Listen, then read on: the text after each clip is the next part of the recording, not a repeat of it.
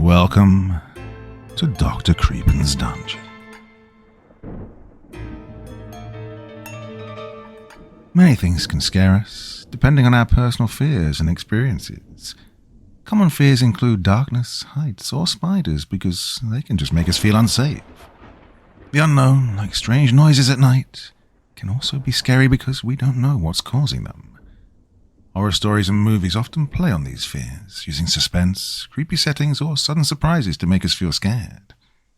Sometimes the fear of failure or losing someone we love can also be very frightening, as we shall see in tonight's two tales of horror. Now, as ever before we begin, a word of caution. Tonight's stories may contain strong language, as well as descriptions of violence and horrific imagery. If that sounds like your kind of thing, then let's begin.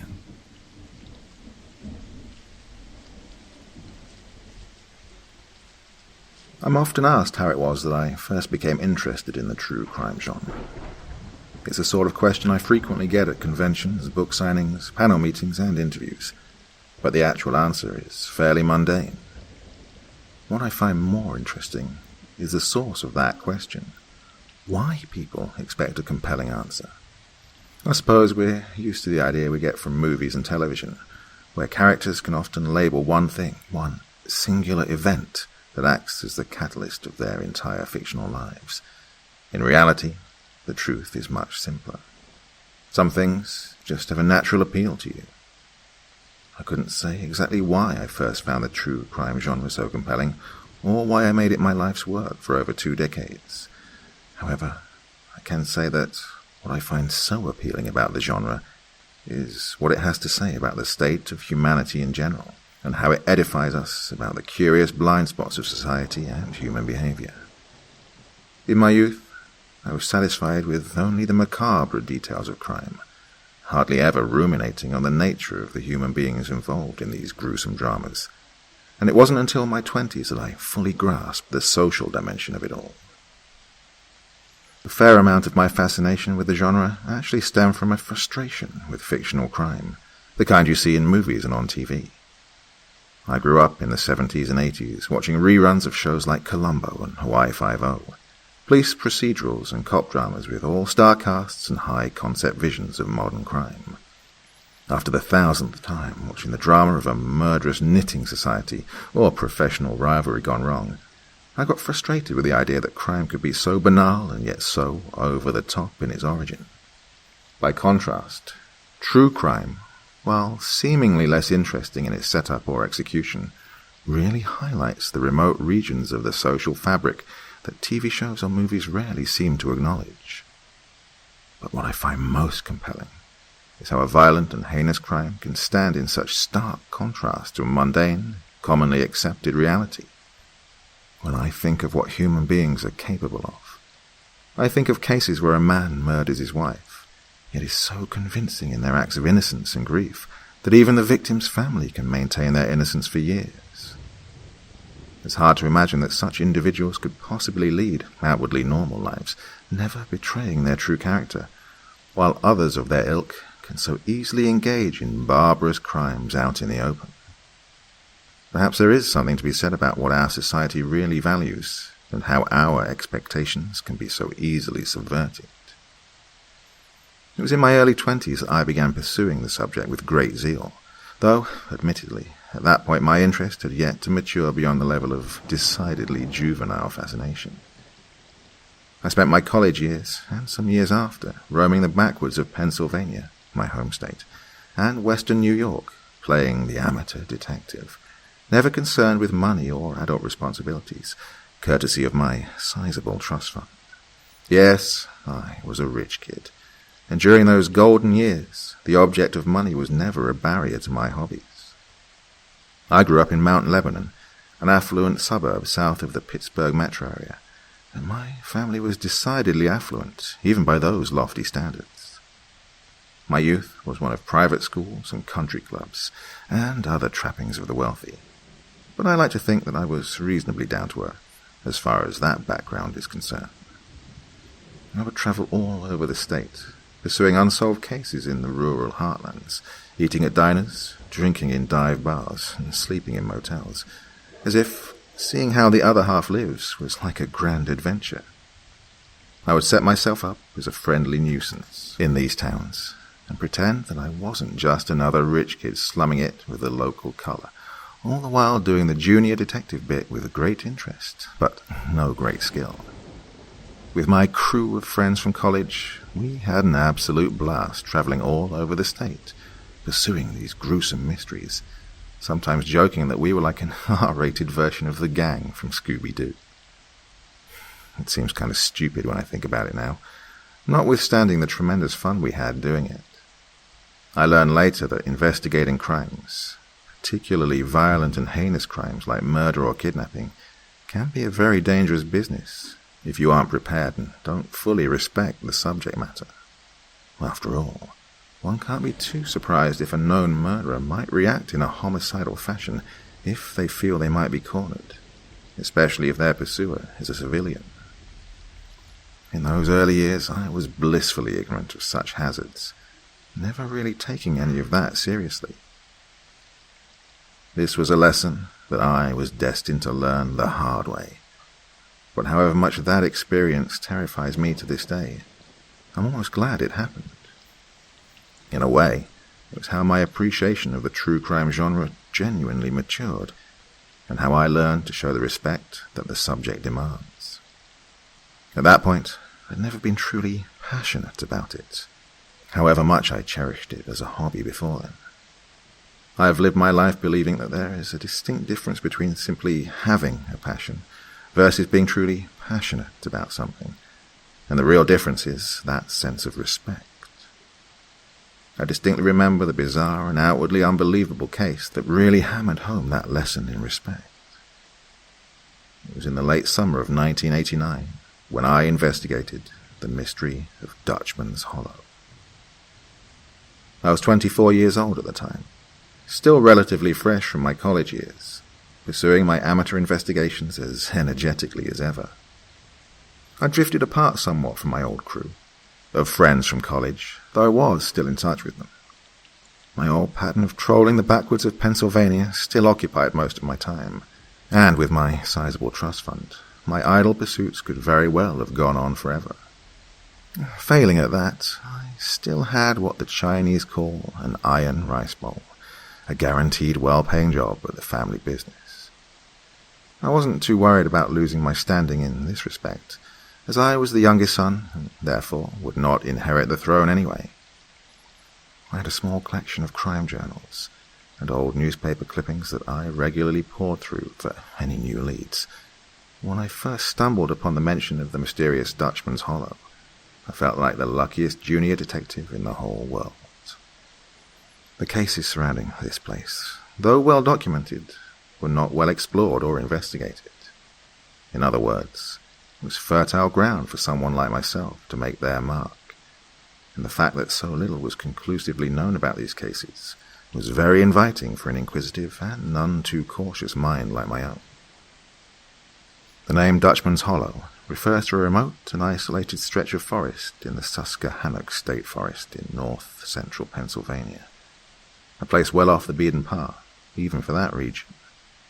It lies in a hilly area at the north end of the Appalachian Mountains, and anybody who has been through that area knows how dense and lush the forests can be around there. At that time of the year, the trees were still dense and lush with leaves, and still had a brilliant and vibrant green in the weeks before the onset of autumn. I spent those days driving along remote stretches of road through the forest, with dense stands of tall elms and oaks looming over both sides of the road, like the ramparts of some primeval fortress. You could look into the trees, but only see about 30 yards in before the forest growth and lack of light obscured the distance. The lack of the forest cover is what made it particularly ominous in appearance, like gazing into the maw of some enormous creature. Dutchman's Hollow lies well within this forest, with no direct trails leading to it, and a determined explorer has to deviate some ways off one of the trails to even reach it. I could hardly imagine even reaching a specific area in such a dense and maze-like forest, especially when visibility in any direction is so poor. And that's part of what makes the cases surrounding the hollow so peculiar. For a region so remote and sparsely inhabited as this, it might be hard to imagine that such a place could be a hotbed of crime, and normally you'd be right. But according to old police records going back decades, the forest surrounding the hollow is the scene of a truly abnormal number of unsolved disappearances. From 1910 to 1980, there had been 136 known disappearances of people in this area. Just looking at the forest, you might be inclined to think that people just got lost in and among the trees, hikers or wanderers that strayed too far in and couldn't find their way out. This might account for some cases, but even then human remains might have been found. However, in nearly all of the 136 disappearances, no human remains were ever discovered, despite the efforts of large and well-guided search parties investigating the area. They would cover large swathes of the forest for several days, and yet no trace of the missing people would ever materialize. Most of the missing persons were not even locals in the area, just passing motorists, hitchhikers, or curious explorers, and their disappearance would typically go unnoticed for several days. Despite this area of the forest being relatively small, only about 5 or 6 miles wide in some places, they would never recover any sign of what happened to them. And that record only shows the number of disappearances up to 1980 or after 1910. There's very little record of disappearances before then, or until I first explored the area in 1989.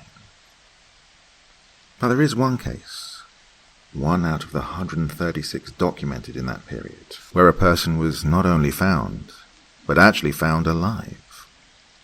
This would be the case of one Raymond Hess. A strange case that only gets even stranger as it goes along.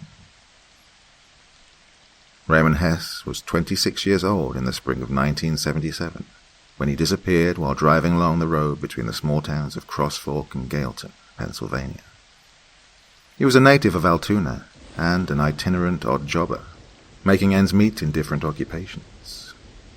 He'd recently been discharged from the U.S. Air Force, in which he had served as a radar technician in Germany and Turkey, and had most recently taken up work as a house painter while learning to become an electrician. On Sunday, March 6, 1977, he was driving to a job site in Clearfield, Pennsylvania, when he disappeared. Though he was reported late for the job in Clearfield, this wasn't considered unusual for roaming workers like him. It wasn't until Wednesday, March 9th, that his absence was noticed by his family in Altoona, who had expected him to come home that morning. On March 10th, with his continued failure to show or contact his family, he was officially reported missing to the police. However, state police authorities had relatively little to go on, based on the known facts. He'd set out from Gailton and failed to show for the job in Clearfield, but with no trace of him along that long stretch of road, the potential search area was quite large. On March 14th, over a week since his disappearance, his vehicle was discovered inside the forest, off the road between Cross Forks and Gailton. The vehicle, a blue 1969 Pontiac Tempest, was found roughly 40 yards into the tree line, and apparently covered with branches and leaves. This find, though somewhat encouraging, was considered quite bizarre by investigators. It was considered highly unusual for a car to not only be found so far off of the road in a dense forest, but also to be conspicuously camouflaged from view. The original assumption was that he might have accidentally run off the road and injured himself, wandering into the forest in a daze, but the car was mostly undamaged. A speeding car plunging into the forest to that depth almost certainly would have struck a tree and been severely damaged, but the mostly undamaged car instead seemed almost like it was carefully driven into the forest. Furthermore, there was no blood or any sign of physical injury inside the car, which would likely have been present if it were an accident. Based on this, the assumption changed that Hess might have deliberately driven into the forest and walked further in for some reason, which they assumed might have been to possibly commit suicide. Though Hess was known as a solitary man with few friends, Nobody in his family indicated that he was depressed or suicidal. The strange disappearance of Raymond Hess continued to mystify authorities for another week, when it came to an unexpected and bizarre conclusion. On Saturday, 29th of March, a young man was found wandering by the side of the road in the area where Hess had disappeared 2 weeks before.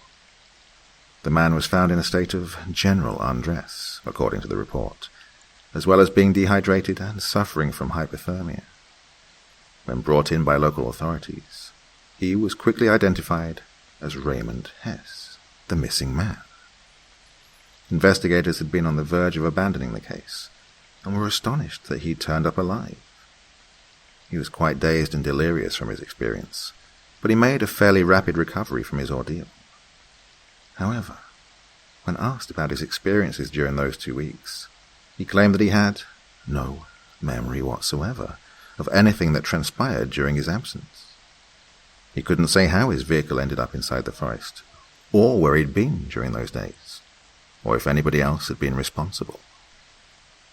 However positive the news of his reappearance, investigators were frustrated by this sizable lapse in memory that prevented any true conclusion to the case. The story of Raymond Hess did not end there, however. His later life was marred by personal difficulties and other unexpected and dark developments.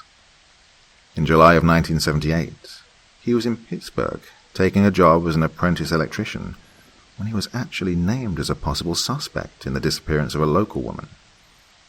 He was known to have been acquainted with the woman, another wanderer like himself, and he was actually said to have been the last person to see her alive. What was left of her was found in an overgrown ditch next to a junkyard. The remains had been dismembered and burned, with a number of deep gouges in the bones, as if portions of flesh had been cut off of them. She was identified by dental records from a bit of scorched jawbone found in the pile. Hess had an undeniable proximity to the crime, and though he was interviewed several times by police and even briefly detained, there was little to no physical evidence linking the crime to anybody in particular. Hess abruptly left Pittsburgh shortly after that, even quitting his promising job as an electrician. He resurfaced in Columbus, Ohio the next year, when he was again named as a possible subject in a similar disappearance and murder, this time of a man with whom he was also acquainted. Again, despite his proximity to the crime, there was no real evidence suggesting his guilt, and he yet again faded off the grid. This process repeated itself 2 more times, in Ohio and Indiana. Then, in September of 1980, he suddenly left the United States, giving only a slight indication that he was moving to somewhere in Latin America. The strange case of Raymond Hess would be a focal point in my investigation, but I resolved to start with towns in the general vicinity of Dutchman's Hollow. I made the long drive from my home in Mount Lebanon to a town in the area called Renovo, a fairly small town of about 1,500 people on the West Branch Susquehanna River, a trip that took me about 3.5 hours. It was a long way to go for one adventure, but this was in the late 80s, when gas was practically cheaper than dirt, and the opportunity was too tempting for me to ignore. I made the trip in my steel blue 1975 Cadillac DeVille, the 2-door convertible, one of my cherished possessions. Renovo, only about 6 miles from the trailhead leading to Dutchman's Hollow, seemed like a good place to act as a base for my investigation. Of course, it seems dumb now that I would so willingly attempt to explore such a remote area, known for strange disappearances. But I was a sturdy young man, still convinced of my youthful invincibility, and I wouldn't be doing this alone either. My friend Clarissa, part of the old crew, would join me in a few days, and surely between the two of us we'd be safe. I arrived in town on a Friday afternoon, and began the typical routine I'd formulated over the years, which started with a visit to the local Greasy Spoon. To my delight, I saw the diner was populated by 2 old men, local good old boys, that could be an excellent source of information. I introduced myself in usual fashion, and over a cheeseburger and countless cups of coffee, I got to know these 2 men, Ernest and Jed. We talked for hours about local legends and folklore, and I couldn't have asked for anybody more knowledgeable about the local goings-on. No doubt these two old boys were rather amused with the wandering rich kid taking such an interest in the local flavour, but I think we established a good rapport, and that could be invaluable. I was pleasantly surprised to find out they knew all about the reputation that surrounded Dutchman's Hollow, and the cycle of disappearances was an established part of older local legends. Not too many young folks knew about these legends, they said, that it was mostly the subject of myth by this point. But these two men were still firm believers in the stories about the area. "You won't catch me up there ever. Not for $1,000,000 you won't," said Jed. "Old folks around here will tell you the same thing. Young folks don't know so much, but they don't go around there anyways," said Ernest. I learned a lot from Ernest and Jed, and I was pleased to have made a good impression on the locals before starting out on my investigation. Later that evening, I settled into a room at a local motel and kept studying the reports and stories about the disappearances around the area.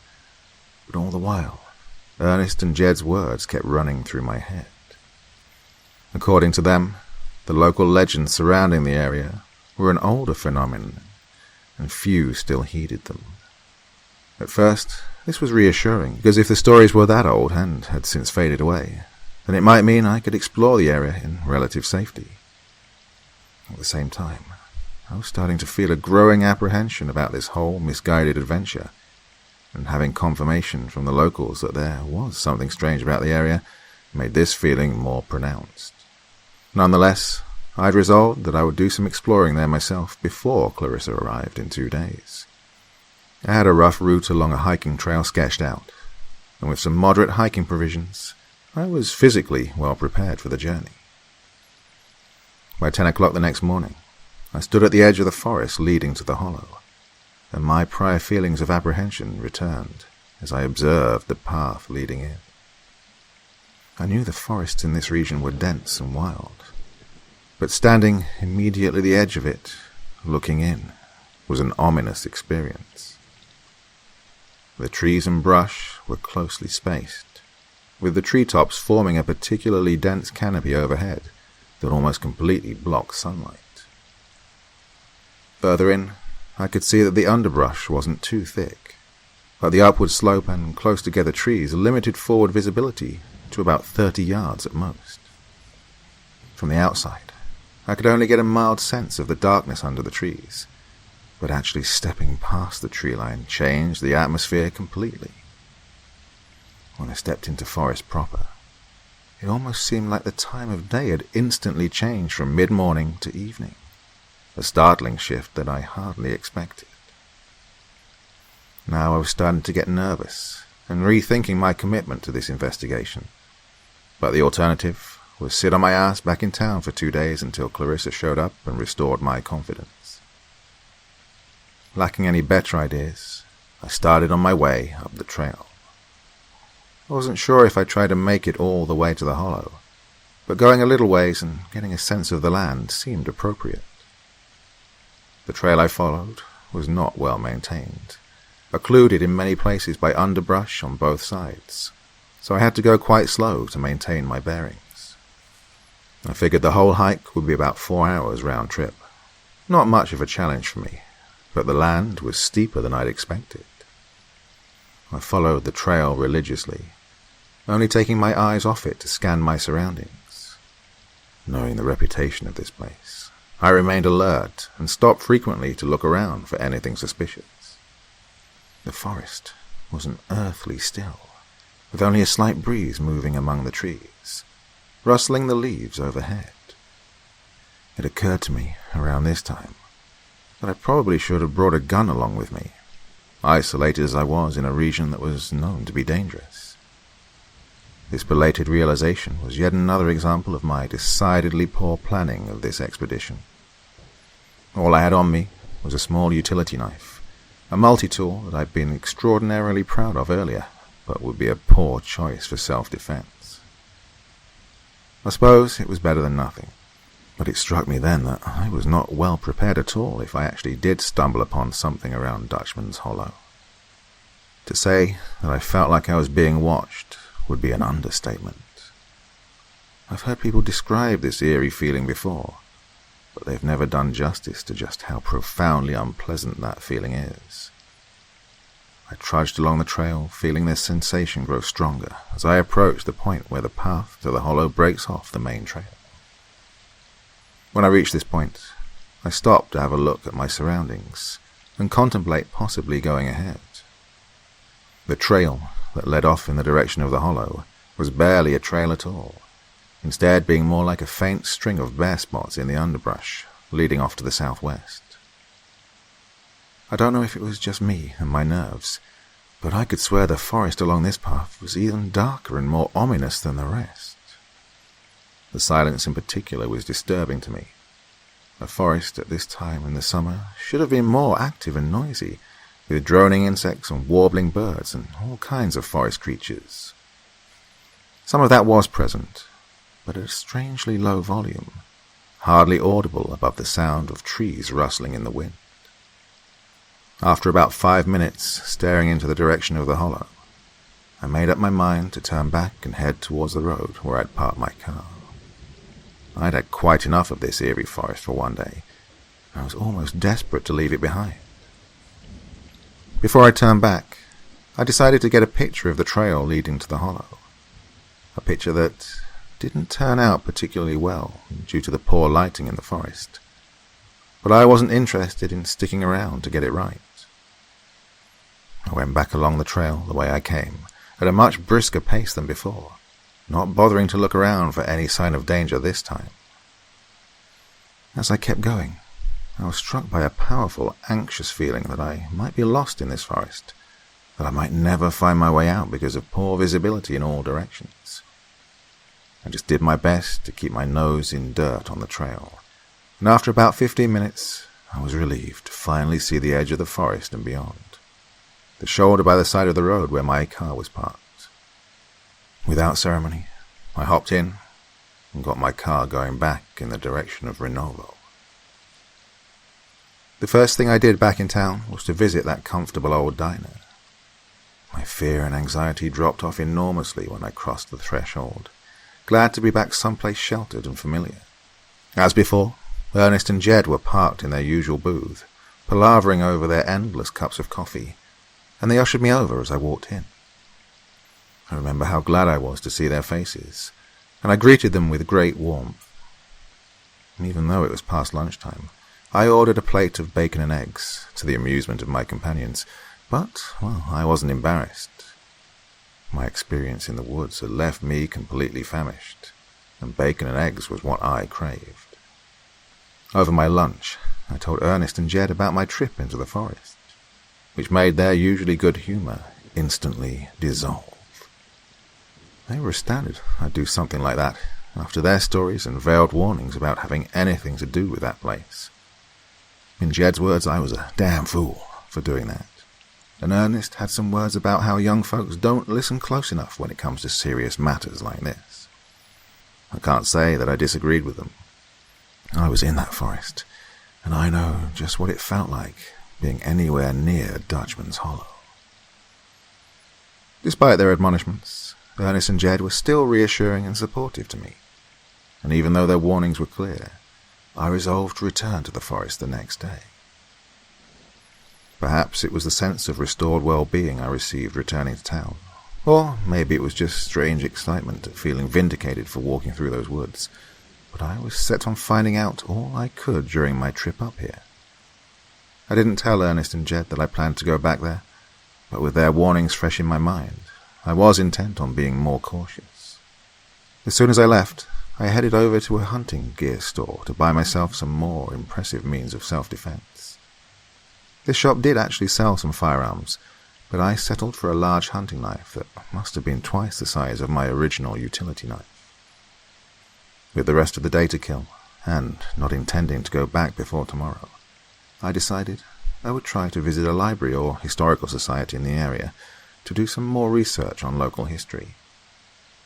Ernest and Jed were pretty good resources for general knowledge, but I thought a more detailed history of the area might shed some light on what exactly I was walking into. One thing I love about small towns. They care about their local history in a way that more cosmopolitan city folks don't. In the library in South Renovo, I found a whole section on the history of Clinton County and the surrounding areas, going back to pre-colonial times. There were books on native tribes, notable settlers, the natural landscape, and all sorts of topics. In one book, I finally found some information regarding the origins of the legend of Dutch Man's Hollow. In the year 1656, a Dutch settler named Wikus van der Heide and his family arrived in the New World through the port of New Amsterdam, which then was still part of the Dutch colony of New Netherland. He originally settled on the shores of Chesapeake Bay, today part of the state of Maryland, where he prospered as a trader in fabrics and pelts. He and his family would live there for nearly 20 years, until the year 1674, when, in the aftermath of the Third Anglo-Dutch War, the New Netherland colony was ceded to the British. Wikus and his family, possessing a strong antipathy towards British rule, left the colony in disgust and went north, into the wilds of the northern Appalachian Mountains in modern-day Pennsylvania. He and his family would settle in a very remote stretch of forest, far from British authority, in a region that would bear the name Dutchman's Hollow after its original residents. Though the region in which they settled was still populated by a native tribe, the Van der Heide family was still determined to call the forest home. Early friction between the natives and the new settling family eventually gave way to a mutual understanding and tentative peace that would last for well over a century. Dutchman's Hollow was situated in a part of the forest that had great spiritual significance to the local tribe, who feared and hated the region, and regarded it as a dwelling place of powerful and ancient spirits. Despite avoiding the region, they opposed Van der Heide's decision to settle there, fearing it would provoke the wrath of the spirits said to inhabit the hollow. This opposition to settlement would fuel much of the violence between the natives and settlers, but eventually the natives were driven from the region by another tribe, who permitted the Van der Heide family to live there so long as they avoided contact with one another. Wikus van der Heide would call this area home for the rest of his life, as would his descendants, who would remain there for centuries, their backs to the outside world. Other than that, not much was really known about the early settlers in the forest. Nobody has seen the family for hundreds of years, and it's thought they might have perished during a harsh winter in 1806, which was the last time anybody had ever seen them. Outsiders know little about it, and those who do generally avoid it out of habit and deference to local legend. Armed with this knowledge, I was now determined to return to the forest the next day to continue my investigation, my curiosity overriding my fear and apprehension. In an odd way, it was actually reassuring to know that the original natives share my own fearful impressions of the forest, that they too were intimidated by its dark and ominous atmosphere. In my mind, I rationalized my fears as being the product of that atmosphere, that despite the abnormal number of disappearances in the area, the eerie feeling of dread was due to my own imagination running wild and overpowering my reason. Nothing was really wrong, I thought. I'd be more prepared and cautious the next time, and nothing could get the drop on me so long as I was vigilant. Having thoroughly rationalized my fears, I found my courage restored, and I prepared for another trip into the forest, hopeful that my newfound courage would hold out. The next day, I again found myself standing at the edge of the forest, suddenly reminded of why I was afraid of this place before. Worse, today was mostly overcast, and now even less light made it through the forest canopy to the trail below. But I still held on to my previous rationale that my fears were overblown and nothing would happen to a plucky young fellow like myself if I was prepared and extra cautious. Once again, I stepped across the threshold of the trees and went on my way along the trail. I remember the trail well, and my pace was much quicker than last time, but the feeling of being watched was even more pronounced than before. The fact that the forest was even darker than yesterday certainly didn't help to reassure me. I pushed on regardless, until I reached the point where I'd stopped the last time and regarded the spotty, unclear trail supposedly leading to Dutchman's Hollow. To this day, I can still remember quite clearly the powerful feeling of dread that struck me while I gazed into that dense forest, a feeling that nearly forced me to turn right back around. It felt like I was trespassing in a powerful, inviolable place, and I felt terribly exposed, like someone was watching me as I crossed the boundary. But there wasn't any decision to be made. I was determined to get farther than I had yesterday, and so I took a deep breath and stepped forward onto the trail to the hollow. At first, I felt relief when I made that first step. Relief that nothing dreadful had happened immediately, that the forest around me seemed unchanged. I tried to keep my eyes riveted to the sparse trail ahead of me, a trail that was much choppier and less clear than before. The path mostly consisted of short clearings in the underbrush, arranged in a general line, requiring short stops at each spot, the next one in the sequence, to stay oriented. Now my pace was much slower, giving me time to appreciate scenery surrounding the trail. As I went on, the forest canopy seemed to get even more dense and came to a lower height the further I proceeded. The forest became thicker and more claustrophobic at every point, and now very little daylight penetrated to the forest floor. Thankfully, the trail was now going down at a gentle slope, but the underbrush only seemed to get thicker and more tangled, consuming the energy I would have been saving going downhill. I had no idea just what I would find at the end of this trail. Maybe an empty patch of forest, or the ruins of an old settlement, or even the remnants of a village littered with corpses of the people who'd gone missing up here. Around this time, my common sense was finally starting to regain control, and I thought better of pushing my luck further than I already had. I came to a bend in the trail that led me around the side of a hill into a short hollow that I assumed was my destination. I stopped and crouched down to get a good look at the area before deciding whether or not to go any further. The wind was picking up, creating that eerie whistling as it blew through the treetops overhead. But this time there was a strange undertone to this ambience. It now took on a strange cadence, almost rhythmic, like people chanting something unintelligible. That feeling of being watched was more powerful than ever, and I was utterly pinned in place by my nerves.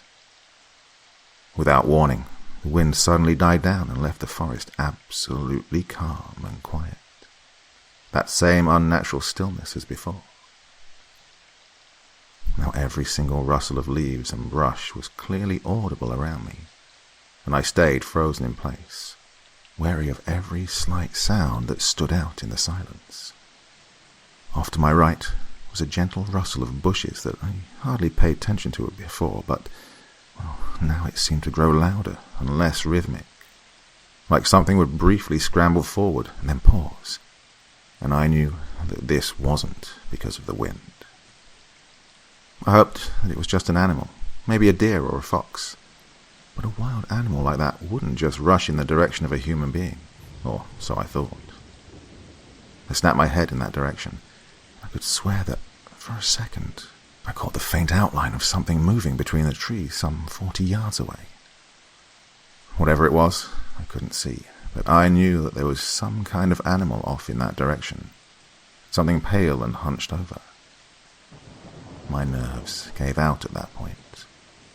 I turned tail and began a brisk trot back in the direction of the main trail, this time convinced I was about to become the victim of an animal attack or God knows what. Fishing my new hunting knife out of my pack, I rapidly scanned the forest all around. That insistent rustling now getting quicker and closer to me. I wasn't quite in fight or flight mode, but I was gripping the handle of my knife so firmly that my knuckles went white. By now, I had escalated to a run, tearing my way through thickets along the path without caring how badly I got scratched up. To my dismay, whatever was moving through the forest off to my right was keeping pace with me the whole time, getting closer than ever to the trail I was following. I accelerated to a sprint, or as close as I could get to a sprint while pushing my way through the brush and low-hanging branches, and whatever was chasing me kept up without any trouble. Frantic as I was, I began tearing up, ready to cry out if whatever was giving chase finally caught up with me. Now I wasn't even consistently following the trail ahead, sometimes charging off into the brush to cut a bend or corner in the trail.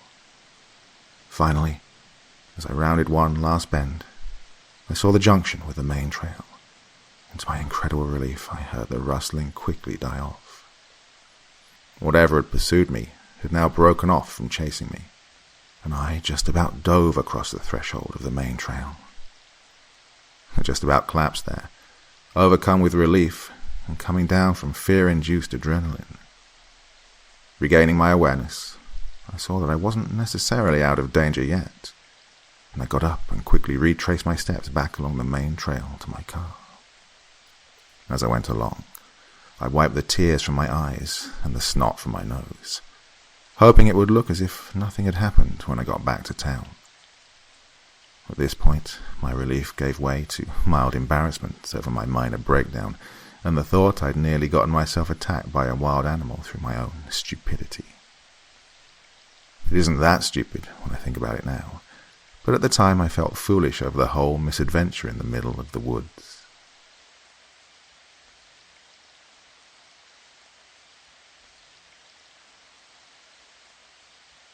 I made my way back to my car to see that right behind it was parked a brown and white sedan with sirens on top, marked with the symbol of the Clinton County Sheriff's Department, and a sheriff's deputy looking around the area. He waved at me when he saw me come out of the trees, and I waved back and went over to him. "Afternoon, sir," he said mildly. Hello there," I responded, now somewhat nervous. I've always been nervous around authority figures. "This your vehicle here?" he said, pointing at my convertible. Yeah. Is it far enough off the shoulder? I was just hiking up there and..." I said meekly, pointing in the direction of the trail. "No, it's fine. Saw your vehicle here. Wondered what it was doing here. You said you were hiking up there?" he asked incredulously. "Yeah, it's not off limits, is it?" I replied, now worried I was in trouble.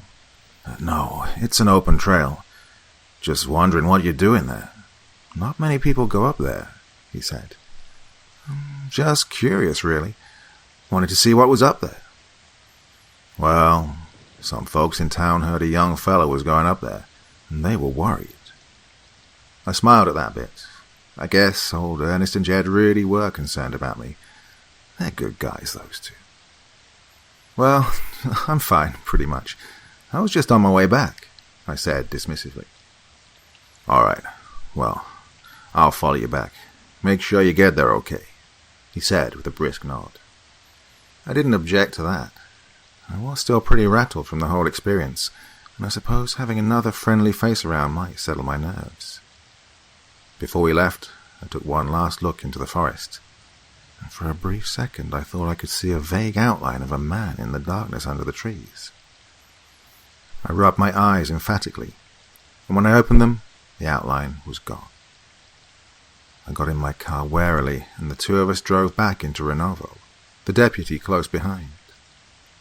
We both turned into the parking lot of the familiar old diner, and the deputy, one deputy Shane Hale, got out and went inside with me. "Good coffee here," he said cheerfully as we went inside.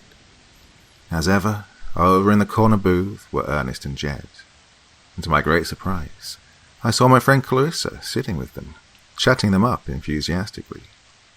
She was part of our old crew of friends, and she knew all the same tricks that I did when it came to pumping the locals for information. She waved me over excitedly. I quickly wiped my face in case there were any tears or snot still on them. Deputy Hale took a seat at the counter, while I piled into the booth next to Clarissa and greeted them with as much excitement as I could muster in my rattled state. As I thought, Ernest and Jed were the ones who told the sheriff's deputy to check up on me on the trail to Dutchman's Hollow, worried I was still going up there.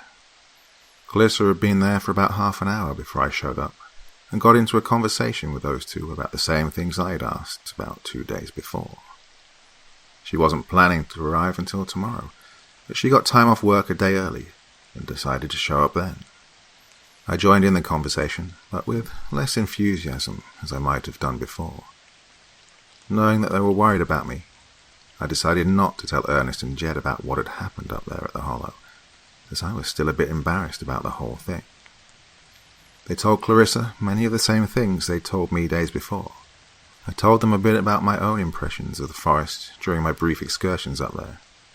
She was actually excited about what I told her, the fear addict that she is, and it took a lot of effort to convince her not to go up there right away. I said that we should spend the rest of the day doing some research before we even thought about going back up there, and to my relief, she finally agreed. I wasn't sure that I even wanted to go back up. I know that I'd thought the same thing the day before, but this time the threat was abundantly clear, and I wasn't sure I could rationalize it this time. I resolved that I would tell Clarissa the truth about it once we had a moment alone to discuss our next move. We palavered with Ernest and Jed for another hour or two, with the occasional input from Deputy Hale, before we decided to head out. I directed Clarissa over to the library for our research efforts, and I was sure that I hadn't read the full story about Dutchman's Hollow or any of the people that lived there. I poured through the local history section, looking out for any books that I'd missed or skipped over in my previous trip. In one book was a whole section on early settlers in the region, and in it I read that the Van der Heide family were not the only ones who came to settle in Dutchman's Hollow. In the year 1699, a Scotsman named Wallace Macduff made the journey across the Atlantic, arriving in the port of Boston. He was a woodsman by trade, nursing dreams of settling the virgin lands of the New World, and he would come to this part of it in the summer of 1700. By this time, the vast land had been granted to William Penn, after whom the colony of Pennsylvania was named, and like the Van der Heide clan, he would opt to settle in the remote forest. He brought his family to the region of Dutchman's Hollow, where the Van der Heide clan still dwelled, though old Ricus was long dead by this point. His eldest son, Christian van der Heide, was the patriarch of their family at the time, and despite some early friction between the two families, he grudgingly permitted Macduff and his family to settle there. These would be the only two families who would ever settle in this region, and both would live in almost complete seclusion, almost never interacting with the outside world. For decades, few were aware that anybody had ever even settled the area, and those who did were deeply suspicious of the reclusive families who lived in those woods. They would become the target of many unsavory rumors, some accusing them of witchcraft or devil worship, others saying that they engaged in disgusting, perverted and decadent behaviors in the privacy of Dutchman's Hollow. Indeed, nobody could ever prove such rumors, but the seclusion of the Macduff and Van der Heide families didn't help their case either. They would live this way for over a century, being so reclusive that some speculated that the two families might have decamped for greener pastures or simply died out. With only two families living in that area, the only way they could produce any progeny was a constant cycle of intermarriage, and to do so for a whole century, they likely would have had quite a few kissing cousins in their family tree. After all, inbreeding wasn't exactly uncommon in that era, and during that time, more than one royal dynasty in Europe had virtually died out because of it. If that was the case, then it might explain the virtual disappearance of the two families by the early 19th century. The last confirmed sighting of a member of either family was in 1806, and the rather harsh winter was speculated to have killed them off. But rumours of their continued survival still persisted, and some of the disgusting rumours about them only got wilder and more far-fetched over time. "Could have done the whole Donner Party thing," Clarissa jeered irreverently. I chuckled at that for a second, but then I was given pause. Cannibalism. It was a bit far-fetched, to be sure, but then again, something like that wasn't strictly out of the question either. Clarissa meant it as a joke, so I thought I was reading too much into it. But that thought still stuck in the back of my mind. All we really know for sure is what we read in the history books, and that there have been numerous disappearances in the area going back several decades. I know that I was chased by something in the woods only a few hours before, and that there was something definitely off about those woods. And it only got worse the closer I got to Dutchman's Hollow. I did my best to stifle these wild theories and put them out of my mind, but one chilling fact still remains. Nobody can say for sure what happened to the Van der Heide Macduff clan, or whether or not they're still alive. I suppose nobody would really know for sure unless somebody explored the hollow itself. I was fairly sure that I wouldn't be the one who did it. To my chagrin, Clarissa was not so deterred. She was quite insistent that we go all the way to the hollow, convinced that was the source of the mystery, and all would be laid bare once we had a chance to investigate it. We went to the motel that evening, and I tried many ways to dissuade her. I finally told her what had happened that day up in the woods, that I had gotten near to the hollow and had been chased by something unnatural the whole way out. I don't know how much she believed about my story, but she could see quite clearly that I was deeply disturbed about my experience. This time, she took a turn trying to persuade me instead, saying that what happened might be clear evidence that there really was something to these stories about legends in the area. Yeah, she's clever like that. I thought I would never budge on this issue, but her insistence began to sway me. After all, she had come all this way and taken time off of work to investigate this with me, and saying no to her at this point didn't feel right. I was torn between this and my own fear of going back up there, because now there seemed to be a definite danger lurking in those woods. Eventually, I caved, and I promised to bring her up to the trail and take her all the way to Dutchman's Hollow. In my mind, I was still opposed to the idea, but I came to realize that she would go up there without me if I refused to go, and I felt responsible for her safety. I slept terribly that night. It was the kind of sleep where you keep waking up with a start for no apparent reason, and even though you know that you were asleep, you don't feel like you've actually been asleep. After the third or fourth time waking up, I decided to stay up for a while and think, hoping that I would become drowsy enough to sleep all the way through the night. I was sitting in a chair, idly gazing out the window to the highway, when I saw something unusual next to the road. I thought I was seeing a human shape wandering out in the darkness, but I couldn't be completely sure. But that outline would reappear every few seconds, and I was riveted by this unexpected sight. Next to the road was a street lamp that cast an orange glow on the ground. I could see this human outline approaching it. Now this figure had my complete attention. From what I could see, the figure was a man, an extremely tall man, wearing strange clothes and quietly sidling along the side of the road. When he reached the glow of the street lamp, I was able to see this figure clearly. It was indeed a man, a very tall man that I think must have been nearly 7 feet tall, and extremely thin, with his joints bulging out noticeably. He must have had pale or ruddy skin, though it was difficult to tell in the orange glow, and he had a large, tangled mop of remarkably pale blonde hair on his head, and a bushy beard of the same colour on his face. His clothes, if you can call them that, seemed very crude and filthy, as if he'd cobbled them from sacks or strips of cloth and leather. His torso was covered by a short-sleeved tunic, and his legs clad in a pair of shorts that looked like burlap or some other type of cloth. I didn't know why at the time, but the sight of this man gave me unbelievable chills. I assumed that maybe he was a vagrant, given his crude manner of dress, but this man didn't even wear shoes, and I can't imagine any vagrant going anywhere without at least shoes. He just stood there, under the light, examining the sky and the small town around him, as if he hadn't been there before.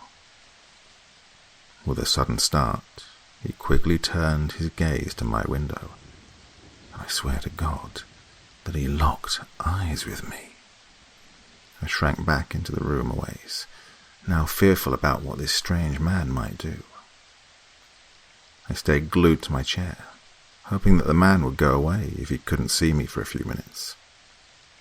After a while, I peeked out of the blinds again, and to my horror, he was not only still out there, but had crossed to our side of the road and stood at the edge of the parking lot, with eyes still fixed on the motel window.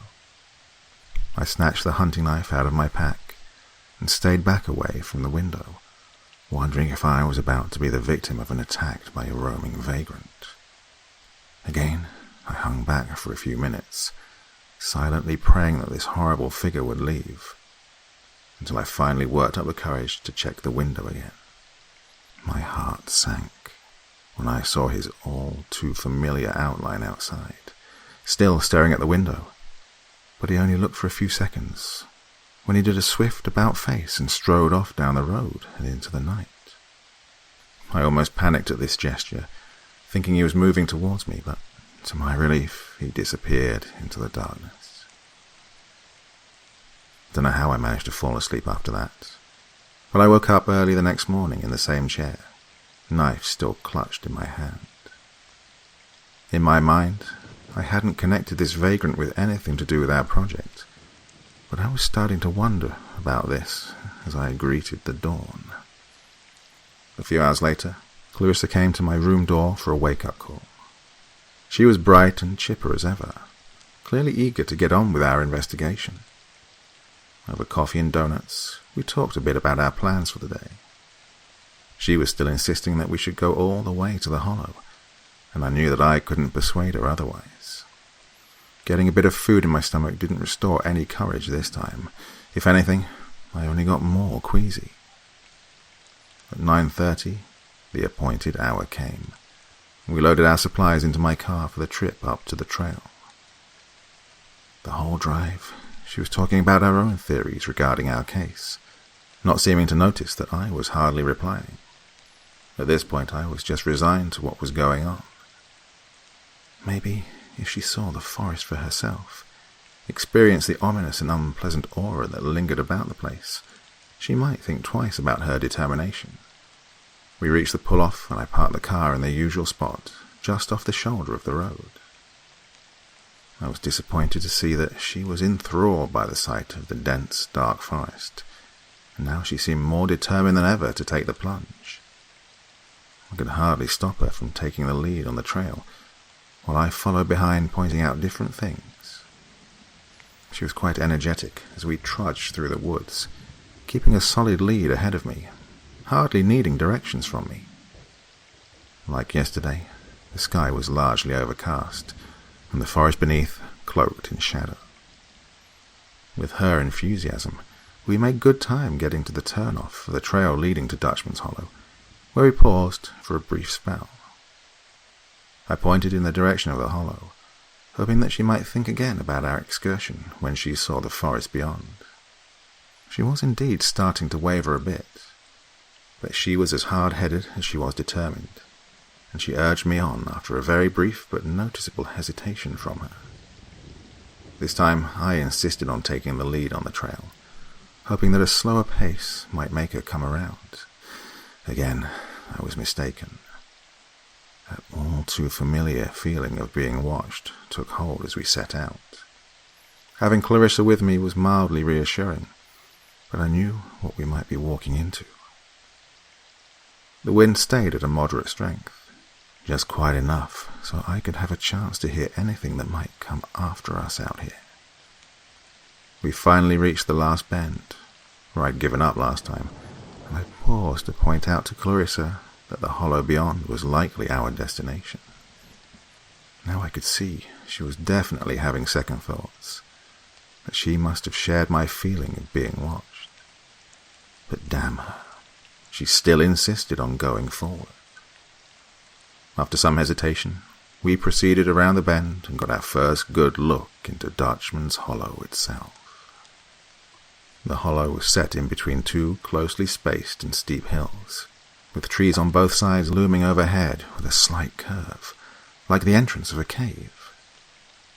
There was a clear path leading down into the hollow just past the bend, with a small clearing being faintly visible down the way. We made our way down the path much more slowly and cautiously than we had before. I was overwhelmed by the feeling of awe and dread of being in that place, that sinister place surrounded by so much mystery and dark legend. The trees in the hollow were more dense and ominous than anywhere on the trail leading up to it, with very little light breaching the treetops, making the path feel like we were in the twilight of the day instead of near the high point of the morning. Along the path were small piles of stones, arranged in a pyramid. They were cairns, definite signs of human presence.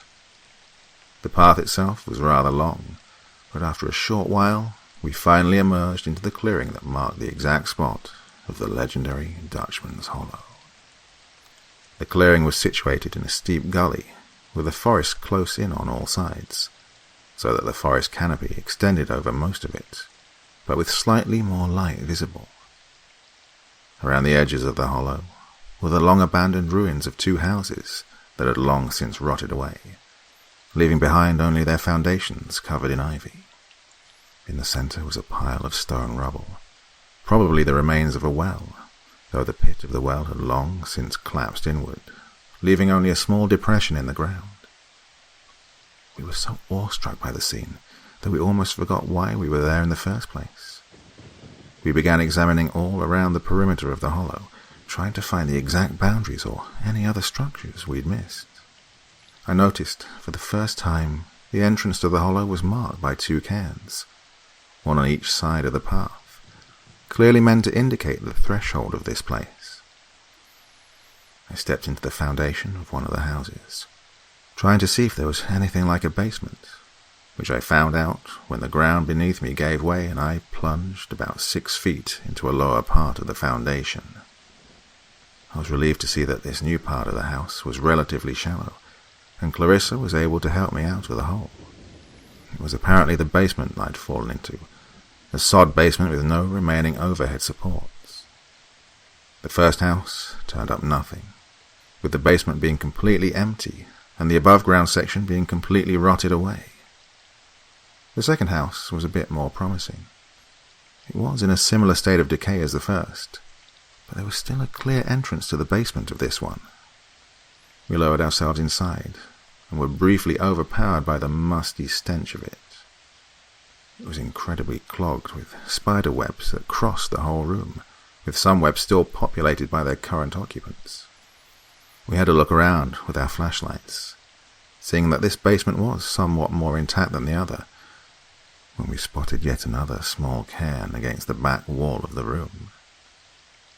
Without needing to be asked, Clarissa approached it, looking over it carefully, and then began to dismantle it. We cleared off the stones to find that underneath was a narrow but very deep hole, almost like a shaft, not large enough to fall into, but certainly deep enough that I could barely reach the bottom with my arm. At Clarissa's urging, I reluctantly rolled up my sleeve, shone the light down the hole, and probed it with my hand. Thankfully, there were no bugs crawling about in the hole, which I had expected. I slowly reached down further and further into the hole, when I felt my fingers brushing the bottom. I didn't know what I exactly was looking for, but at the bottom, I thought I could feel string or bits of straw. Reaching down a bit further, I managed to get a good grip on the object, and I pulled it up out of the hole to examine it. I was surprised to see that the object was actually a doll. It was a rag doll, stitched together from bits of what I assume was burlap, with bits of straw and feathers forming the hair on the head, which had been crudely stuck through the cloth. The doll had no eyes or face, but was definitely of a human form, and strangely heavy. It felt like it was filled with small, hard objects, like rocks, but irregularly shaped with some sharp edges. I turned the doll around to see that some of these edges were actually poking through a stitched section of the doll's back. I pulled the stitching apart a little bit and shook out some of these objects. A few spilled onto the ground, and I could see that they were white in colour, with pale brownish-yellow streaks. As I weighed them in my hand, I suddenly realized what exactly I was holding. Bones. The doll had been stuffed with bone fragments. I was utterly taken aback by this revelation, and threw aside the doll, laying out the bones where Clarissa could see them. These were only bone fragments, so I couldn't tell what kind of animal the bones were from, but it must have been something big if the fragments were the size of small stones. Clarissa was as shocked as I was by this find, which I was sure was evidence of something bizarre and probably quite fucked up going on in this place. We made a hasty exit from the basement and decided not to enter any more dark basements while we were here. At first, I was glad to be back in the fresh air outside, but the ugly atmosphere of the hollow quickly dampened my spirits. The wind was starting to pick up again, making the forest more noisy and bringing back that ominous howl of air passing through the treetops. It was that same howl as before, the one that sounded almost like chanting voices, and I didn't associate that sound with anything good. Clarissa insisted that we stay a little while longer to cover all of our bases while we were here. I think she didn't want to make a return trip to this place, and I agreed. We went back to surveying the perimeter of the hollow, poking through brush at the edges to see if we'd missed anything. Clarissa called out excitedly from someplace behind the second house, well inside the brush at the edge. I ran over to see that she was shining her light into a small cave, obscured by the brush, straining to see what was inside.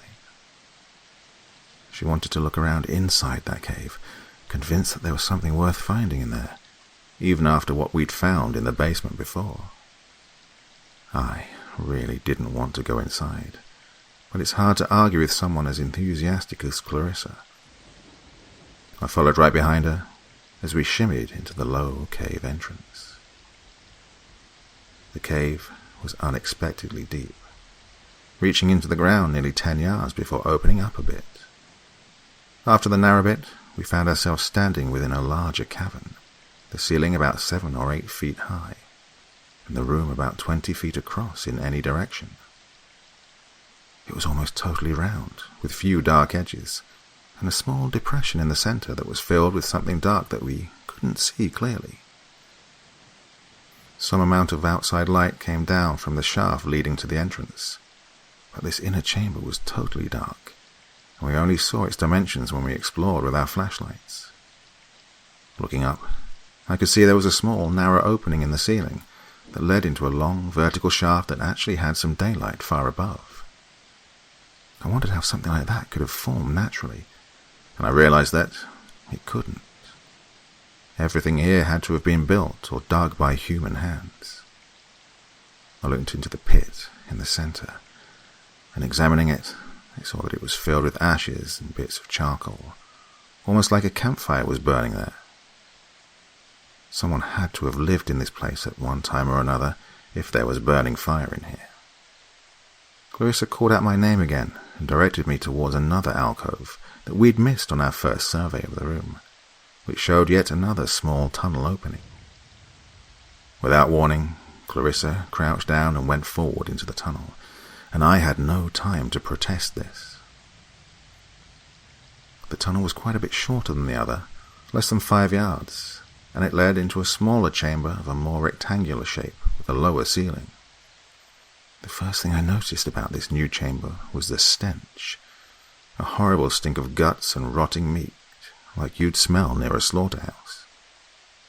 I was alarmed by this powerful stench, which was undetectable anywhere else in the cave, and came on so suddenly upon entering this new chamber.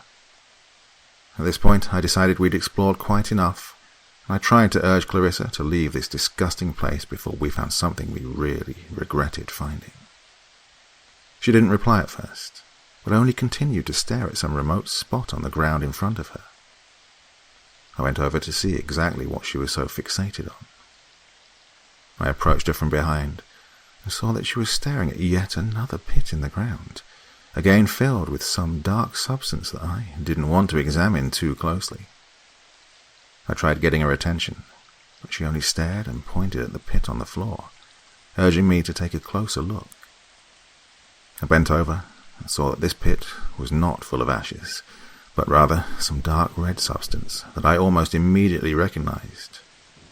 Blood. This pit was the apparent source of the horrid stench. I leaned over to see that I was not mistaken. This pit was indeed filled with blood. I dabbed my finger in it, hoping beyond hope that it wasn't what I expected. But it was.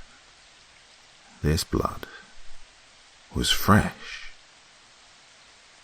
It smeared easily on my hands and didn't even seem coagulated. This was, beyond a shadow of a doubt, fresh blood neatly pooled into a small pit. This was as clear a sign as any that we stumbled upon something we were clearly not prepared to face. The two of us, amateur sleuths with a lot of curiosity and not much actual sense, were now confronted with proof that something bizarre and horrific was clearly afoot, and we had semi-wittingly placed ourselves right in the middle of it. In our years of junior detective work, we'd never come upon anything quite like this. Indeed, we'd never really found anything truly substantive before. This finding left both of us feeling extremely vulnerable in that moment, now finally grasping the depth of our situation. We were deep inside a mysterious cave in the midst of a dense and remote forest, a cave with only one discernible entrance and exit, where something clearly still dwelt. I hardly needed to persuade Clarissa that we should try to make a quick exit from this place before we made any more disturbing and unwelcome discoveries. We immediately turned back and made our way through the narrow tunnels to the long, sloping passage that led up to the cave entrance. As I looked up to the entrance through the long passage, I thought I saw a very flicker of a shadow at the entrance above, and for a brief second I caught a faint whiff of a putrid odor wafting down the tunnel. I thought, for a second, that maybe this was the same stench from the lowest chamber, that distinct smell of rotting meat. But this smell was different, more like offensive body odor than anything else. The foul odor, and the brief shadow across the entrance, made me hesitate for a moment, but I had even less desire to remain here than to venture back into the forest. Clarissa and I made our way up to the entrance and emerged into the relatively fresh air of the forest outside, glad for a moment to be outside of that horrible place, even if Dutchman's Hollow was the immediate alternative to the cave. To our dismay, the sky was now completely overcast, casting the forest outside in an even more dim and forbidding shadow than before. The wind had now become a stiff breeze that made considerable noise as it rustled the treetops overhead. Without pause, we gathered our packs and immediately set our sights on the trail leading out of this place. Despite our fatigue from scrambling through the cave tunnels, we set a brisk pace along the trail, now eager to be out of this place before anything else made an appearance. As we crossed between the cairns marking the entrance to the hollow, I once again detected that foul odor I'd first picked up near the cave. This time, the odor was noticeably more powerful, enough that I actually halted for a few seconds, trying to waft it away with my hand. The wind suddenly died off, and the stench dissipated, which was a relief at first, until I perceived the unusual stillness of the forest around us. I ventured a look into the woods on both sides, and turned around to give Dutchman's Hollow one last parting glance before leaving this place for good. I regarded it cautiously for a few seconds, and prepared to turn my attention back to the trail, when I saw a vague but disturbingly familiar outline among the brush at the edge of the hollow. I recognized it instantly as a human outline, standing straight up, with some streaks of pale skin visible along the foliage. I froze in place, every nerve in my body prickling with acute fear, as I fixed my eyes on what appeared to be a man standing and staring along the trail, staring at us. Clarissa noticed my startled posture, and with a worrying expression demanded to know what I'd seen behind us. I broke out of my trance and simply urged her to keep going, hoping that what I'd seen was somehow only an illusion. We increased our pace and kept following the trail, hardly pausing to keep our bearings on the patchy, unclear trail leading through the brush. It was then I heard that only too familiar sound of something sprinting and leaping through the brush around us, a sound that got closer with each passing second. My heart just about plummeted from my chest to my stomach when I recalled where I'd heard that sound before. And staving the urge to groan in terror, I pressed Clarissa to pick up the pace even more. I worked up the courage to turn around and look for any sign of our pursuer, and off to our left I could see the same figure of a man standing partly obscured by a tree, a figure that I recognized instantly. It was the figure of the man I'd seen the night before, the extremely tall man with long and bushy pale blonde hair and a scraggly blonde beard to match, with light skin covered by a layer of dirt and grime, sparsely clad in rags and animal furs. Clarissa paused again to ask what I'd seen, when she caught sight of him as well, clasping her hands over her mouth to stifle a scream. I grabbed her by the shoulders, and we both crouched behind the brush at the edge of the trail, hoping that this might obscure our position from our pursuer. "Don't run," I said quietly into her ear. "We'll just keep walking, real calm, and we'll be left alone." I didn't quite believe those words as I said them, but I needed both of us to stay calm and not panic.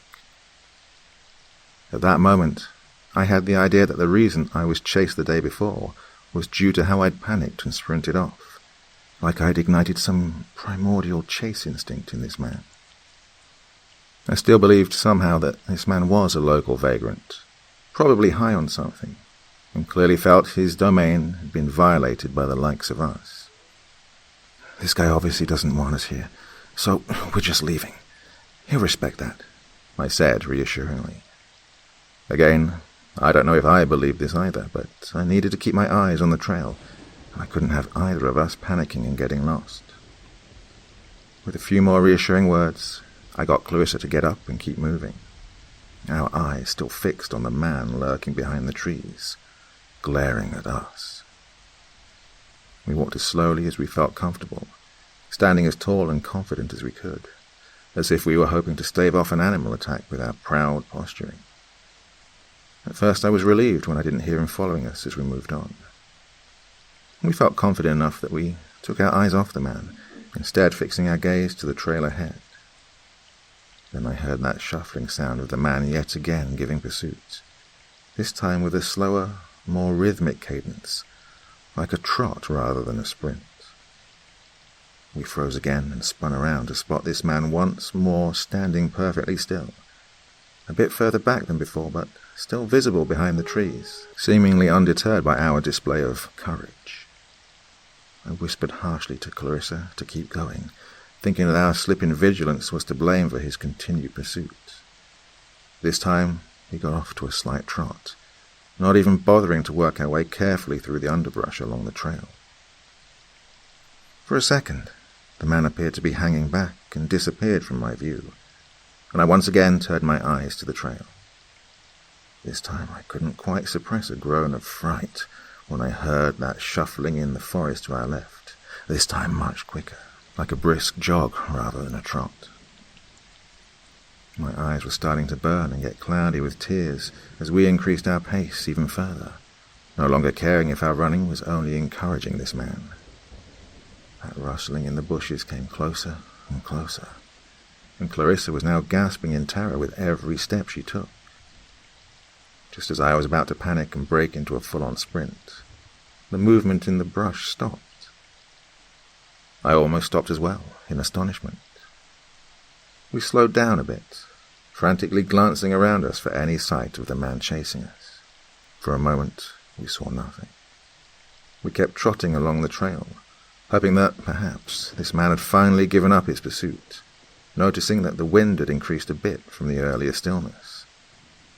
I entertained some vague hopes that we'd finally invaded our pursuer, believing that if we got back to the main trail, we would effectively be in the clear, as had happened the day before. That foul stench from before once again invaded my nostrils. But this time, the smell seemed to be coming from somewhere ahead of us, in the direction from which the wind was blowing. We paused for a second, wondering just what was about to happen. A crouched and shuffled forward, intending to push Clarissa to keep going, when she spun around and gave out a blood-curdling, ear-piercing shriek of mortal terror and sprawled backwards away from me. As I turned to see what she'd just screamed at, I was violently thrown forward into the dirt, as if somebody had just tackled me, gasping from having the wind knocked out of me, and I felt something strike my backpack with incredible force.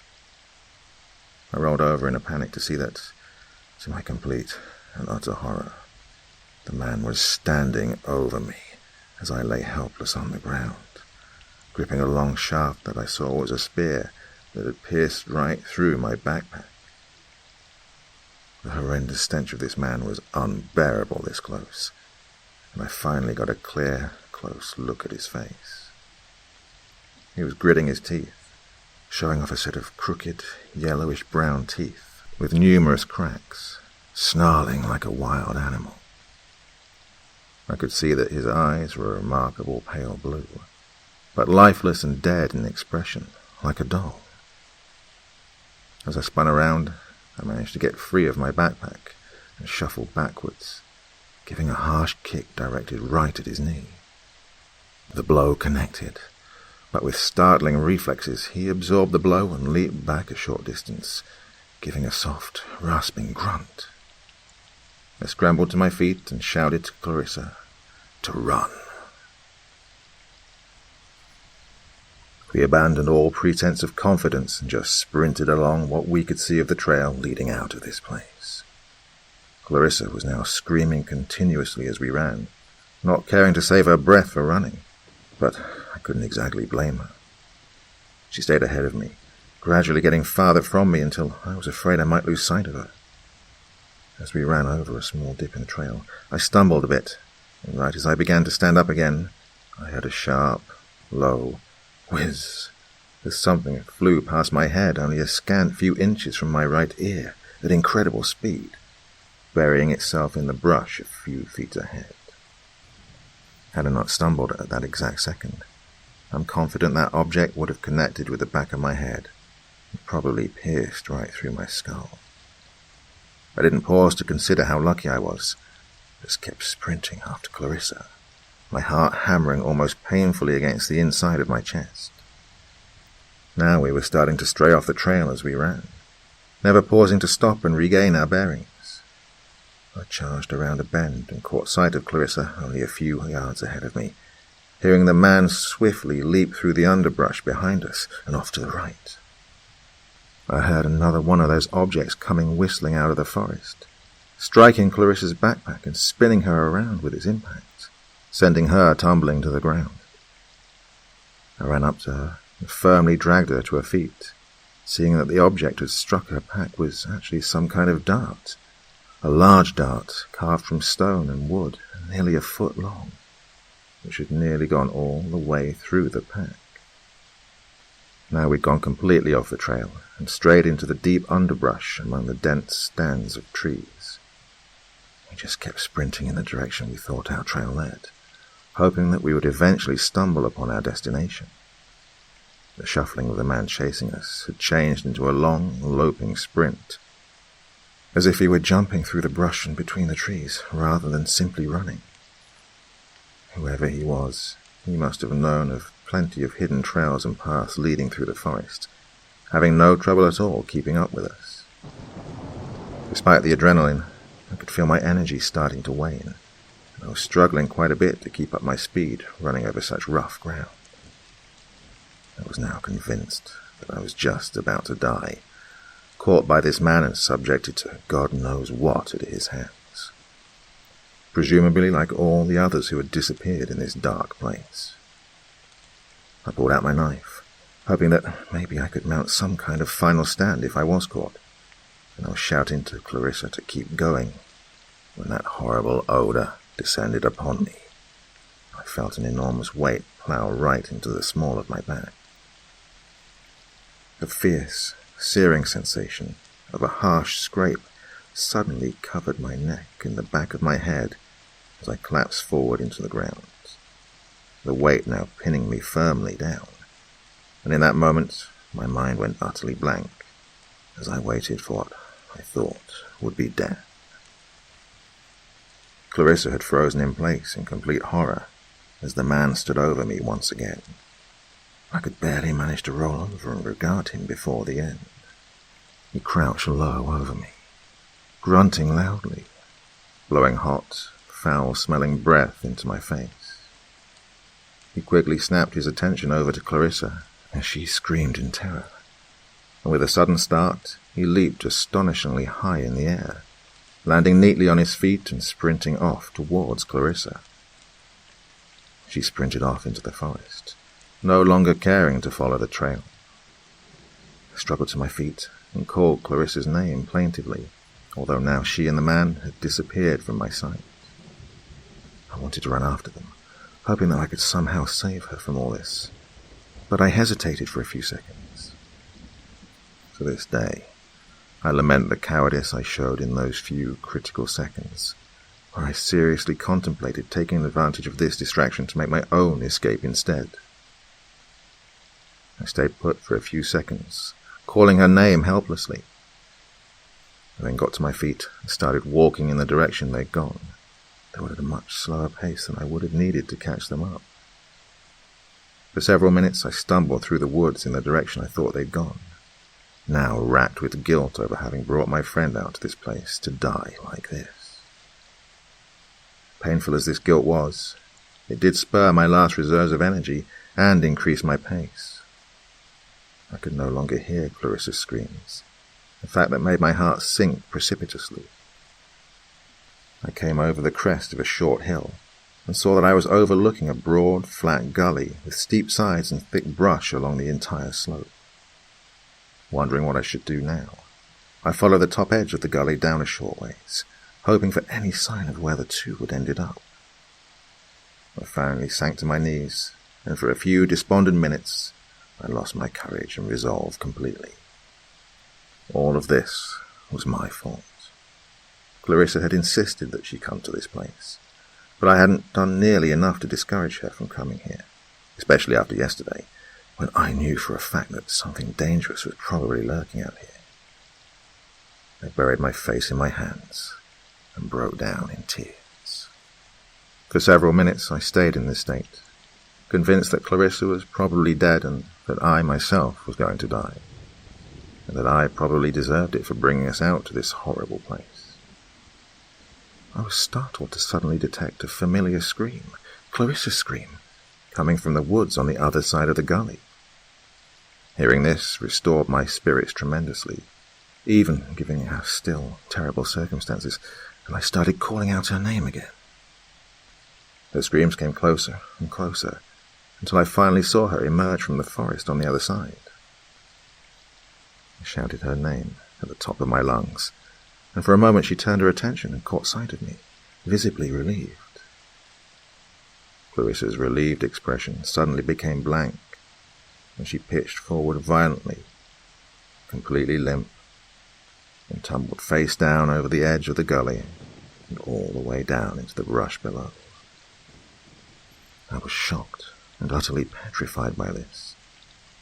I gazed stupidly at where she landed in the brush and disappeared from sight. Barely comprehending what had just happened, I screamed her name in horror, clinging to some vague hope that she was still okay. I was about to jump over the edge of the gully and go down to her when I saw, standing in the forest just beyond the opposite side, the tall man. He just glared at me without moving, his hateful gaze pinning me in place for several seconds. I slowly backpedaled away from the gully, never avoiding his gaze, and I just sprinted in the opposite direction, leaving my faithful friend and companion to whatever fate this hunter had in mind. I'm ashamed now of what I did, leaving Clarissa to this man's mercy like that. But I've never claimed to be a particularly strong or brave man, and I was filled with such terror that I could only think of getting out of this place. With newfound energy, I tore through the forest in the general direction of the main trail, never taking my eyes off the area behind me for more than a few seconds. Before too long, however, I heard that same shuffling cadence behind me, knowing that the hunter was clearly intending to catch up to me as well. But now I was resigned to death. As I ran, I suddenly tripped over a small rise that, to my surprise and brief joy, was the edge of the main trail. We had strayed some ways off the trail, but not as far as I'd feared. I paused for a second, hands on my knees, exalting this favourable sign, hardly paying attention to the footsteps in the forest rapidly closing in on me. I turned in that direction, standing in place with complete resignation, no longer caring to run anymore. I saw the hunter slinking and leaping through the brush many yards distant, quickly closing the distance, when he paused in what seemed like confusion. I think perhaps he hadn't expected me to give up like this, or that the fact I wasn't running anymore didn't trigger his instinct to chase. Instead, I shouted in his direction, bellowing profanities and saying that I didn't care if I lived or died, and challenging him to take up the pursuit again. I gripped my knife tightly, fully intending to put up a fight this time, while the hunter just slowly approached me, his eyes fixed on mine. I don't know if he even understood a word of what I yelled at him, but I just kept yelling and carrying on, hoping that his confusion might give me an opening. When he was about 5 yards from me, the hunter slunk into a slow stance, like a wild animal preparing to pounce. For a few seconds, we glared at one another, clearly not sure who would make the first move. Then, with another rasping grunt, he sprung up and charged at me with all his might. That moment, time seemed to slow down to a crawl, but even with this illusion, he appeared to cross the distance with remarkable speed. My inhibitions now gone, I did the first thing I could think of and raised the knife over my shoulder and pitched it like Rambo. The knife streaked through the air and caught him across his stomach. He gave a powerful yelp that startled me out of my petrified state and clasped at his stomach, glaring at me more hatefully than ever. For a few seconds, I thought my idiotic gambit had failed, that I'd only angered him and left myself without the knife in the process. He seethed and spat between his crooked, rotten teeth, that awful stench seeming to get even worse than it had before. With a furious wail, he suddenly turned around and loped back in the direction from which he'd come, giving off those animalistic grunts as he went. I was stupefied by this for several seconds, hardly believing that this had worked after all. I inched forward to where my knife had landed after skidding across his stomach, and I saw that I had indeed drawn blood with my well-aimed throw. I snatched it up off the ground and backed up towards the trail. After his sudden retreat, I considered if perhaps I should go back to the gully where Clarissa had fallen, hoping that maybe I could find her and be sure of her fate. I couldn't. I've been lucky 3 times now, narrowly escaping death by mere inches. Now that I'd more or less returned to my senses, I was sensibly afraid again of trying my luck for a 4th time. Instead, I decided that I would leave the forest, return to town, get help, and hopefully come back with a small army at my back. After all, I had been attacked in the woods, and my friend was probably badly hurt and in serious danger. With this rationale, I ran down the trail to where I'd parked my car and returned to Renovo as fast as I could. I pulled into the nearest sheriff station in town and went in, startling everyone inside with my ragged state and frantic demeanor. Fortunately, my local reputation had preceded me, and the deputies at the station were quite attentive to my report, however frantic and disorganized it was. They advised me to stay put while they put together a search party and investigated the forest, but I was adamant that I accompany them. This they denied, saying that I should instead try to get the scratches on my head and neck looked at by a doctor. The scratches had been deeper than I'd realized, with some amount of blood having trickled down and around my neck. I don't know exactly what made those scratches, if it was some kind of weapon the man carried, or if he had possibly done it with one of his long fingernails. I begrudgingly did as I asked, and went by the local clinic. In addition to these scratches, I had a lightly sprained ankle and numerous other cuts and bruises, as well as a sore back from where I'd been tackled twice. The scratches on my head had become quite tender and painful, and according to the doctor, the wounds were absolutely filthy, lodged with dirt and grime, and he was curious as to just how I'd gotten them. All I could say was I'd been attacked out in the forest, but I didn't say by what. This seemed to satisfy his curiosity for a time. The doctor then cleaned the wounds as best he could, and even had to put in some stitches on one of them. I got a prescription for some antibiotics in case the infection developed, and the idea of contracting any infection from that man's filthy fingernails made my skin crawl. After this, I returned to the station to await further news about what had been found in the forest. I would wait there for several hours, anxious and despairing over what had happened to Clarissa, and hoping beyond all reason that she was okay, despite what I had seen. At around 7 o'clock in the evening, the deputies returned to discuss what they'd found. To my confusion and disappointment, they had uncovered nothing. They knew that the two of us had indeed gone up there, but they'd found no trace of Clarissa or the man who'd chased us anywhere. The rest was a blur to me. I was despondent over the deputies' lack of success, and furious that they didn't seem to really want to search those woods, as if they too had heeded the local rumours about what had happened in the forest. Even though a group their size should have been relatively safe, the legend surrounding Dutchman's Hollow had such a grip on the locals that even a large search party didn't bolster their confidence. With nothing substantive found to support my story, I was shocked to find that suspicion now fell on me. After all, a young woman was missing, and I'd been the last person to see her alive.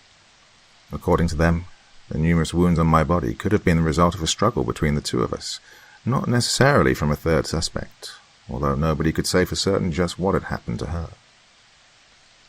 I stayed in town for another few days, while they wasted their time accusing me of having something to do with her disappearance, a deeply distressing experience that nearly ruined my interest in being a true crime investigator. After 4 days spent on searches, they finally found out exactly what had happened to Clarissa all those days ago. She was dead. I don't know how I could have expected anything else, but she was definitely dead. According to them, she was found at the base of a steep slope in the forest, her body in such a poor shape that it took some time to identify it as hers.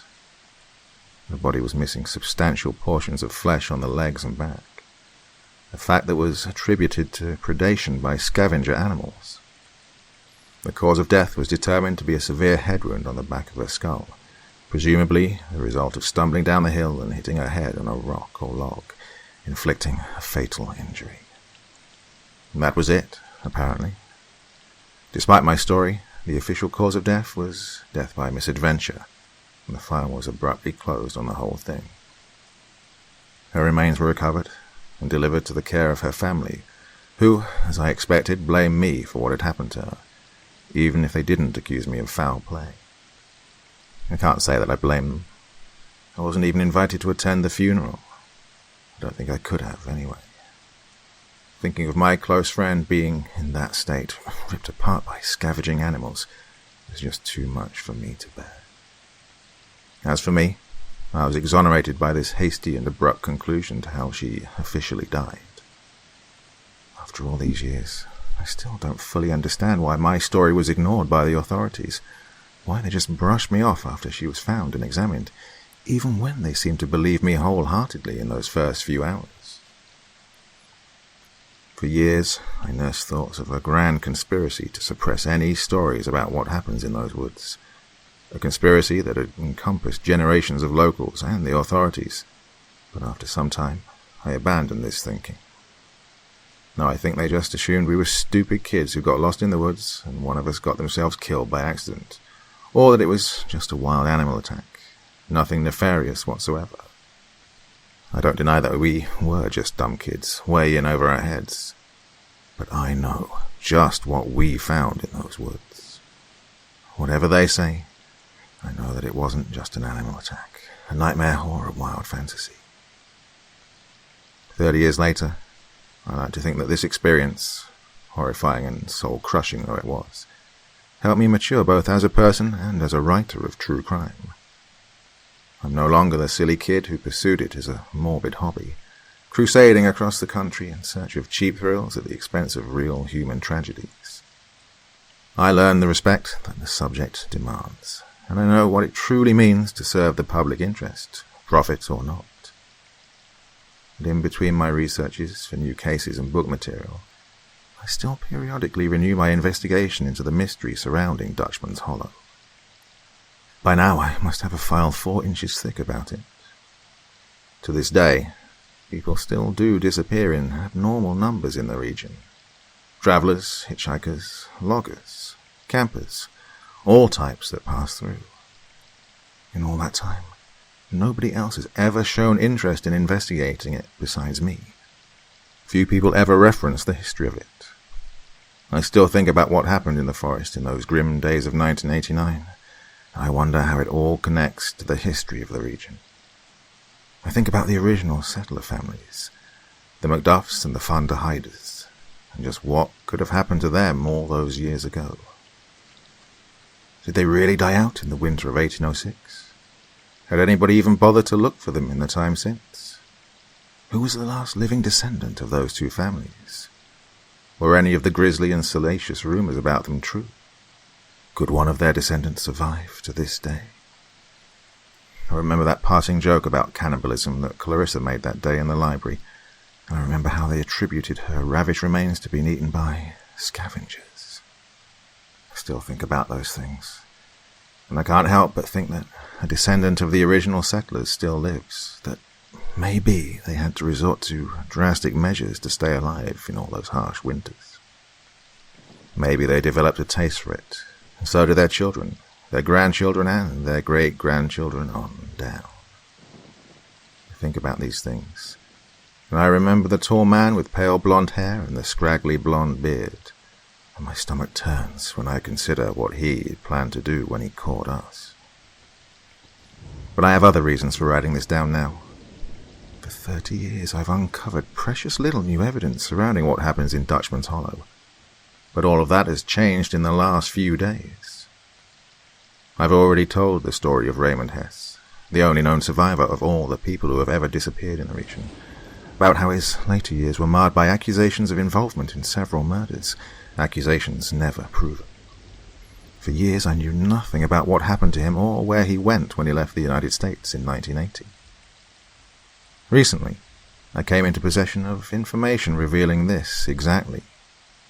He floated around different countries in Central America, first in Mexico and then Belize, before eventually turning up in Chile several years later.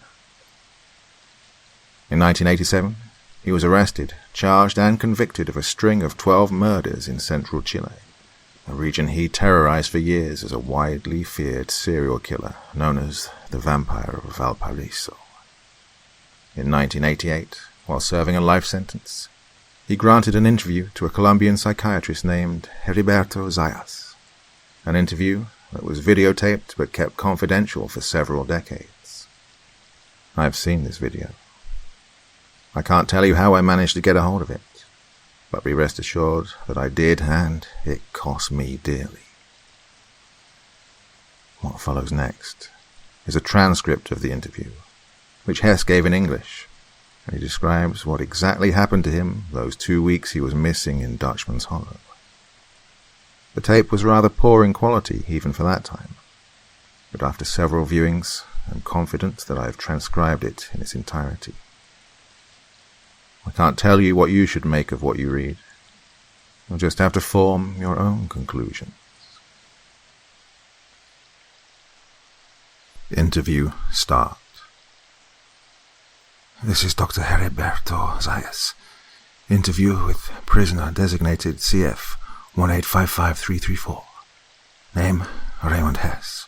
From United States. Convicted 1911-87 for murder. Sentenced to life term. Can you speak into the microphone, please, Mr. Hess? Yeah. Hello. Good. So, Mr. Hess, I have some questions for you here, but I may ask some others as we go along. Is that all right? Sure. Excellent. So, Mr. Hess, you are from the United States. Werder, correct? Yes, that's correct. Where in the United States? I mean, where did you live? I'm originally from Pennsylvania. Altoona, actually. I see. Is it a nice place? Yeah, good place. I kind of miss it. I'm sure you do. You grew up there? Yep. Do you wish you could go back? Yeah, all the time. I can't, though. Why not? You have family there, right? I just can't. Can't go back to America at all. Some shit happened back there. I just can't go back. What happened? Could your family help you? They can't help me. I just can't go back. Not to them, not to anybody. But why not? Mr. Hess? I can't go back because the same reason I'm in jail right now in this country. You have a criminal record in America? Yeah, I've been accused of stuff, but I never got put in jail for anything. What were you accused of? Same stuff I'm in jail for right now. You were accused of murder, of cannibalism? Something like that, yeah. I see. Well, I have some other questions as well, about you personally. Is that okay? Yeah, sure.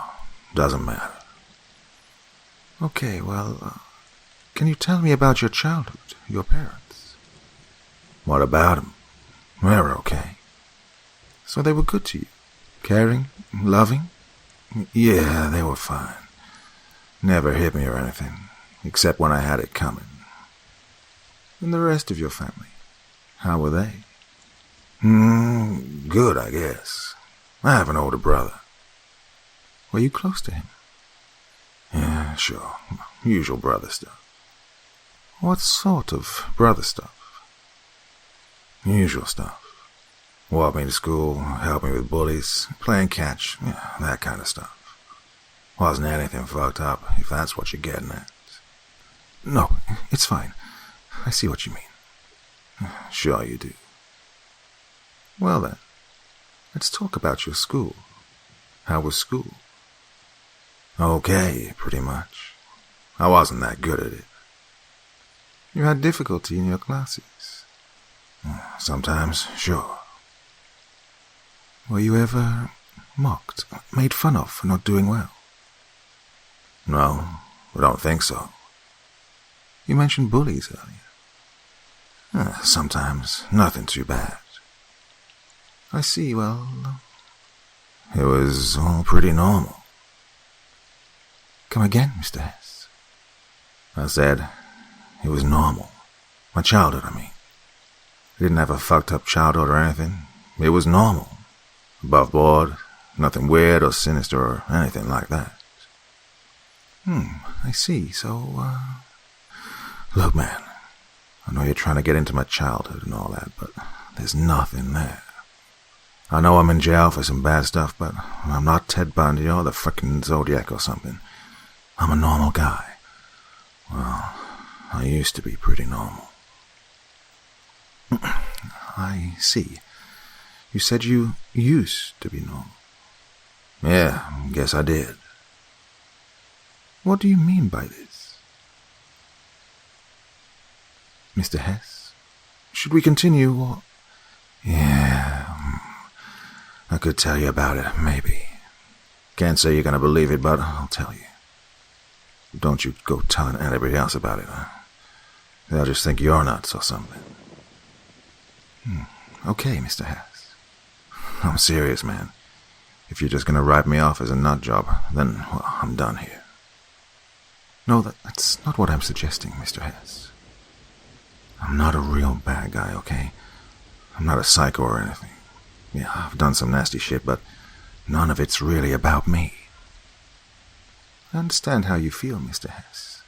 But You say these things. Your crimes. They speak for themselves, no? What did I just say? I ain't fucking lunatic.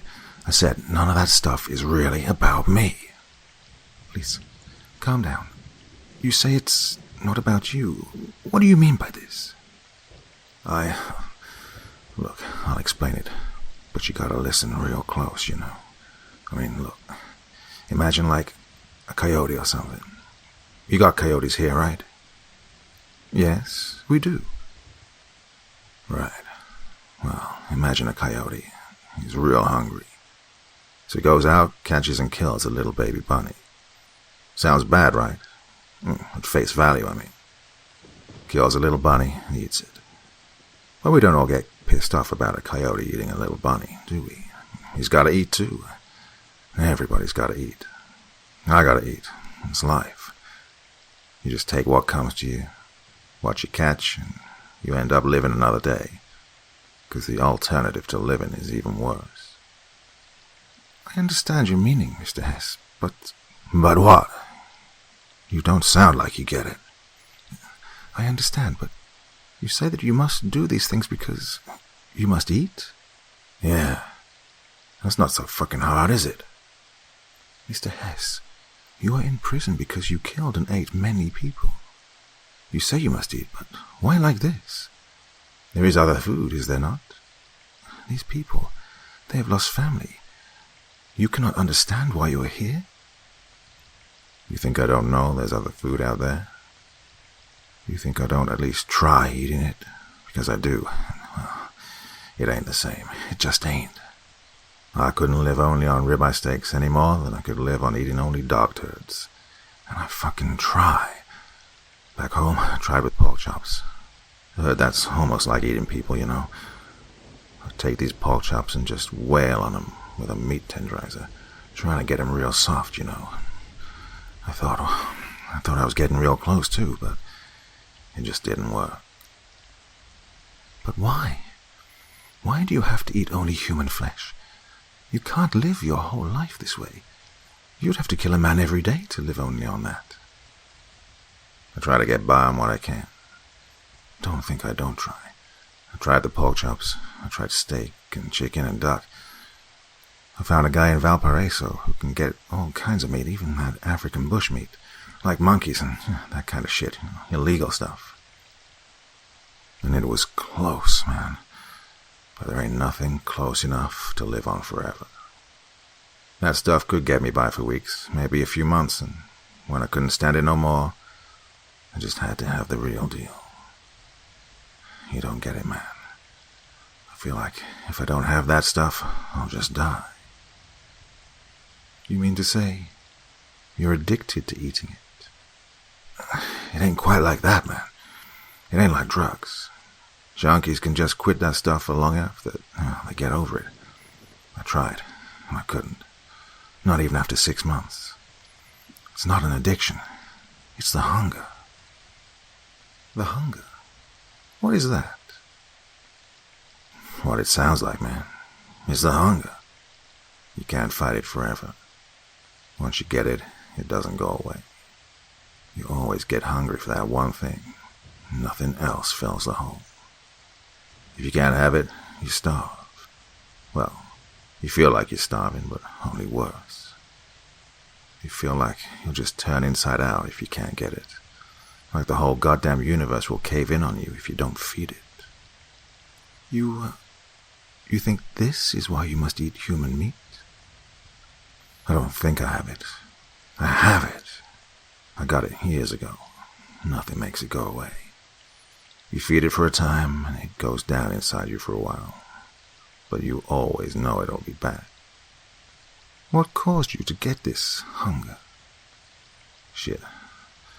I know. I think I know. What was it? It wasn't always like this, man. I was normal. I was a good person. Shit like this shouldn't have happened to me. It happened back in America. 11 years ago. Almost a third of my whole life. Go on. You know, not a lot of people can say there's one moment, One exact moment where absolutely everything in your whole life changes. I was just driving down the road late one night. Normal thing. Something I've done 1,000 times or more. Just driving through one of the state forests in Pennsylvania on my way to my next job. And I was happy, you know. I didn't give a damn about anything. A job here, a job there. Spent some dough in the local bar. That was my life. Now I can't remember what it felt like. I was driving along the road and I saw this guy just lying there on the side of the road. Looked like he was dead or something. Kind of dirty guy. Long hair, scruffy beard. So I thought he was just a bum or something. So I figure, hey, I'll be a good guy today. I'll stop and see if this guy's hurt or something. If I was down on my luck like this guy, I'd want someone to help me out. Pulled off the road to go check on him, and I'm leaning over him and pow! Something just knocks my lights out. I didn't see what. I come to maybe a minute later, and no shit, I'm hogtied. Been dragged by my feet through the woods, facing the dirt. I had no idea just what the hell I'd walked into. So I start yelling and carrying on, trying to get a good look at who's doing this. But it's dark, and I can't lean up to get a good look. Then I start thinking about what's going on. I mean, I got ambushed. I'm getting dragged through the woods all tied up. I don't know where I'm going. So, I'm thinking I'm about to get roped into some kind of shit from Deliverance or something. Like I'm gonna get raped or tortured by some fucking hell people. You were kidnapped? Well, yeah, I didn't volunteer to go with this guy. And this guy was walking real fast, too. And I feel like my face is going to look like an old tire by the time we get there. Eventually, we do. We get chucked into this cave or dugout or something. And I'm just left there, still tied up. I'm like this for days. For days just pissing and shitting in my own pants. Not that I had much to piss or shit, because I wasn't getting any food or water. Every couple of hours, this guy, that same bum I found on the side of the road, just comes in and kicks the shit out of me. Doesn't say a word either. He'd be in there for close to an hour, just throwing rocks at me or pouring water on me. And then he'd start kicking me and hitting me with his long stick. Does this routine for days. Torture is a very traumatic event. I can imagine you still have some issues from it. All that was just a warm-up. One day he comes in, and I'm expecting more of the same. Except he picks me up and drags me off somewhere else. This time it's a shack or something, kinda wedged in next to the hill. Looked like some place a witch would live. Takes me in there, and I'm expecting he's gonna kill me, rape me, or something like that. Instead, he shows me something that looks like a slaughterhouse or something. Just full of meat hanging on hooks. Dead animals, all kind of dead things. And it fucking stank, too. Felt like I was sticking my head down an outhouse. Props me up against a wall. He takes some kind of meat off the wall and starts hacking away at it with his big cleaver. Except it's made out of sticks and rocks or something. Like something a caveman would use. And he's flinging this stuff everywhere. Getting little bits of blood and flesh all over the place. Even on me. You say it was full of meat? Yeah. See where this is going? Anyhow, he's making me watch while he chops this stuff up. Then he pulls me over and cocks my head back. And he picks up this bit of meat he's been chopping. And he stuffs it right into my mouth. God, it was fucking gross. You ever read raw meat? It's nasty. And I don't know what the hell kind of meat that was either. I try to spit it out because I don't know what he's trying to do. And that just pisses him off even worse. Pretty soon I'm getting the usual treatment. Beaten half to death for not eating what this guy is trying to make me eat. I get thrown back in the dugout. And the next day he repeats the same thing. Every day he's got some new kind of meat he wants me to try.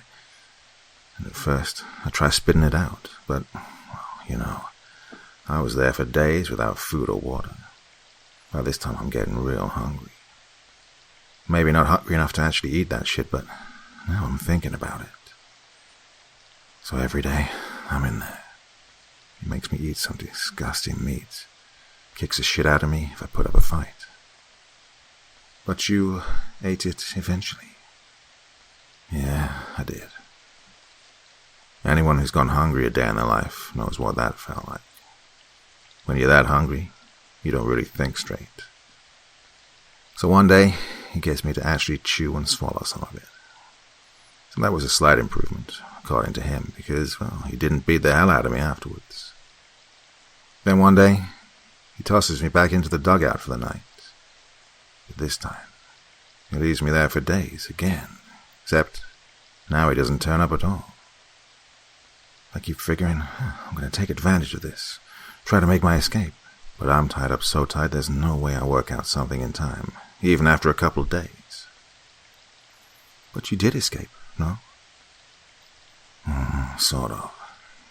I got out of it anyways, but after a couple of days, he shows up out of nowhere and drags me back up to his little slaughterhouse. And I'm starving at this point, so I don't put up a fight. Instead, when I get there, I see... Are you all right, Mr. Hess?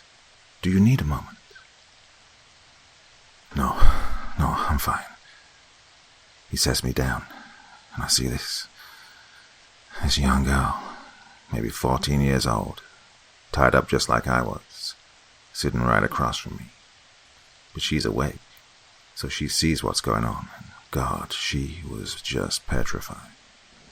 Crying, moaning. But she couldn't talk because he had something stuck over her mouth, like some kind of transparent, like some kind of animal guts, but it was stretched out so you could see through it. And this man, this freaking butcher, he comes in and she just loses it. So I got no clue what he's planning, but I might have some idea. I think he's just going to do the same thing as before, making us eat more meat. But he doesn't. He just stares at both of us for a few minutes. Then he takes the girl and slams her head down on the carving board. This time, I do put up a fight because I know he's going to do something to this girl. He could kill me for all I gave a shit, but I didn't want something to happen to her. He leans over and kicks me in the stomach. Then he takes his giant cleaver and... God, he starts in on her, chopping her head off. Oh, he's real sloppy, too. Didn't take her head off right away. He just hacks away at her neck. And she's screaming as much as she can, but the cleaver chops through her throat. Must have taken him 10 swipes to do it. That's horrible. I can't imagine how you felt seeing that. No, you can't. But that wasn't the worst of it. He starts chopping all over, taking off bits of meat right where I can see it. Do you understand? Now I can actually see where the meat's coming from. This time it isn't that mystery meat he was giving me the last few days. He pulls off a big strip right from her back, skin and everything, and he forces it down my throat. I can't spit it out. He holds my mouth shut. I have to swallow a chunk of meat right off the girl he just killed. The girl I saw killed. He takes a piece of meat and eats it in front of me. We do this, back and forth, for hours. He lit up a fire at one point. He started roasting the bits he cut off. He'd eat some, then he'd force me to eat some. For hours. Until there wasn't anything left. Just a body with all the meaty bits stripped off. Not a skeleton, you see. Like a skeleton that still has all the tendons, the cartilage, all the bits of meat that can't be eaten. Some of the organs, too. Good God. Is this true? This actually happened to you? I wouldn't just make this shit up, man. You think I'm just telling stories? Trying to fuck with you? No. You asked for the truth, and there it is. Told you it was hard to believe. Didn't think things like this happened. You sure as shit didn't think it would happen to me. But, well, happens to somebody, I guess. How did you get out of this? Well, he chucked me back in the dugout, leaving me to digest it. Tried to throw it up. I tried. I thought for sure I'd vomit after seeing this, but I couldn't. I was just too hungry. Left me shacked up for days, remember? That was the first thing I'd eaten for days.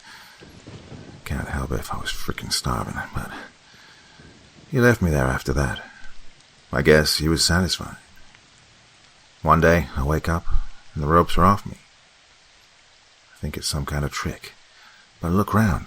I don't see him anywhere. He's gone, and the ropes are off me. And God damn it, I still wanted to live. So I ran out of there. I just ran until I found myself wandering along the side of a road. That was where the cops picked me up, and I found out people were looking for me. You didn't tell anybody what happened. You could have saved some lives if a killer was on the loose. I was out of my freaking mind when I came out of there. I didn't want to talk about any of it. I wasn't even sure it really happened. And if it did, well, what would I say? I mean, they might have believed me. Maybe I didn't have anything to lose by telling them, but time kept passing by, and by the time I was ready to talk, didn't know if anyone would have listened. Well, still got some trust issues. I was afraid they'd think I'd made it up, especially as I'd waited so long to tell anyone. I already told everybody I didn't remember what happened, and that was around the time I first started feeling it. It? You mean these tendencies? Yeah, the hunger. That's where I got it. You know, I thought it was all bullshit, all those stories about people eating human flesh and getting obsessed with it. But it happened to me. It wasn't bullshit after all. That fucking freak in the woods turned me, man. He gave it to me, and I'm pretty damn sure he did it on purpose, too. Like he wants other people to get it. Why? Why does somebody want that? He ruined my life. The hunger ruined my life. The only life I've got. And now I'm here in this hellhole, and I'll never get to feed again. I can't possibly live like that. I'm tainted. Now I can't do the only thing that will keep me alive. Don't lose hope, Mr. Hess. There is treatment available for your condition. It's purely psychological. You don't need to eat human flesh to survive. With treatment, this condition will not control your life. No, I'm not worth it. I'm pretty damn sure there is no cure for this. Doesn't matter anyways. I'm gonna die in this place. Unless you think the judge believes otherwise. Any illness is worth treating, Mr. Hess. You don't have to lose your quality of life, even in these circumstances. Look, I'm tired. I'm tired and I'm done. I don't want to talk anymore. That's the truth. I'm just tired. Just think what you want. I'm finished with all of it. You got all this on film, don't you? Just watch it again. I'm done. I'm just done. That's all, folks. Mr. Hess, are you sure? The tape ends. The next day after this interview, Raymond Hess, American citizen convicted of multiple murders and incarcerated in a Chilean prison, was murdered by a fellow inmate, ostensibly in self-defense. According to this inmate, El Americano attacked him without provocation in a prison corridor, attempting to bite him before being stabbed and beaten in return. So ended the sad, sorry life of Raymond Hess, devoured whole by the silent suffering that would drive him to claim the lives of many others. Few would mourn the passing of the vampire of Valparaiso, but prison legend would keep his memory alive. Legends of a vicious cannibal that once stalked the halls, threatening to feast upon the flesh of any unfortunate enough to cross his path. Few would ever know the true origin of this legend. Fewer still would believe it. But this world has dark corners that few would expect, and I sincerely hope that, one day, I will live to see the legend of Dutchman's Hollow come to its end.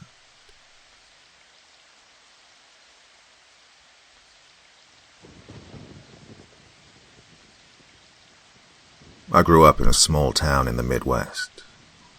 While there's a great variety of outdoor hobbies to immerse oneself in, little happens around here, and life can quickly start to feel mundane. Let's just say that the local university is what keeps us on the map. Regardless, it's a place filled with many fond memories of my childhood, carrying throughout my adolescence and early adulthood. I liked it so much that I decided to stick around after graduating high school to further my education. While most of my friends I grew up with wanted to get away as far as possible, I held a very strong attachment to where I came from. I just felt like it would always be my home. Growing up, I had some abandonment and trust issues. My mother died in the process of giving birth to me, and my father never was able to overcome the grief brought upon by the tragedy. Deep down, I felt a horrible guilt that I took her away from this world and from my father. I felt like my old man looked at me with feelings of resentment that constantly battled the natural love felt for his own child. All of this proved too much for him, and he left when I was barely a teenager. I remember coming home after school one day to an empty house, and sitting around waiting in vain, waking up the next day and not having a ride to school. I don't know where he went or what became of him, but I was lucky enough to have some caring grandparents who took me in and helped support me through all of it. They raised me up through high school and were even kind enough to pay for higher education, as they were close to retirement with a lot of money saved up. Despite all of their help, my early college years were spent dealing with some serious issues pertaining to substance abuse, primarily alcohol. While a lot of kids drink in college, sometimes excessively, it was a growing problem that sat festering in the deepest part of my brain that I was too afraid to face. I hated myself for tearing apart what would have been my family. It was very difficult to get by in my day-to-day activities without pumping my body full of substance. At the time, it was the only thing I knew was capable of easing my restless, skeptical mind. My grades would slip as I embarked on week-long drinking binges, all the while neglecting to go to class. I'd barely pull through by the skin of my teeth after digging myself into a hole. I don't know how I passed any classes, to be honest. Every night was spent draining bottles while I stewed in a corner of my room, convincing myself that my life was somehow worse than it really was, and that I was justified in my own self-destruction. For a while, the only thing that brought me joy was watching myself suffer to ensure that my masochistic-driven desires were completely satisfied. Well, needless to say, it was a very rough and confusing part of my life. While attending one of my classes, I met the woman who would help me stray away from my disgusting addictions. I still remember walking into the lecture hall and seeing her sitting by herself, enjoying whatever song was playing in her headphones. I chuckled to myself, as she didn't care who saw her dance in her silly way. Well, after a few months into the semester, I finally worked up the courage to approach her, and I'll never forget her looking up at me and saying, "Wow, look who decided to show up," a clever smirk shining on her face. I was surprised and flattered she'd noticed me at all. I'd been absent for around a week, and after my teacher threatening to fail me, I was finally able to drag myself there. Her long dark hair swam around her shoulders and back, and her soft brown eyes flushed optimism through me. She reached out her hand. "I'm Mary," she said to me, confidence exuding from her. A hangover pounding in my head, I reached out my hand and was instantly hooked once our hands clasped. I got to talking to her, and she was the sweetest, most delightful human being I'd ever met. Her bright, inviting personality diffused any cynicism that I ever attempted to let out. I won't bore you with all the details of our relationship, but over our last few years of college, We grew very close, and I was certain she was the woman I wanted to spend the rest of my life with. I proposed to her during our senior year, not wanting to waste any time in locking her down. Though some times were worse than others, finding Mary is really what helped me pull myself out of the darkness.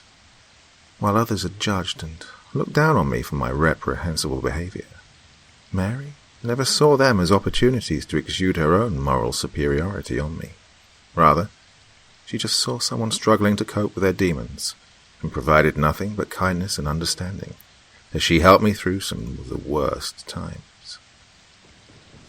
She eventually helped me stop drinking altogether, which led to me having an easy ride through the rest of college. My grades improved, I had more energy, and I was so grateful to be able to find joy in life that wasn't garnered from the handle of a bottle or the chamber of a pipe. She was the yin to my yang, and effortlessly helped me to see the joy in life, while kindly attempting to shift my irrational, negative views of the world. She truly helped me become a better person, and I was the luckiest guy in the world to have found her when I did. After graduation finally came and went, I was able to land a job with the local university in the marketing division. Mary graduated with me, and she was adamant towards moving past this town and setting up somewhere else, but I resisted. I guess I just didn't want to leave. I was able to convince her that we should just find a cheap rental and save up some money before we decided to move on. While this wasn't a bad reason, really, for sticking around, my ulterior motive remained staying put. Again, I just felt as though this would always be my home. As we coasted through the beginning of our summer, life appeared to be nothing but a breeze. I had a great woman on my side, a decent-paying job where I'd be starting soon, and I did it all in the town I'd grown up in. All of my friends had moved away, and while some were struggling and some weren't, I didn't envy their insatiable need to travel and explore. I had everything I could ever need right here. In early June, my grandparents retired, and were in the process of moving to a quiet lake house a few hours away. Due to this, I had the choice between moving with them for a while or starting a life on my own with the woman I loved. I'd made it through all of this, and I had great confidence in myself that I was ready to brave the world. Mary found an ad in the newspaper disclosing a rental home out in the country for a price that I thought seemed way too good to be true. 3 bedrooms, 2 full baths, and a screened-in back porch that overlooked a large amount of land for just $600 a month. Seemed ridiculous. While I was skeptical at first, I thought we should at least give it a look. An offer like this was worth at least giving a chance. After all, we were both pretty eager to move into our first home together, so we promptly called the number listed to set up a meeting the following day at the house. A few days later, it was time for our meeting, and I quickly realized that this place was very out of the way, about 30 minutes outside of town. All right, I thought, as I drove further into the boonies, the forest enveloping me as I went on. Maybe it wouldn't be so bad, I thought, considering the monthly fee that Mary had previously told me, so I tried to remain optimistic. However, that optimism was all but gone when I pulled into a disheveled driveway leading to a house that could stage as your stereotypical drug den from the movies. The house stood alone, surrounded by a plethora of trees, with a few houses scattered just barely in view where the neighbors must have resided. I wouldn't have believed it was the right address, had it not been for the sight of Mary's Pontiac Sunfire in the driveway as I pulled in. I let out an apprehensive sigh as I turned off my car and made my way to the front door of the house. While I was approaching it, I realized it was even worse than my first impression served. 2x4s were nailed into the walls to cover holes in the house's exterior, and it sat within a yard so overgrown and neglected that I wouldn't have believed anyone had lived there for years. Oh, great, I thought.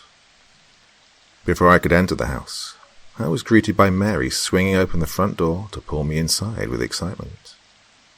While the outside appeared to be in shambles, the interior wasn't so bad in contrast. New furniture lay throughout the rooms with pristine walls and polished floors. It even had a washer, dryer and dishwasher, a few things you really miss while in college. I was a little thrown off by this, wondering if I'd entered the same house I was just looking at, but I figured it wasn't worth overthinking.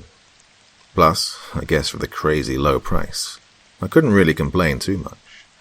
If anything, it would give me some outdoor projects to work on for the rest of the summer. Mary led me into the kitchen that sat just before the large screened porch that the ad disclosed.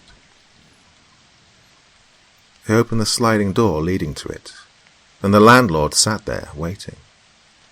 He was a middle-aged man, probably around 45 or so, with short grey hair and a weathered face. He quickly stood up, and I was taken aback by his imposing height, standing at least 6'8", with a lanky, wiry build. He reached out a hand and introduced himself as Derek. He had an erratic, almost paranoid aura about him, as his eyes darted warily around the house while he spoke to me. He rushed us through a tour of the entire place, barely giving us any chances to see inside the rooms, as he made trivial small talk with us. The tour ended as quickly as it began. I felt like I barely got a look into any of the rooms. I could barely get a question in before he would shoot across the room to the next, disregarding my inquiries.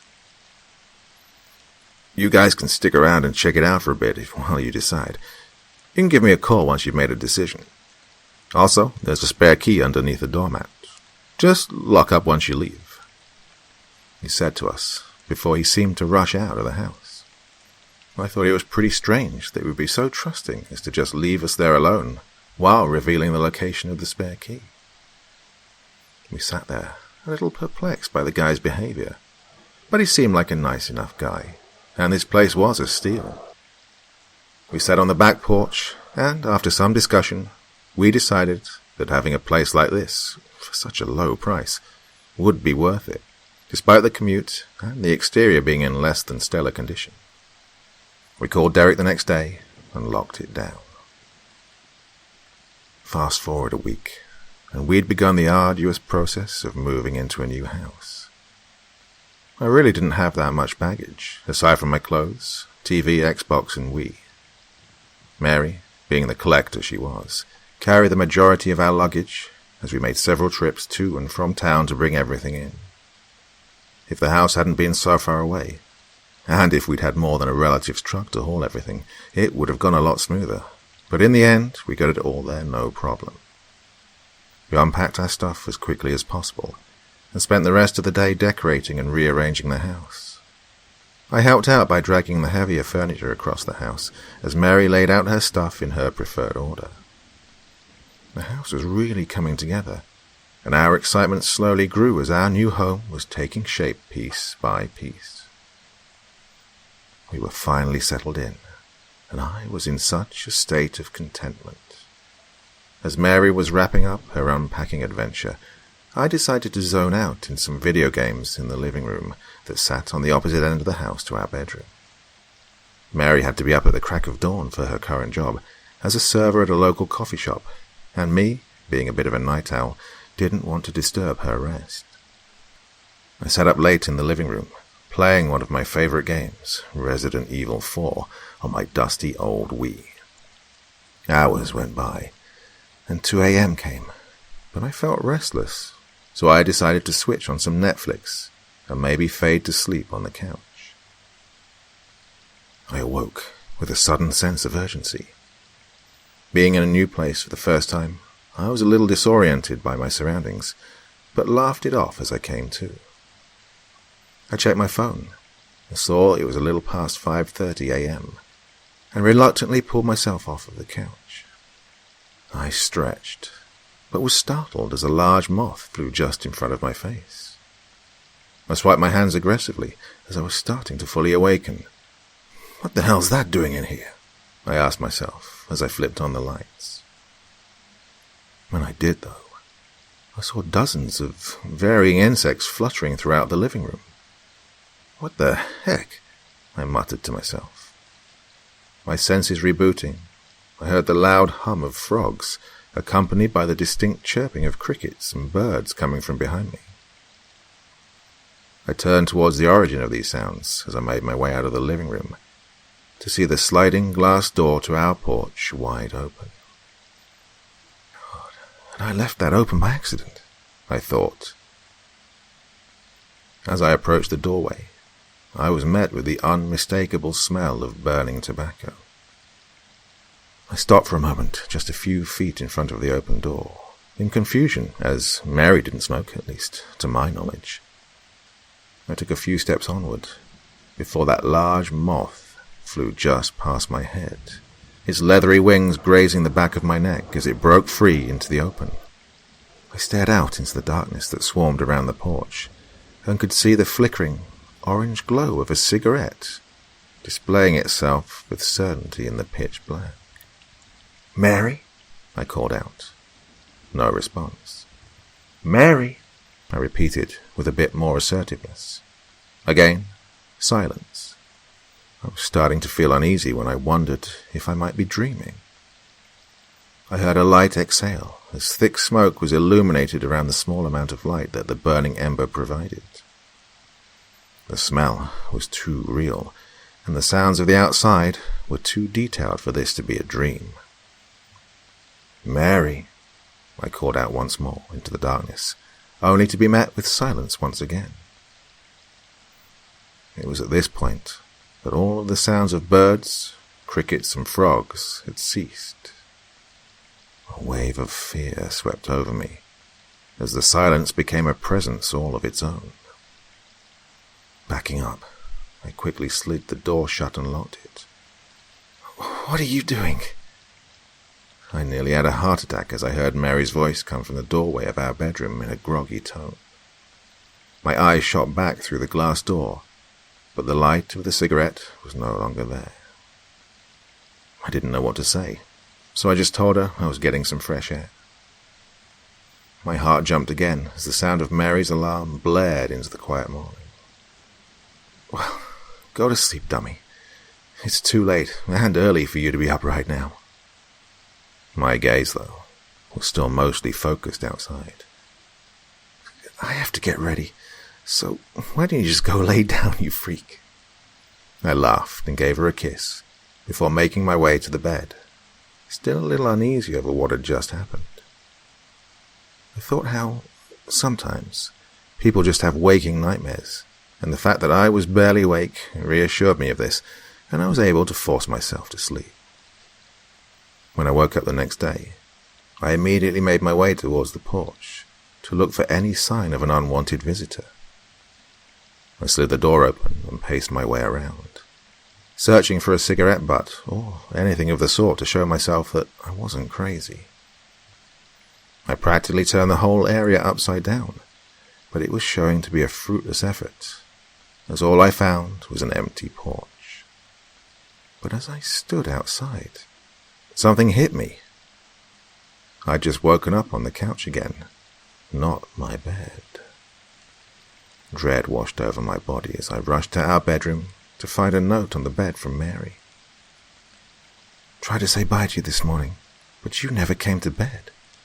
I couldn't get you to wake after I found you on the couch. Oof, you were really knocked out.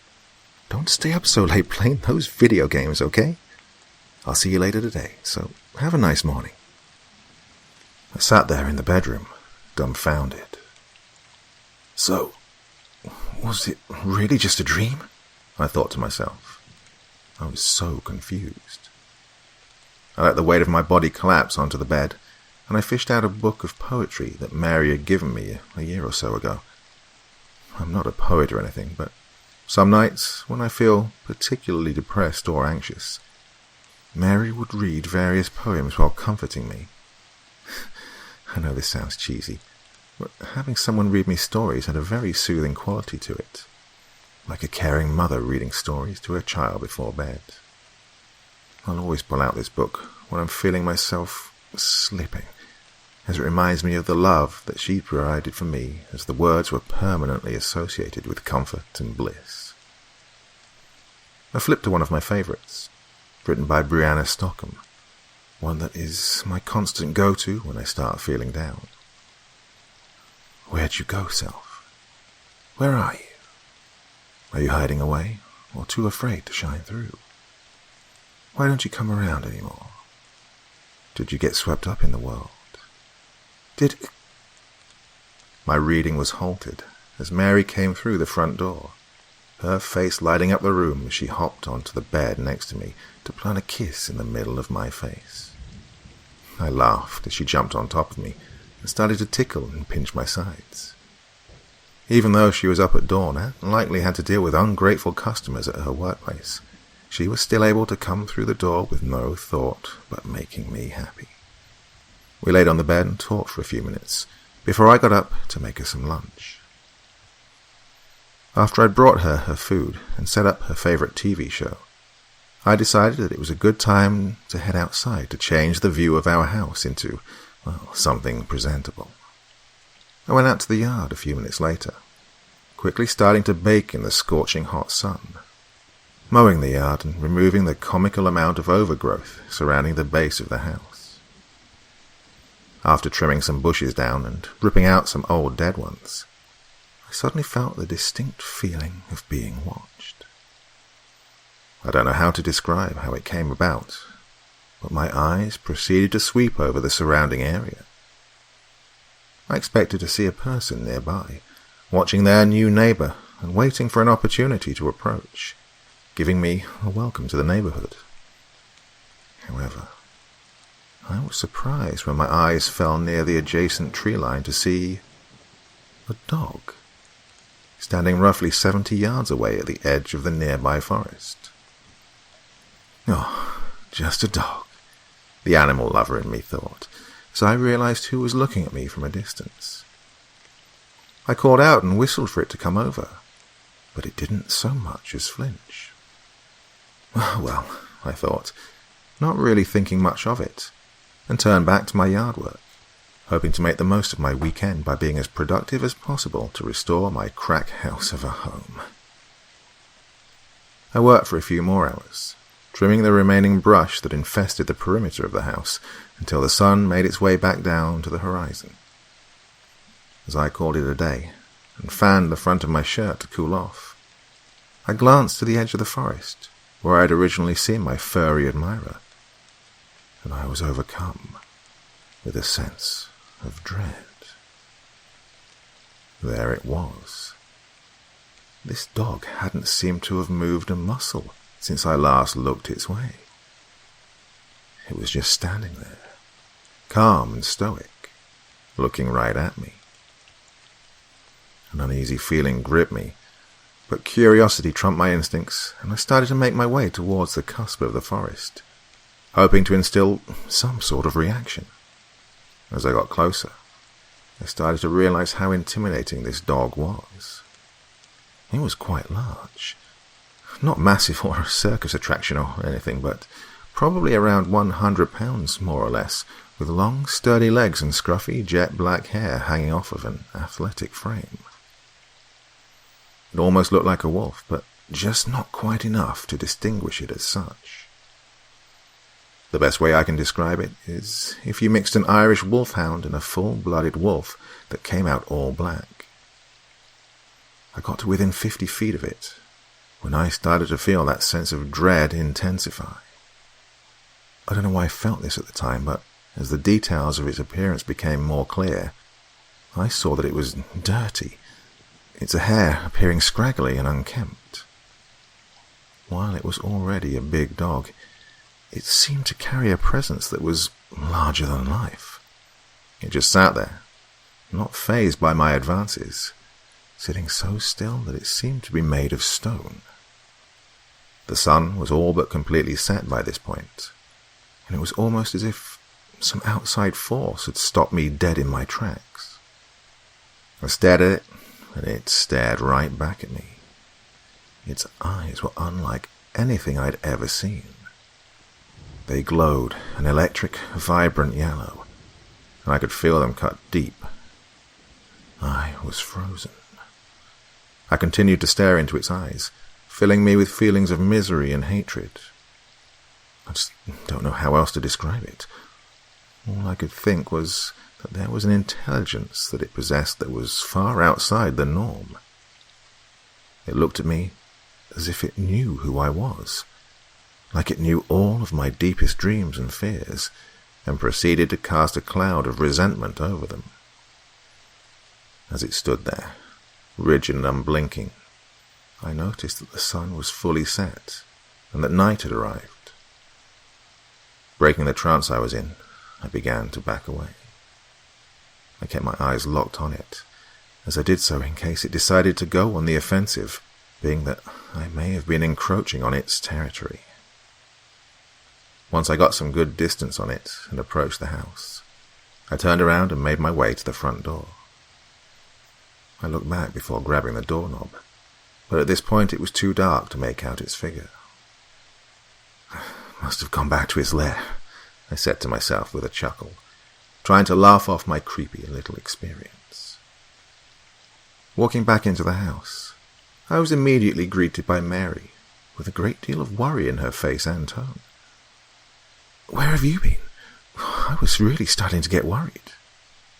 "What do you mean?" I asked. "I was just out doing some work in the yard." She looked at me with a puzzled look on her face. "How could you have been doing that? Please, just tell me what's up." I wasn't sure what she was talking about. I pulled out my phone, only to be dumbstruck that the time read 11:35 p.m. "How is that possible?" I muttered under my breath.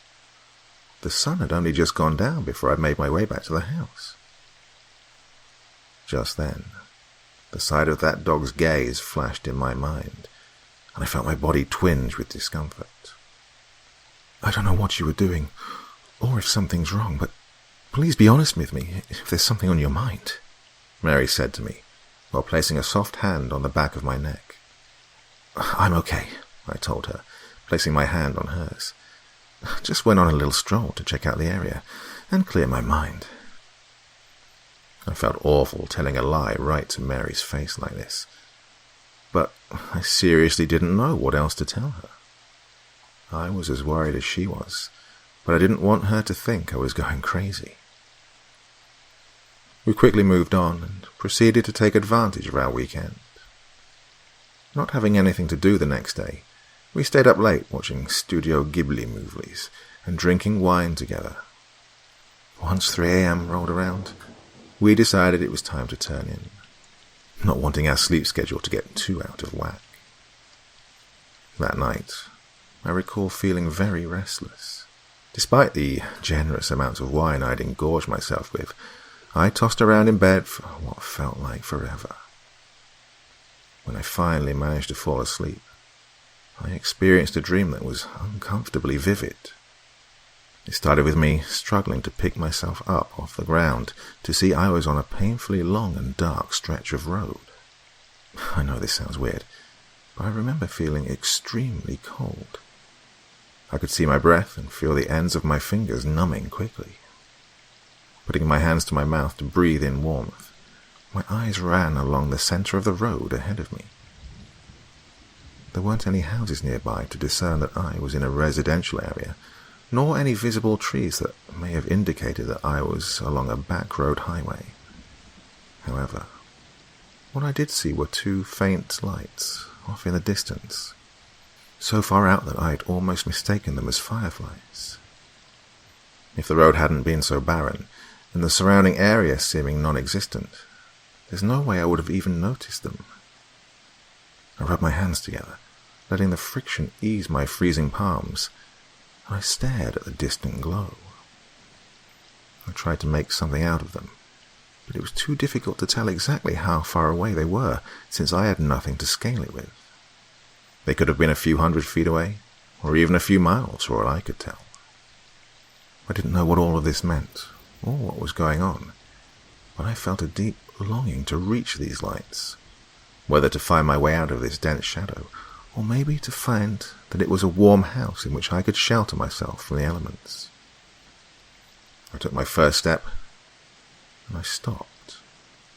Once my foot planted, I felt a deep, raspy growl emanate from the darkness that laid behind me. I snapped my head back with the instinct exuded by an unlucky prey, and I felt the temperature drop even further. I focused my vision with great effort, but I couldn't seem to see anything behind me from which this growl may have come from. Nothing but shifting, oily blackness sat behind me, dancing and contorting as it mocked my efforts to discover what it held. I wanted to speak, but all I could do was let my mouth fall open to let a meek whimper slide out. This was a sound I didn't recognize at first, but it was one that must have been pulled out of me by whatever presence was lingering in the dark. I stood there for what felt like hours, stuck in place while the frigid air crushed my body. The suspense was beginning to gnaw at me as I internally begged for something to happen, as the cold air all but pulverized me to a speck of dust. I sat there, waiting. Suddenly, I felt an abrupt shift and heard the accelerating mass of a large animal begin crashing its way towards me. I immediately turned back towards the two lights in the distance, now offering themselves as my only sanctuary, and I ran. I ran faster and harder than I ever had in my life, feeling my ankles and knees absorb each smack of my feet hitting the dense concrete below me. This wasn't the stereotypical dream where, no matter how fast you ran, you couldn't move more than the speed of a slug. No, I could run well, exceptionally well, actually. I felt myself flying through the air with a speed I didn't know I possessed, but those lights never seemed to get any closer. I was certain that, at any moment, I was going to be a meal for whatever trailed me. Every time I looked back, I saw nothing but darkness keeping its pace with me. I thought that surely I would eventually reach my safe haven that sat ahead, but it felt as if I was running into oblivion. Minutes dragged on, as I made my seemingly futile dash, but I dared not stop in fear of what would present itself if I did. I'd probably run for miles, but somehow I never grew tired. My pace never slowed, and my pursuer never seemed to stray. I almost wanted to stop and just put an end to this horror, but the lights ahead were the only thing keeping me from giving up. As minutes seemed to turn into hours, I looked closer at these lights and noticed they seemed to be further away from where they'd started. I didn't want to see it, but their glow was slowly fading. Even though at this point I was certain I was dreaming, I panicked as the snapping and snarling coming from behind me was beginning to close the distance between us. I could hear the excitement in this beast panting as it inched closer and closer, and I felt like the primal growls were reverberating inside my body. No matter how much I ran, those lights just would not find me. As the last flickering view went out, I felt myself collapse mid-stride, but not hitting the ground. It felt as though I'd fallen through a hole in the earth, like I had run straight off a cliff, and I fell through what appeared to be the ceiling of my bedroom. I felt my feet break through the roof as I crashed onto my bed, to be brought awake at last.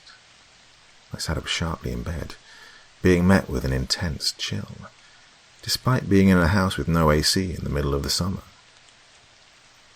Laying back down, I played that dream over and over again in my mind. I had never felt such fear in a dream. Even stranger was, I don't ever recall feeling any sort of physical sensation in any dream before, let alone having the temperature of one carry on into my conscious state. As my body woke up a little more, and my mind came to, I was greeted with a smell of bacon and pancakes filling the house, which calmed me down a bit at first. But as I stood up, my legs buckled, and I nearly fell back onto my bed. This dream had felt real, but there's no way my legs could have been worn out from it. Maybe they're just sore from working outside all day. I reassured myself. I picked myself back up and staggered into the kitchen to find Mary happily making breakfast while playing some relaxing music. This put a smile on my face, and I temporarily pushed that late-night run out of my mind. After finishing up breakfast and laying around on a lazy Sunday, the dream was forcing its way back into my head.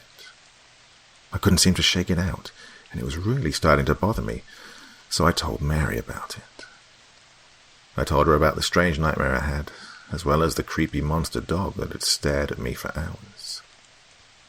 I asked her if she'd noticed it hanging around the property, or anything unusual of the sort, but, well, she hadn't. "Don't go crazy on me now," Mary said, teasing me. I chuckled as she wrapped my head in her arms. "Hey, why don't we order some takeout and watch some movies, you weirdo?" she said to me as she released my head. I was more than happy to do so.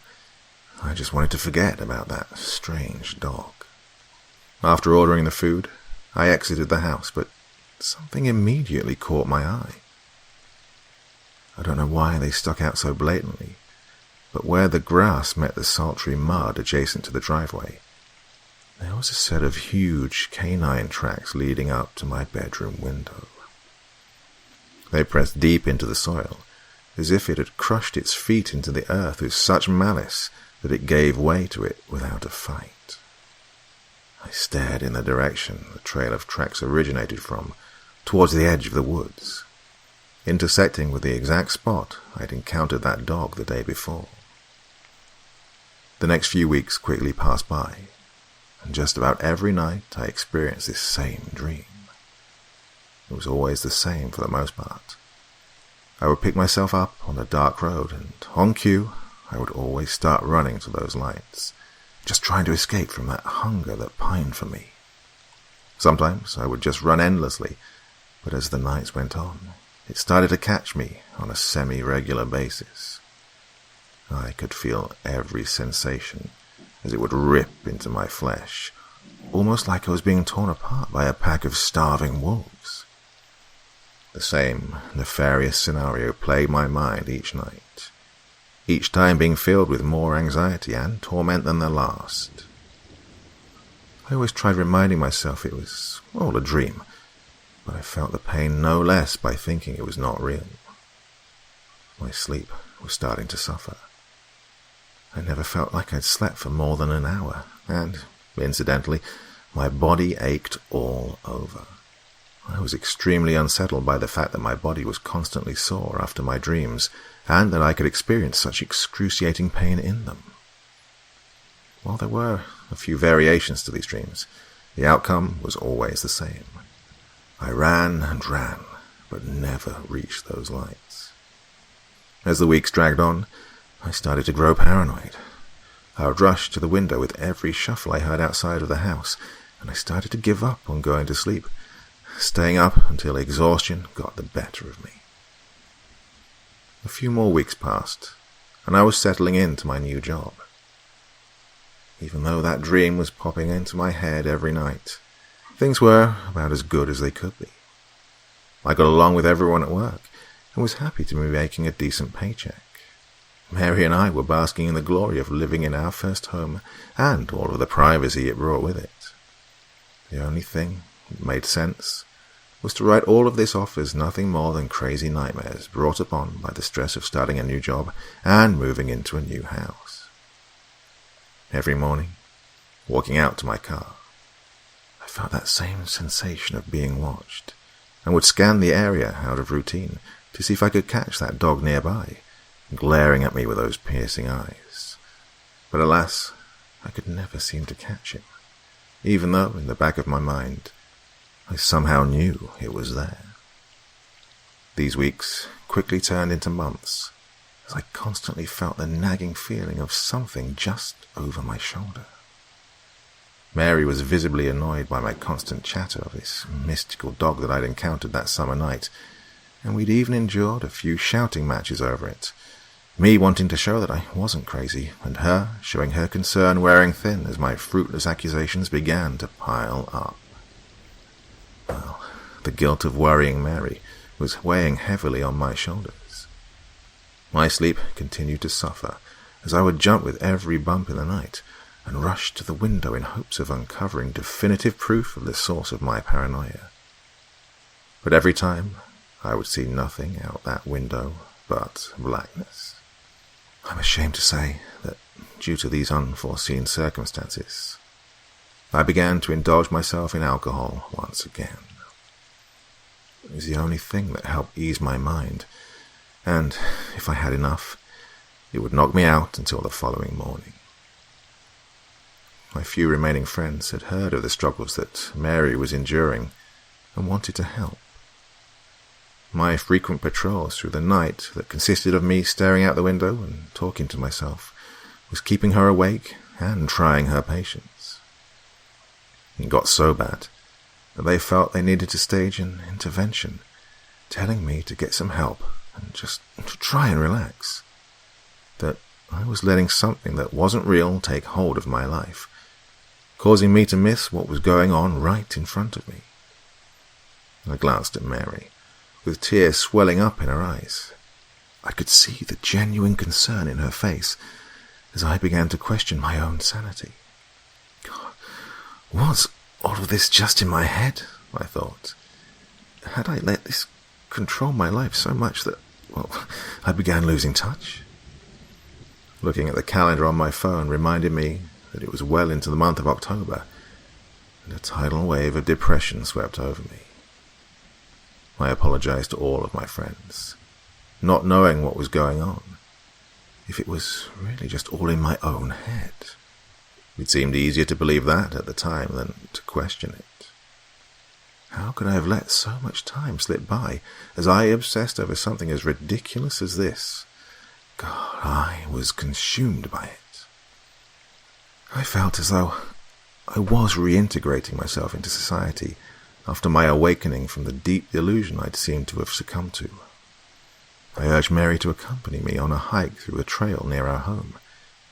Readying myself for the chilly fall weather, I slid my boots on and threw on a coat while waiting for Mary to finish up her own preparations. Once we made our way out the door and down the road, I felt the surging relief swim through me. I noticed every passing animal, every sound and every detail of colour detailing the beautiful, decaying brush as we were carried through our trek. Making our way towards the entrance of the aforementioned trail, I turned to Mary with a smile and embraced her without words. In this moment, I truly experienced the present and all of the happiness it had to offer me. Oh, I wish I could live in these moments forever. Making our way towards the end of the trail, we came across a small pond. I'd never been all the way through this trail to see what the end held, but it was a very peaceful and satisfying end to a comfortably ordinary day. Standing at the edge of the pond, I looked down, gathering up a few stones, and began skipping them across the still water. Mary, being her usual self, was capturing the scenery on her phone to assure we could later revisit it in all its glory. "You're going to miss your real life stuck in that phone, babe," I yelled at her in a joking tone. She waved me off, sticking out her tongue, and kept on with her photo shoot. As I skipped one of the last rocks and watched it spin across the otherwise undisturbed surface, I noticed a woman standing at the opposite end of the pond. She was maybe 50 or 60 yards away, but I could make out that she had long blonde hair and was wearing a blue flannel shirt and jeans to match. That's odd, I thought. I hadn't noticed her at all before, but being as out in the open as she was, I figured I would have spotted her immediately. I don't know how she could have just appeared there in the few seconds that I looked down. As far as I knew, there wasn't any sort of trail that led to that side of the pond, since there was nothing but thick orange and red behind her. Additionally, the perimeter of the shore was far too dense with trees and shrubs for anyone to make their way through unscathed, but she looked relatively untouched from what I could see. I turned back to see Mary taking pictures of the entirety of the pond and pocketing her phone at last. "All right, I'm finished. Are you happy?" she said with a smirk, and bumped her hip into mine. I looked back to the opposite edge, but whoever may have been across from us was nowhere to be seen. "Yeah, dummy," I yelled back at her, burying my unease, and wrapped my arm around her as we made our way down the trail and back home. As we exited the mouth of the trail, back towards the house, my curiosity was beginning to nag me, and I asked Mary if I could see some of the pictures she'd taken. She pulled up her phone, opening the recent photos taken, and I scrolled through them, revealing an impressive array of scenery that the autumn forest had provided. These originally distracted me from the main reason I'd wanted to examine them, but I quickly reminded myself to look out for anything unusual. I couldn't seem to find anything out of the ordinary. I even got to the last pictures taken of the pond, trying to pinpoint the exact spot where I'd seen the woman. I know she'd taken at least a few pictures while I'd seen her. I was certain of it. But as I reached the end of the compilation, and the end of the screen reared back to the right, I was almost disappointed. I'd expected to see something that I could show Mary to let her see that maybe, just maybe, that there was something otherworldly going on out here. But the picture revealed nothing. Nothing but an empty portrait facing us, where I had seen this woman looking across at us. "What? Don't you think they're good?" she asked, probably noticing my disheartened expression. "Oh, no, I think they're great," I strained. "It's just—" "What?" she asked. "Look, I know you're worried about me, but there was a woman across the pond and was looking right at us," I said. "Oh," she responded in a deflated tone. "Look, I know you must think I'm crazy, but I swear there was someone there," I said, pleading for her in frustration to believe me. "You know I really want to believe you, but I want you to stop seeing these things even more. I wish we could just enjoy our time without you getting lost in your own head." I let my head collapse into my hands. "Oh, I just wish you guys would believe me. I swear there's something going on," I said to her. "There is something going on. We're lucky enough to have a place together, and you're missing it. That's what's going on," she responded. I just sat there without a response as she picked herself up and left the room. I laid there in bed for hours in confusion over what I'd seen, and anger that it had swooped back into my life right as everything was looking up. That night I knew the moment when I'd fallen asleep. It was like I'd closed my eyes and opened them to a new world. I'd fallen into this dream already running, memories flooding me of the horrific nightmares I'd endured many times before. Only this time, there wasn't a long road, but rather a battered trail winding through a dense forest, overseeing me as I planted my foot hard into the soil with each turn. However, one similarity showed itself. Two lights showing themselves through the sparse openings that the dense leaves provided. I locked onto my old safeguard and found a second wind as I made my way towards it. Swaying my way through the trees, I stumbled on unforgiving roots and felt the sting of frigid branches slap against my skin. My chest grew heavy as I started to hear that unwelcome sound of ravenous panting keeping its pace with me. I was certain of what was behind me. Hearing the muzzle of my pursuer lap up excess saliva that had attempted to escape its mouth propelled me forward faster and faster, fighting my way through the vegetation until I literally fell into a clearing. I glanced up frantically, then behind me, bracing for a mouth of teeth to rip into my flesh. But the thundering gallops of what was behind had ceased. I looked forward to see a familiar sight. The pond that I'd just visited hours ago sat in front of me. Standing up, I noticed another familiar sight. A woman. The same woman I thought I'd seen earlier that day was standing at the opposite edge of the pond. I recognized that long blonde hair that nearly fell to her waist, but she was different. She looked rigid, her body contorted in an unnatural way. Her shoulders were uneven, Her neck bent at a frightening angle, and her skin appeared almost rotten. While she looked to be wearing the same flannel shirt and jeans as before, they were filthy and torn. I felt my heart jump up into my throat as she let out this disheartening groan that slithered up my spine. I sat there, still, as that noise seemed to echo endlessly. I stared at her, fear and anxiety circulating through me. I just wanted to wake up. I needed to get out of this, and to avoid any further psychological torment. But it seemed as if the rest of this world lowered itself down to a mute. She curled her neck in a vomit-inducing twist, the grinding of her bones making me cringe. She stared at me for a few moments before she began to make her way towards me. The body of water laying in front of her failed to deter her motivation to advance her creaking, mangled figure. The sight of her movements caused my body to tremble. She looked as if she were a marionette being guided from above, as her limbs struggled to take any steps that resembled a human. God, I'll never forget the way she moved. I could hear her bones writhe and snap as she came at me in this animated fashion. I wanted to just break down and cry right there. God, I would rather die than endure this hell any longer. With every step, her bones continued to bend and fracture in a louder, more grotesque way than the last.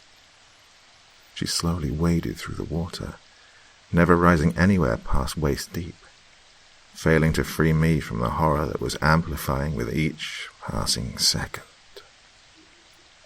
As her face began to take shape, I could see a look of despair, of pure heartbreak that was caked on her face, perhaps in agony over her broken bones dragging her step by step through the freezing waters. I could see her mouthing something to me. I looked closer, but I couldn't seem to understand what she was trying to say. Her face stressed and was just desperate for me to hear her, but the terror coursing through me was reaching a tipping point. I could no longer bear to look at this monstrosity, bearing little resemblance of anything close to a person. I turned to try and make my way back down the trail, but was promptly frozen in my tracks. There it was, that same beast, monster or demon, stood at the entrance of the clearing I'd stumbled my way through. It sat there, staring through my being with those horrible yellow eyes, a hunger swirling inside of them, the likes of which I had never seen. I took one step backwards and felt my sinking heart stop as a cold, lifeless hand placed itself on my shoulder, followed by an unnerving, inhuman voice in my ear. "Please don't go." I sat up sharply in bed, screaming to feel Mary with her hands on my shoulders, frantically pleading for me to calm down. Tears beginning to form in her eyes, I struggled to find my voice as I sat there stammering, Bless Mary's heart. She laid in bed with me and comforted me as I tried to articulate what had just happened. Again, I felt conflicted because I desperately wanted her to believe me, but at the same time I could feel her growing frustration and her patience wearing ever so thin. Oh, they're just dreams, I scolded myself. I didn't want to lose her.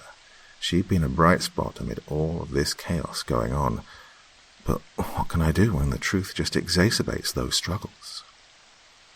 As I sat there, relaxing in the comfort of Mary's hands rubbing my shoulders, I felt anxiety slowly dissipate before Mary's hands grew icy cold, and I felt her breath whisper into my ear, "Wake up." My vision went blank for a moment. I felt as though my eyes were slowly pried open, but my vision was distorted and grainy, like I was staring up into a bleak, overcast, buzzing in a disorganized static. I came to and found myself watching Mary a short ways from me, taking pictures with her phone. In a haze, I slowly turned my head to see the pond sitting in front of us. My head pounded without mercy as my eyes darted around, trying to figure out why I was here, or what day it even was. That same question repeated itself. Am I dreaming? Mary approached me and bumped her hip into mine once more. All right, I'm finished. Are you happy? I sat there in an unnerving state of déjà vu as I tried to appear as calm as possible. Yeah. Do you want to go back to the house? I responded in a lifeless tone. We made our way back towards the house, and I felt like a zombie shambling my way down the trail. I could see Mary taking concerned glances at me as we progressed our way towards our home. Everything all right? She spoke out to me, breaking the silence in my head. Yeah, sorry, I'm just really tired. I wasn't lying, however. My body was aching, and I felt as if I hadn't slept in a week. Mary clasped my hand, intertwining her fingers with mine, and rested her head on my shoulders the rest of the way back. We entered the house in an uneasy silence, and I made my way to my bed. I laid my body down hard, slightly bouncing as the springs recoiled under my weight. Mary, knowing something was wrong, set her stuff down. I'm going to get some dinner started, okay? You just rest. You seem out of it. Thanks, Mary. I'm sorry. I don't know. I'm just feeling really exhausted. I'll be okay. She beamed a smile at me and left the room towards the kitchen. I felt a little relaxation sweep over me as I heard the sound of running water from the faucet. From underneath my pillow, I fished out that thin paperback that I turned to so many times. I flipped it to my go-to and read it over a few times, as I needed to feel like myself again. I needed to ground myself back into the real world and escape these tricks my mind had been playing on me. Did you change who you are? Did you buy a disguise? Are you the one hiding? Or did I close my eyes? Do you just have too much to do? Or am I the one who's too busy for you? Mid-sentence into my 10th time reading it through, it hit me. I wasn't going to let myself fall prey to this cruel force. I wasn't going to let it drag me back into the darkness and away from this life that I'd built. No, I had to fight back. But my lack of sleep was starting to take its toll. My energy was reaching an all-time low, and it was clear at this point that I could never be so sure of if I was awake or asleep. I had an idea. If I couldn't figure out what state of consciousness I was in, I had to leave something for myself to show that I was awake. It could toy with my sense of time and reality, but I had to see if it was capable of replicating the tiniest of details. I had to do something to push back before it took complete control. I grabbed a nearby pen, and at the bottom of the poem, I wrote out 3 words that I could use as a reference. You are awake. While it was nothing fancy or an elaborate Scooby-Doo ghost trap, I figured this would give me a chance to fight back. The next several weeks were rough. As winter started to tighten its grip on our town, and with our house being less than accommodated to handle any conditions of weather, things only got worse. I sat up late, shaking in the freezing cold that penetrated our house. Every night for a few weeks, I had that same dream of sprinting down that road with that monster trailing behind me. While sometimes it caught me, I could never fully escape to the lights that seemed warmer and more inviting each time around. Most nights I woke up panting in a cold sweat, even though I knew every time I was just in a dream, the fear was always all too real. Mary was distraught after helplessly watching me sink into an insomnia-fueled depression. Alcoholism had returned with a vengeance, as it tempted me with the sweet, short-term relief it provided. Can't help but feel she holds some resentment towards me, but I guess I can't blame her.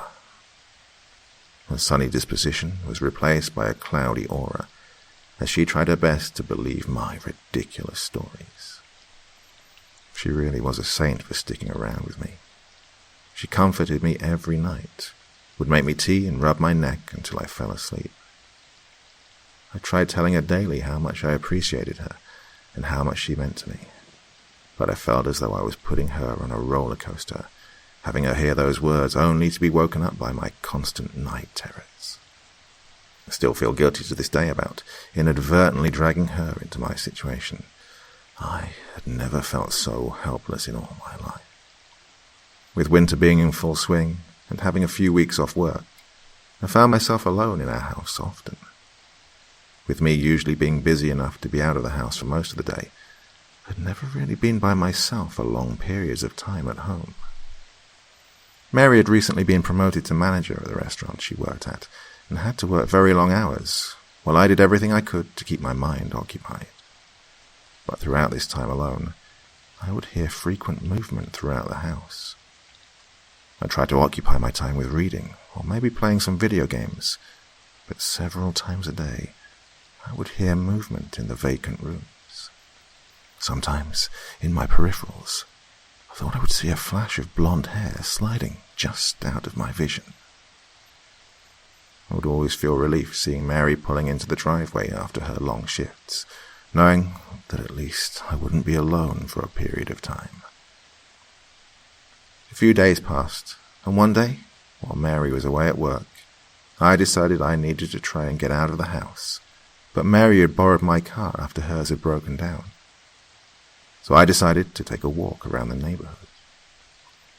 I sluggishly pulled myself out of bed after laying there for the better part of the morning. I was apprehensive at first, being that I may have an unwanted encounter, but sitting inside my house had become too stressful. It seemed as though something had moved in. As I was about to leave my room and exit the house, I stopped. I quickly grabbed my book while walking towards the front door to read, "You are awake." I let out a relieved sigh. Grabbing the doorknob and exiting my house, I made my way down the road, hoping to find any kind of peace. It was a cold, grey afternoon, and my walk was surrounded by a swath of desolate trees. The empty oak and maple branches formed a portrait resembling a mountain range of needles. I scanned every which way, hoping my gaze didn't meet that resentful pair of eyes, yet hoping on some level that I may. I wandered along back roads for a few hours, drinking in the day.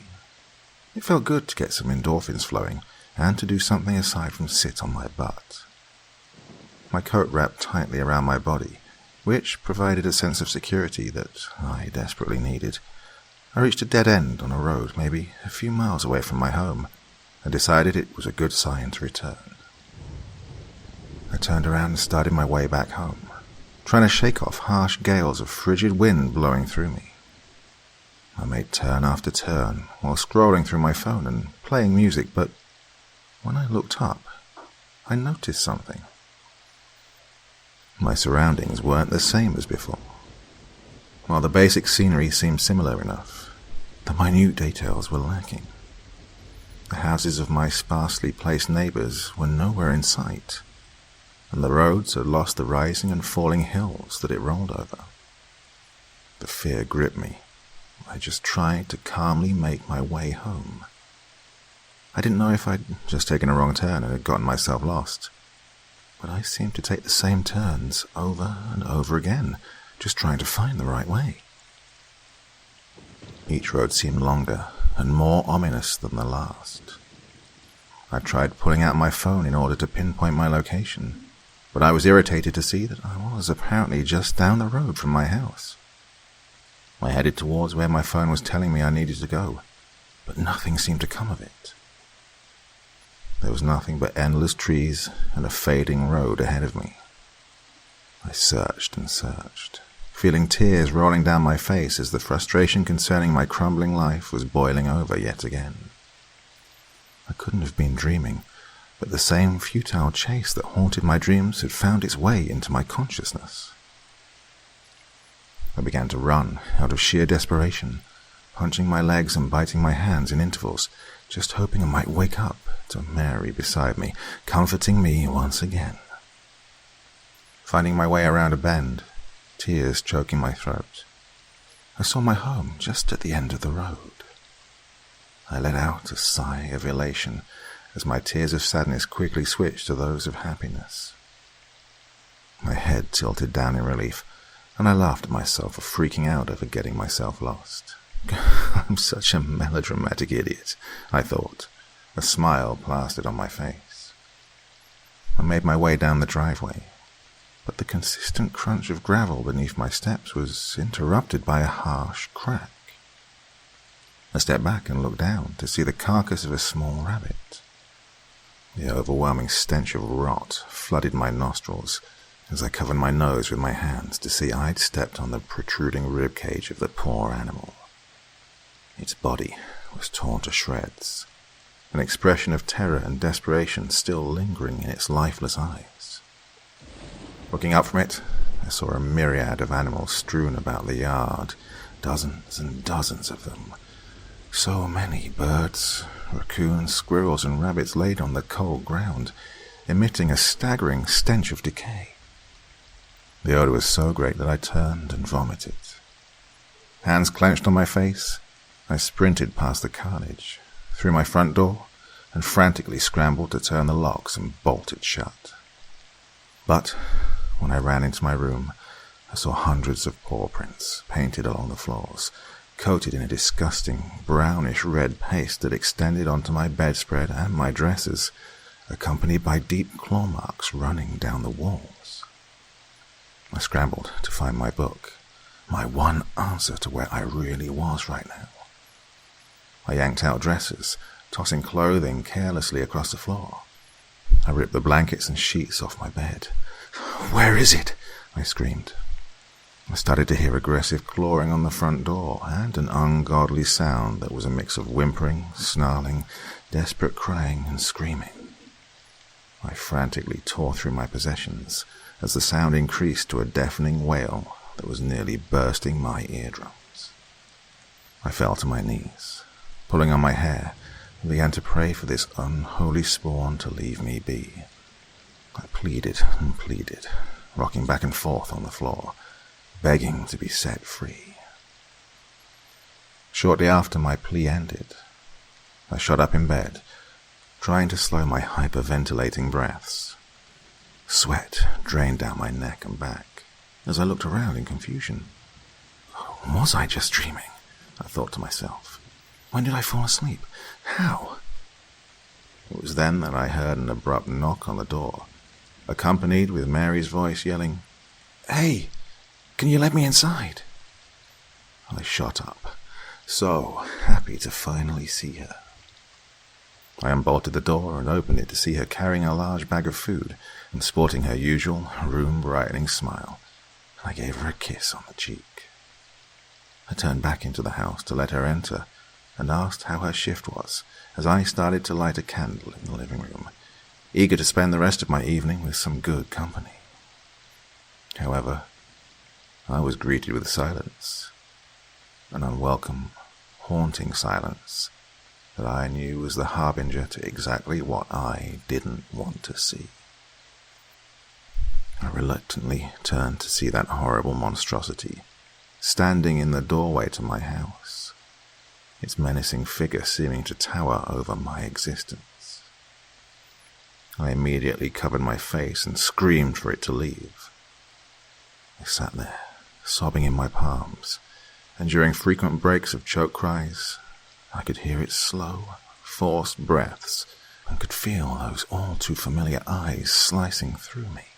"Please, just go," I screamed in desperation, too terrified to look at it a second time. "Please, I don't know what you want, just please leave me be," I begged. We both sat there, cradled in moments of tense agony, as I stared into the darkness that my hands had shrouded over my eyes. Time seemed to stand still, and my heart sank as I heard the sweet sound of Mary's voice. "Sweetie, it's okay." Deep sadness and anger flushed through me. "No! I yelled back in hysteria, wanting so much to believe it was her standing across the room from me. "Please, you're worrying me. Let me help you." I sat there, still as a statue, refusing to meet its gaze. "Go away," I sternly growled at it. Silence. "Just get out. Just get out now." "Everything is going to be okay," it spoke out. Every inflection, every mannerism within her speech was perfectly replicated. "You're not real. You're not real. You're not real," I repeated to myself in desperation. I couldn't even convince myself of this, though. I stepped back, hands still covering my face, slowly backing my way towards the nearest wall. When my back met its surface, I let myself slide onto the floor, sitting there as Mary's words continued to echo in my head. "Sweetie, it's okay. Please, just get up and come lie down with me. I've had a very long day." It wanted me to give in. "Get out of here and don't ever come back," I spat. I tried to stand my ground. I tried everything to try and show it I was not going to be beaten by it, but it already knew me. It knew what strings to pull and what buttons to push. I then heard the haunting sound of Mary crying. "Please, I'm trying so hard to help you, but I don't know what else I can do for you. Please, just come back to me." I broke down, knowing how much strife I'd thrown Mary into. It continued. "Please, I love you so much. All I want is for you to get better." "Please, stop," I exclaimed as I tried to stop the choking misery from pouring out of me. The crying continued, and I tried to sit there and push through it, but the sobbing of the woman I loved was crushing what was left of my spirit. I couldn't bear it any longer. I slid my hands down from my eyes and readied myself to meet my tormentor face to face again. But as I did, something caught the corner of my eye. Sitting on the living room table was a torn-up piece of paper. I reached down and held it up, close to my eyes, as to not see the terror in front of me. It was a torn-out excerpt of the poem I'd read through so many times over the last few days. "Are you too ashamed to show your face? Why are you running? Unlike others, I'll chase. Just let go and everything will be okay." Mary's voice said softly, almost as though she'd said it right into my ear. I released the shredded paper and looked up to see a dark blur reach me in the blink of an eye. It hit me with the force of a freight train, spearheaded by a mouth full of teeth. It lashed onto my upper thigh, lacerating my muscles and tendons as it grunted with excitement. Its strength was unreal, but I tried to punch its skull and ribcage as it tore into my flesh. The pain was unreal. I could hear the sickening crunches of its mouth effortlessly fracturing my bones as I felt warm blood seep down my leg and onto the floor as I writhed in a pool of dark red. The blood pouring out of me was soaking into my clothes, and all the while I could hear the sweet voice of Mary in my ear saying, "Everything will be okay. Just let go." Those words repeated themselves on an endless loop as it tore at me like a rag doll while I gave everything I had to try and fight it off of me. My efforts to free myself rapidly weakened as I felt the life drain from my body. My vision started to fade, and I felt it release its vice-like grip on me, and I looked up. It stood over me, my blood coating its mouth as it stared coldly into my eyes without any shred of remorse. That same hunger and malice flooded its eyes as it gazed down at me while I trembled in horrible pain on the floor. I pressed my hands along the many deep wounds on my leg, just trying to stop myself from bleeding out. All the while, it just sat there, so still and domineering. I started to crawl away, my nails digging into the wooden floor, peeling back and breaking as I tried to find safety. I didn't know where I was trying to go, or how I could even escape, but I refused to just lay there and let myself die without a fight. My body felt as though it carried the weight of a dying star as I strained to pull myself away. All of my energy reserves being depleted, I turned and stared right at it. "You're not real. You are nothing," I hissed and spat right at its face in a dying rage as my head fell onto the hard wood. It snarled menacingly, revealing a mouth of enormous, jagged teeth, and lunged at me once more, clamping its jaws deep into my throat. Blood filled my windpipe and flowed down into my lungs, and I gurgled in anguish before hearing one last horrid crunch. "Everything is okay," I heard Mary's voice say one more time, and then everything faded to black. A ray of sunlight breaking through a window caused my eyes to slowly open as the heat warmed my face. I rubbed my eyes, so drained and perplexed from reality and dreams transcending each other through these violent acrobatics. I didn't know if I was fully awake, and frankly, I was so weathered that I didn't even really care to check. I fully came to feel my hand clenched on the doorknob, my book sitting where I'd last sat it down. My phone buzzed in my pocket, and I checked the time. 3:10 p.m. A message from Mary read, "Work is crazy. Someone didn't show up and I'm covering all of their tables. Can't wait to just get out of here and come home." She'd barely been gone an hour. I dreaded the fact that I had to wait another 6 hours of being alone in that God-forsaken house. If I was actually awake, that is. I picked the book back up and opened the marked page. "You are awake." I sat around for the remainder of the day, watching movies on my laptop, just trying to distract myself. I dared not leave the house. I knew it was there, just outside my door, waiting for me. The hours dragged on, and every sound outside caused me to jump. I probably spent half the time peeling back the curtain and looking outside. A few times, I could have sworn I could see the thing just standing at the edge of the adjacent forest where I'd first seen it, but I quickly shut the curtain before I could discern what it may have been. I was losing my mind. I never wanted to see it, but on another level, I couldn't help myself. Maybe I was hoping that it would just bust down my door and end all of this. As the sun went down, I flicked all the lights on in my house for some sort of comfort. Laying in my bed and continuing to watch movies, I kept seeing flashes of blue and blonde just standing outside of my doorframe. I tried to ignore it, but every time my focus returned to my laptop for an extended time, I would see that same array of color darting just behind the doorframe. I began to feel frustration prod at me.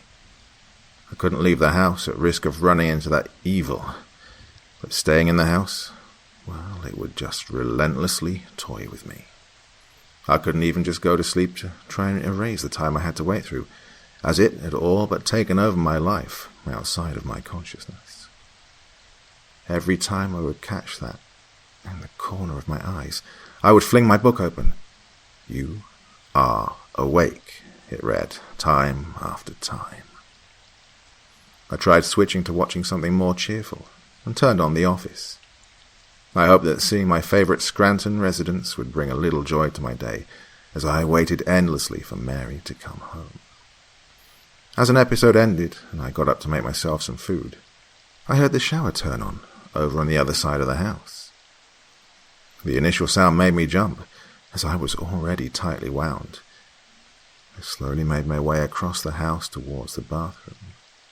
The lights were off, but I could hear the water roaring down. As I reached for the doorknob, I could hear the chilling sound of a woman starting to cry.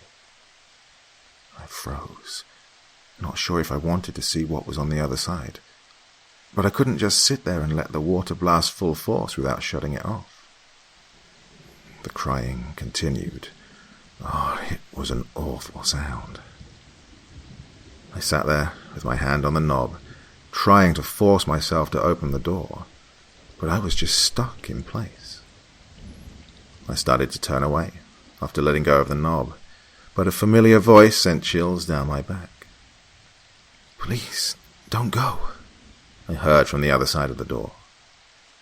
I froze, goosebumps forming on my arms, and just stared at the door. The consistent sound of running water still flooding into my ears. "Who are you?" I meekly spoke out. Silence. "Who are you?" I repeated, with more authority at the closed door. Suddenly, the water shut off. I sat there paralyzed as the doorknob slowly clicked and the door creaked open, just a crack. Even in the dark room, I could make out that unmistakable blonde hair shining in the small aperture that the open door provided. "Do you know what's happening to me?" I asked. Again, silence. "Please, just tell me, why are you here?" My ears were ruptured by an inhuman sobbing that followed my question and the repeating phrase, "Please don't go, please don't go, please don't go." I stepped back, completely terrified. The door slowly pulled open just a bit more, and the face of a beautiful woman revealed itself, tears rolling down her face, her lips quivering. Shaken, I was able to force out another, "Why are you here?"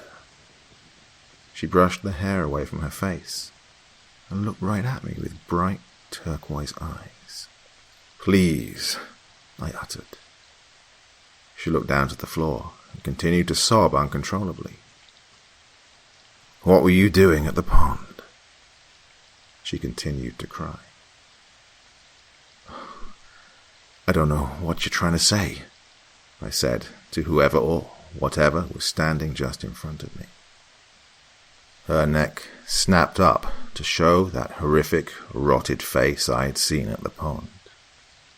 Her eyes glowed a bright yellow, and she screamed in an ungodly voice, "Don't go!"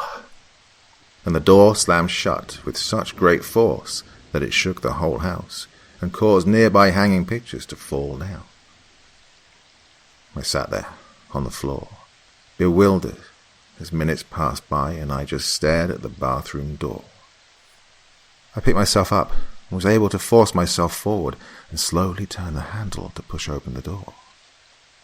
Everything inside appeared normal, as if none of it had even happened. I could hear intermittent droplets of water splash onto the shower floor, and I pulled back the curtains. Nothing was there. "Is this my life now?" I thought to myself as I stood in the empty room, gazing into the shower. I felt numb, the frequent paranormal outbursts beginning to become a part of my daily routine. Reality was now a cruel obstacle I had to hurdle with every other step. At last, those headlights showed themselves and I heard the car pull in. The door shut, followed shortly by Mary knocking on the door. "Hey, can you let me inside?" I heard from the other side of the door. I sat there on the opposite side, just staring at the knob. "It's just Mary. You can open the door," I told myself, but my inhibitions prevented me from doing so. "Hello? Can you please let me in?" I heard the door rattle as Mary was showing me that it was bolted and she could not access it with the key. "Is it you?" I called out.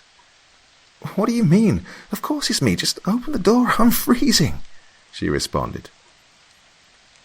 "I don't believe you," I responded with hate in my tone. "What? Please stop messing around and let me in." I reluctantly unbolted the door and pulled it open, just enough for her to push it open. She walked in, giving me that concerned look. "Please, Don't hurt me," I weakly mumbled to her as I turned to collapse on the bed. Mary didn't say anything. She sat on the edge of the bed next to me and stroked my back. "I don't know what's happening to you, but you need to get yourself help. Otherwise, I don't think I can do this." "Leave then," I hissed. "You don't believe me. You just think I'm crazy." "I think you seriously need help, sweetheart," she said, attempting to console me while getting her point across. I rolled over, burying my head in the pillow, and swept the blankets over my head. Mary sat next to me, reading for an hour or so, occasionally reaching over to stroke my back and head. I eventually reached up and grasped her hand tightly. She rubbed her thumb along the back of my hand, and I felt myself drift into sleep. I woke up in the middle of the night. I glanced over to see Mary fast asleep, and I turned over to look across the room, waiting to see if a nightmare would begin to unfold itself. I sat there in deep silence for a few minutes, waiting for something, but it appeared as if I was in the clear for the night. As my eyes began to grow heavy, and I felt sleep coming back to me, I heard something in the kitchen just outside of our room. It was a light, scraping sound. I waited for a minute to see if anything followed, but every time I nearly fell back asleep, I could hear that scraping. It eventually hit me. It was the distinct sound of a dog's claws walking across a linoleum floor. That light thud immediately followed by the scratching of claws across the surface of the floor. I heard it take scattered steps, to be followed by a minute or two of silence. It would cut off after a few steps and seem to turn back around the other way, as if it were just pacing around the kitchen.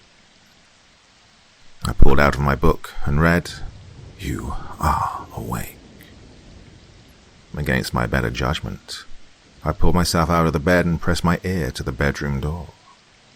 The steps continued, joined by the sound of a dog's muzzle eagerly sniffing the surroundings of a newly discovered area. I opened the door and slowly trudged out towards the kitchen. I should have just stayed in bed, but frustration fueled me just to get these incidents over with. My eyes still adjusting to the pitch-black house, I looked over the room in front of me. After about 30 seconds or so, I could see the glow of yellow eyes staring at me from the other side of the kitchen. I sat there, staring into them for a few moments, almost daring it to come for me, but it just laid still. I closed my eyes, shutting them tightly for a few seconds, and took some deep breaths. When I opened them, the eyes were gone. I repeated that action a few more times in order to assure that it wasn't there. I turned and made my way back to my room, but I collided with something heavy and limp in the doorway, causing me to lose balance and fall backwards onto the ground. I heard the creaking of old wood above me, and I looked up to see a horrific sight. Dangling in the doorway was a body, hanging from a noose attached to a rafter on the ceiling. I screamed and covered my head, curling up into the fetal position as I laid on the kitchen floor. I heard Mary wake up and rush out of bed to my side as I sat there, inconsolable. She didn't speak. She just sat there with me and held me as I cried. I kept pointing to the doorway as gibberish poured out of my mouth, begging Mary to believe me. For the remainder of the night, I laid awake. The sounds of that thing circling the outside of the house held me hostage. Every minute or so, I would hear it make its way around to my side of the house, slowing its gait a bit and seeming to stop at my window for a few moments each go around. I kept glancing over to Mary when she was fast asleep, hoping she would maybe hear something, proving me right once and for all. But she never did, and I dared not wake her up, knowing she'd already gotten up once tonight to humor my stories. I stared at her, and anger began to curdle inside of me, resentful towards her for not believing me, and infuriated at the beast that was unfolding my sanity. Every time it made its way to my window, it would stop, and I could feel it staring me down, longing to be let inside. After this had gone on for an hour or so, those outside sounds were joined by light scratching running slowly along the sides of the house. I could hear very faint mumbling, just barely penetrating the walls, but I couldn't make out any words. I would attentively raise my head up every time the mumbling made its way by the window. I could see the foggy silhouette of a person sliding through the moonlight. My eyes switched from the window to Mary's sealed eyelids, eager to see if she would come to, and my temptation to shake her awake increased. They continued for hours, eventually melding into a somewhat soothing cadence of sound that somehow lulled me to sleep. Perhaps so it could see into my dreams. The circling continued for several nights in a row. The nightmares would shoot me awake like a farmer prodding his cattle. I would sit there in deafening silence, listening intently for anything, only to sit in suspense as nothing made itself heard. The air was heavy, and I was sick with apprehension as this thing chipped me away bit by little bit. One night, however, after waking up and sitting in the dark by routine, a barely audible noise made itself known. At first, I couldn't quite make it out, but it sounded like strained wheezing. The sound was quiet at first, but over several minutes, it was ringing in my head. It was the only sound coming from the night. No crickets, not even wind blowing. I tried covering my ears and throwing my pillow over my head, but the sound was blaring in my ears at this point. It got to the point that it was deafening, as I could feel my heartbeat pulse loudly in my temples, the room around me caving in so tight that it was crushing me. I tried to shut it out, but no matter what I did, I just couldn't get it to stop. The intolerable sound of breaths forcing their way into my ears began to slowly die down before cutting off completely. I rose up once again to my window, but was unable to see anything in the thick blackness. I made my way to each window of the house, peering out closely at the yard before moving on to the next. The last window remaining was the one just next to the front door. The wheezing resumed, accompanied by the sounds of running water and light footsteps. I slowly made my way to the window, my index finger lightly resting on the switch controlling the porch light. I inhaled slowly and flipped it on, keeping my eyes closed for a few seconds to brace myself for anything awful that I might see. The lights flooded the once pitch-black yard with a glow that strained my vision at first. I looked out the window, and I saw it. The woman, sitting there in a limp, lifeless pile, as the monster held her neck with its jaws tightly. It stared right through the window to me, its eyes pulsing with excitement and satisfaction, while the woman's cold, dead eyes sank deep into my heart. I'm completely insane, I thought. I no longer believed what my eyes were presenting to me. The woman's mouth fell open, and I could see her mouthing to me once again, but this time I could make out the words. Help, her lips showed. Help. I stared with blankness back into them, almost in solidarity, as I felt completely trapped as her neck was clenched within its maw. I just looked at it for a while, almost bored. I turned off the light and just stood there, numb for a minute or so, before I made my way back to bed and went to sleep. Weeks went on, and I slipped into a greyness. I no longer cared for anything, including myself. I stopped showing up for work, and I remained distant to Mary, spending my days shut in behind closed blinds, drowning myself in alcohol. Dreams and reality had melded into one, and it seemed like I was either asleep or swimming my way to an empty bottle. That first dream that started it all was finding me every night, but I no longer cared to run, as I didn't care for life anymore.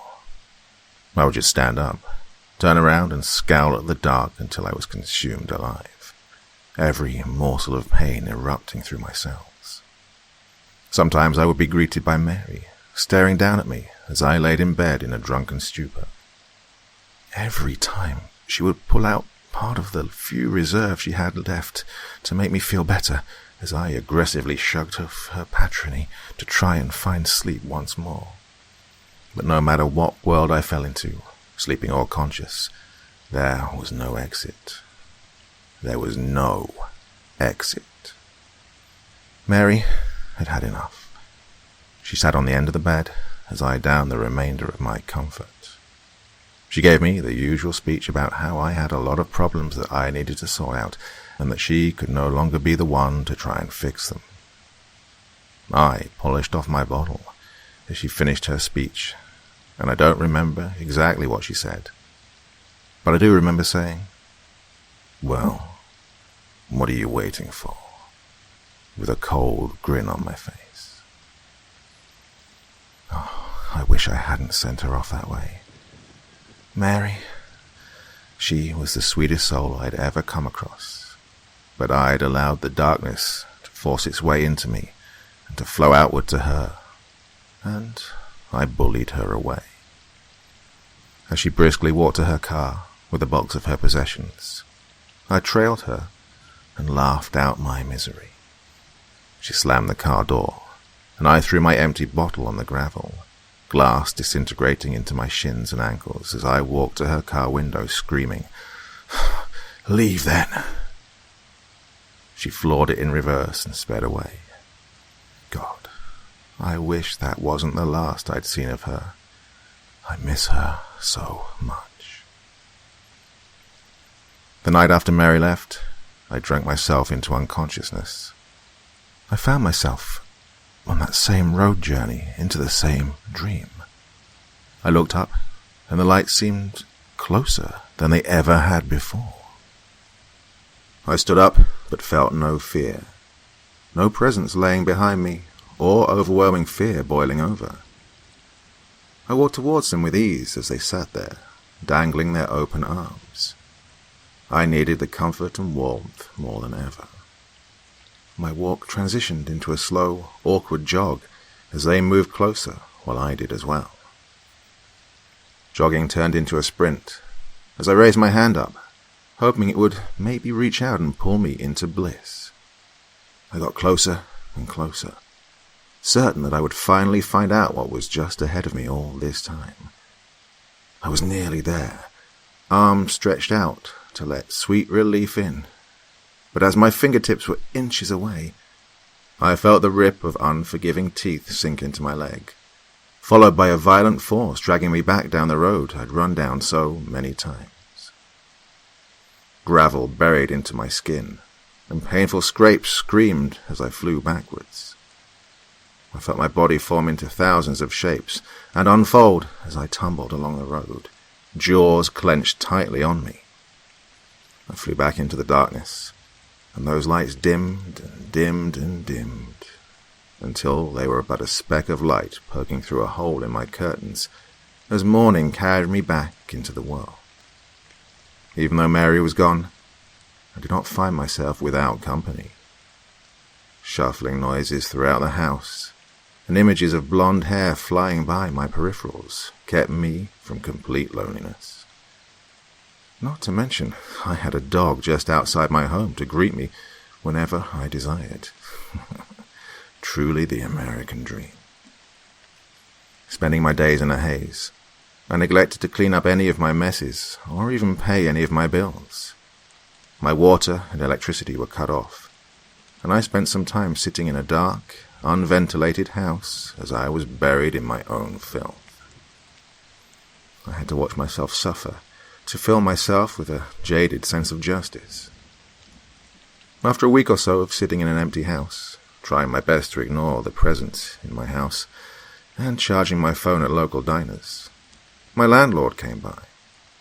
I was greeted by furious pounding on the door, and I opened it up. He stood there, his angry expression quickly turning to one of worry. "I haven't got your check for the rent last month, and the most recent payment is almost due," he said to me.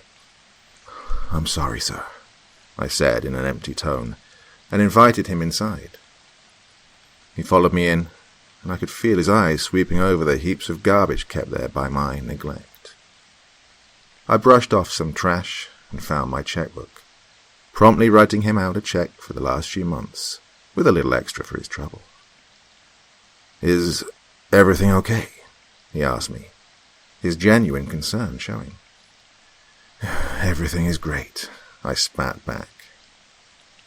He looked into my eyes with familiarity, and it looked like he wanted to say something to me, but he quickly turned and made his way out. I slammed the door behind him and bolted it shut. My heart jumped after I slammed the door shut, when I heard a voice from the kitchen. "Who was that?" I sat there staring towards the other end of the house, wondering if I just hallucinated it. Silence began to grow in volume as I just sat still for long minutes. I gathered up the courage to patrol the house, to maybe get something to show itself. I checked the spare rooms, the bathroom, and every closet possible, just to see if anything would happen. I made my way to the door leading to the back porch, and as I slid it open, I heard Mary's voice just behind me. "What are you doing?" I nearly jumped out of my skin, but tried to maintain an appearance of composure. "Is that you?" I quietly responded. At first nothing answered back, but several seconds later, a monotone, layered version of Mary's voice crawled into my ears. "It's me." Tears started to roll down my face, as I could feel the crushing presence of it standing just inches behind me. "I miss you so much," I sobbed out. "I am always here," the lifeless tone spoke to me. I turned around to see an empty house. The sweet voice of my old companion rang through the house endlessly for 2 days.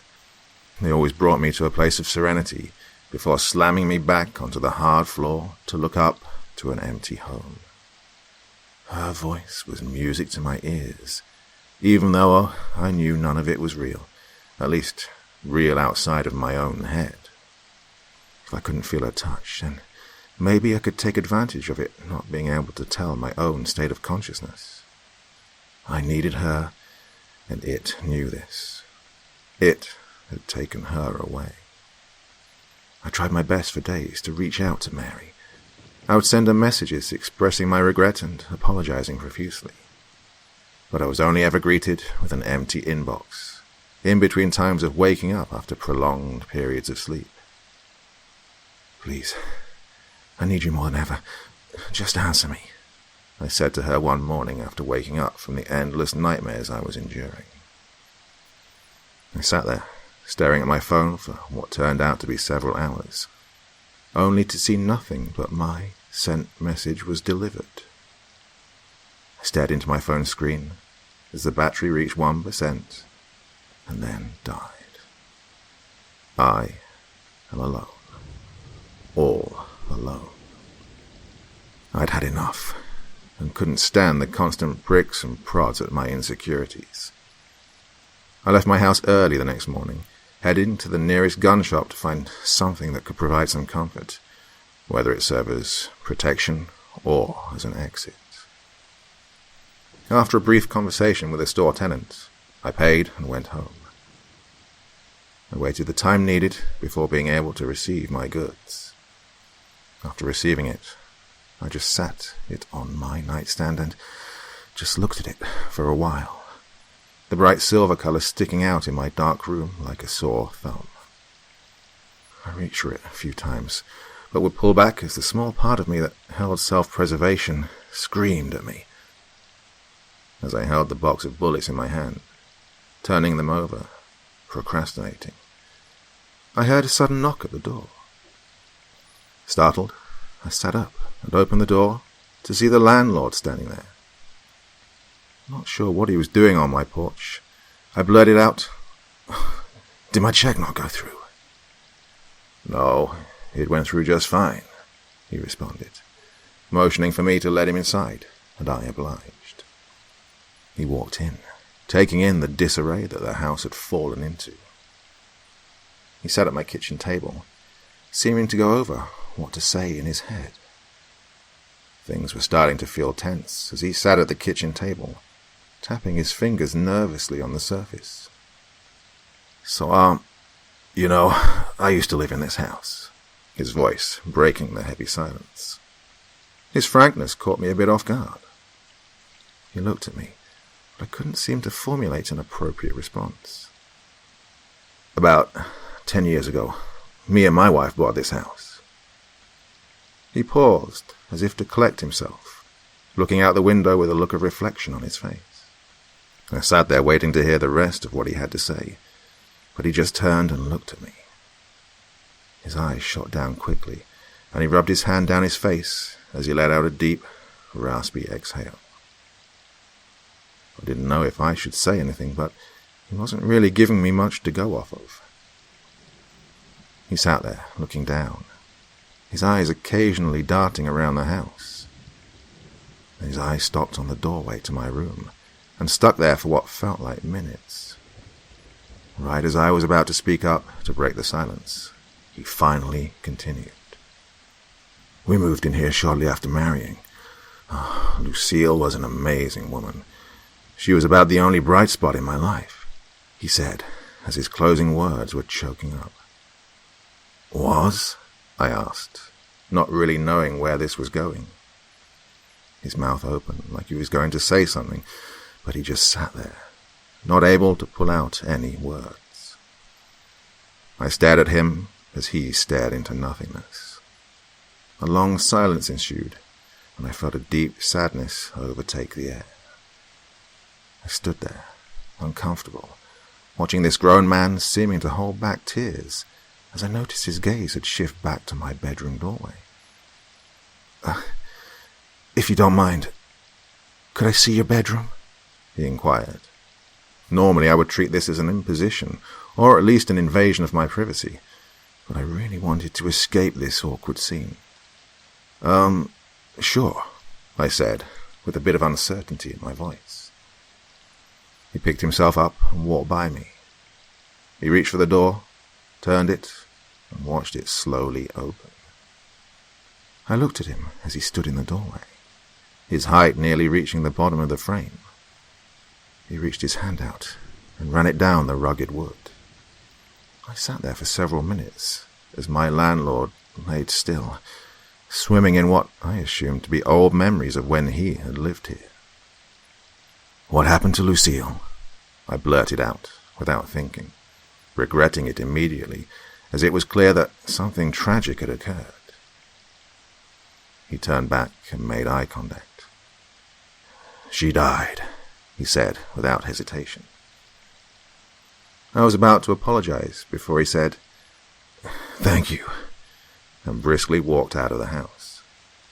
I watched from my bedroom window as Derek entered his truck, started it, and floored it out of the driveway in one fluid motion.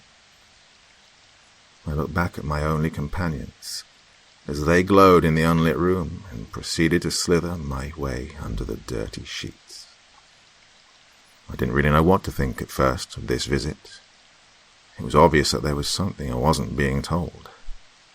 I sat around the house for a few days, in the cold emptiness, just mulling over all of the possibilities, the uncertainty beginning to nag at me. What could he have wanted? I thought to myself for a few days. I sat alone in the darkness, wallowing in my depression, all the while hearing Mary's voice echoing throughout the house. It was toying with me once more, but I was so numb to it that I barely even dignified any of it with a response. I had truly grown to hate this thing that had corrupted every fiber of my being. I no longer found joy in anything.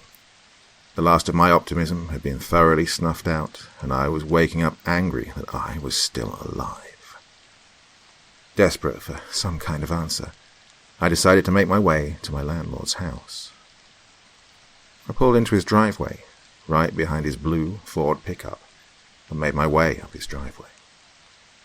I knocked on his door and stepped back, waiting. No answer as minutes passed. I knocked again and called out, "Hey, is anyone home?" No response. I was confused as I looked back to be reminded that his car was in the driveway. I sat there, waiting for a little bit, but still nothing. I sat on the porch steps and looked out at the woods, but unfortunately, there was something in them. Even though it was the middle of the day, I could see that bright glow of eyes staring at me from the tree line. Those eyes that I'd come to loathe, the harbingers of misery, looked directly at me. I shot up and pounded on the door. "Hello, please, is there anyone home?" I yelled out with urgency in my voice. I turned back and saw it standing at the end of the driveway, just behind my car. Ready to bust down the door, I grabbed the knob and turned it with great force, to be surprised that it was unlocked, as I nearly fell through the doorway and into the house. Getting my bearings as I picked myself up, I stared inside. It was eerily silent. Every step I took seemed to echo 1,000 times over as I planted each step into the creaking wooden floor. "Hello," I repeated once more. I looked around, and I noticed that a pair of boots that he was always wearing was standing by the door, along with his large set of keys sitting on a nearby coffee table. The silence in the house was absolutely suffocating. The persistent ringing in my ears that you get in a deep quiet was becoming insufferable, and I found myself feeling drawn to one of the bedroom doors on the other side of the kitchen. I slowly made my way towards it, my footsteps so loud that I felt as though the wooden floors would crack under me any second. I reached the doorway and pushed it open. I sat there, just outside the doorway, full of apprehension. Something was telling me not to go into this room, but I'd come this far, and I wasn't going to just turn back now. I begrudgingly stepped through the entrance, and there he was. There was my landlord, sprawled across his bed. Dried blood coated his arms and neck. He'd slit his wrists and throat. A horrible look of sadness covered his face, his eyes still red from tears. I fell back against the wall behind me, the smell of decay only just now hitting me, as if it was waiting for my presence. I covered my mouth and gagged as I went over what I should do in my head. I reached for my phone to call the police, only to be reminded that it hadn't been charged in days due to my electricity being shut off. I groaned in frustration as I struggled to take my eyes off the lifeless body in front of me. But that's when I noticed the piece of paper sitting just next to my landlord on the nightstand. Still covering my mouth, I made my way over and snatched it up. "I miss you so much. I can never forgive myself for leaving you when you needed me the most. I love you so much, and I hate myself for knowing you aren't around to forgive me. I can't live knowing how I left you, thinking about how much you just needed someone there. I can't go on with this life without you, and the chance that I might see you after this is what brought me to this. Please be there. I'll never leave your side again," the note read. I read it over a few times and assumed this was concerning his former wife. "So, how did she die?" I wondered to myself as the whisper evaporated into the room. I pulled the paper down and rested it back on the table, and what I saw made me flinch. Sitting on his bedside table in a picture frame was a photograph of a woman. My mouth fell open. I couldn't believe what I was seeing. It was that same woman. That woman who I'd seen at the edge of the pond, and who had been patrolling through the darkness of my house all day and night. Those bright turquoise eyes struck me with such distinction, there was no mistaking. I turned and sprinted out of the house, so terrified that I'd all but disregarded the corpse that had laid in front of me just moments ago. I ran out of the front door, and down the driveway, and in the corner of my eye, I could see that monster standing just behind my car. I tried to ignore it, and jumped in and floored it into reverse, hoping I would maybe run over that thing standing just behind it. But I was let down. I felt my car fly backwards unhindered. I threw the gear into drive and slammed my foot on the gas pedal, looking into the rearview mirror, seeing those horrible, horrible eyes staring at me from behind the car. I flew down unpaved back roads with no regard for my own safety, filled with dread, knowing that the home I was returning to was inhabited by cruelty. I barely hit the brakes in time as I sped into the driveway, just sparing the side of my house from the front of my car.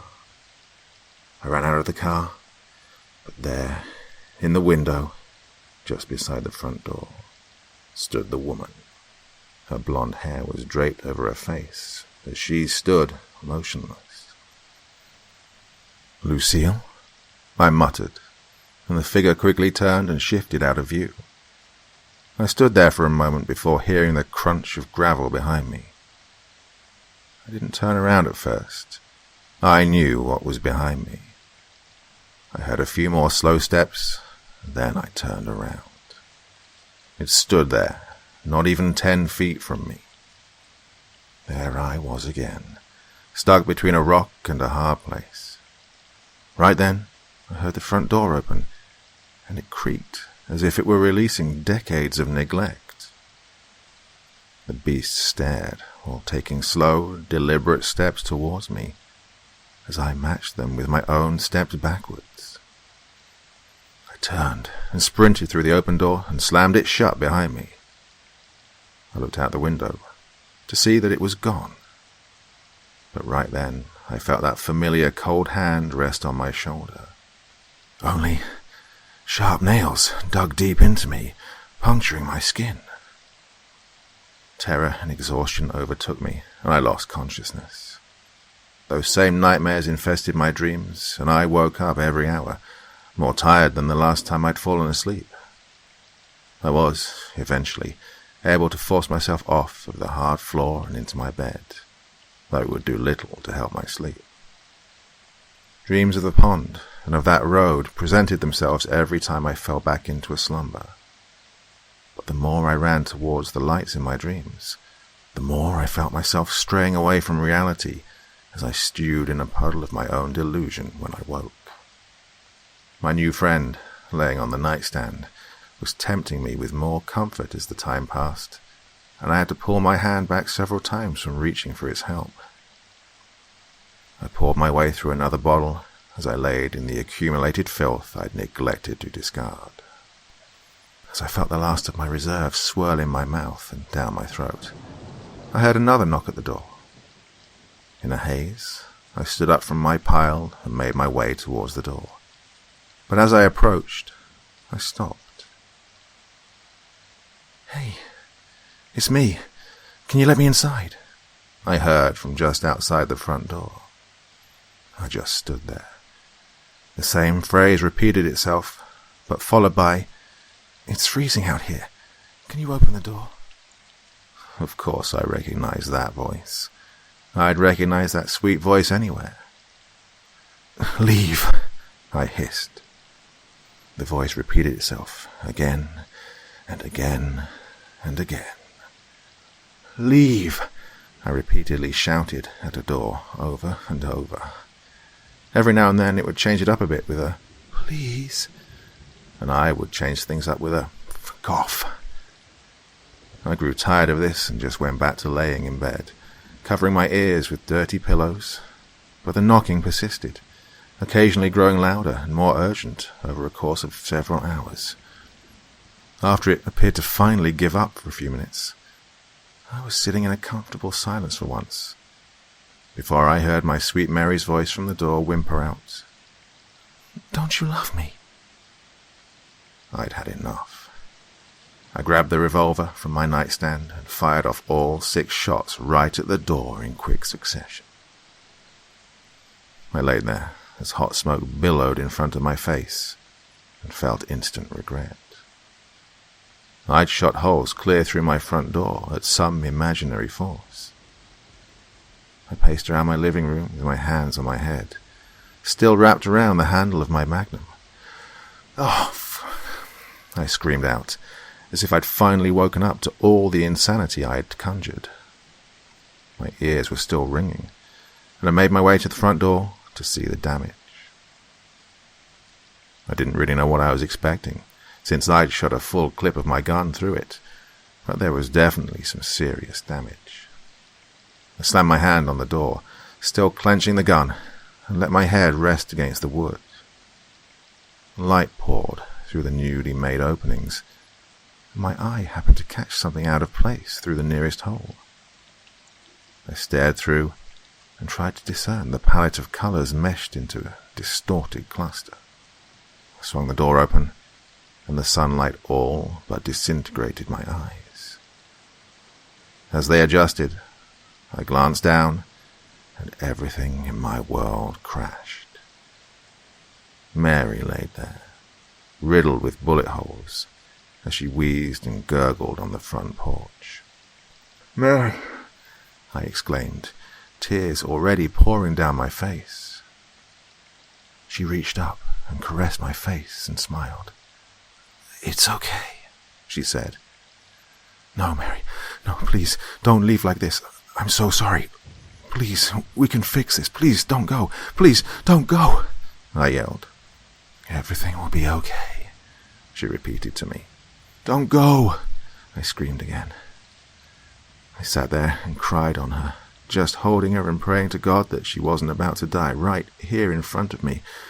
Not like this. I held Mary, rocking back and forth on the porch, just trying to comfort her like she had for me so many times before. She laid there, in my arms, slowly slipping away from me, as I pleaded for her to stay. "I can't lose you," I screamed, as I bawled my eyes out. She looked at me with those deep, compassionate eyes that had grounded me time and time again. Tears rolled down her face as the brightness in her eyes started to dim. "Mary, Mary, please, stay with me."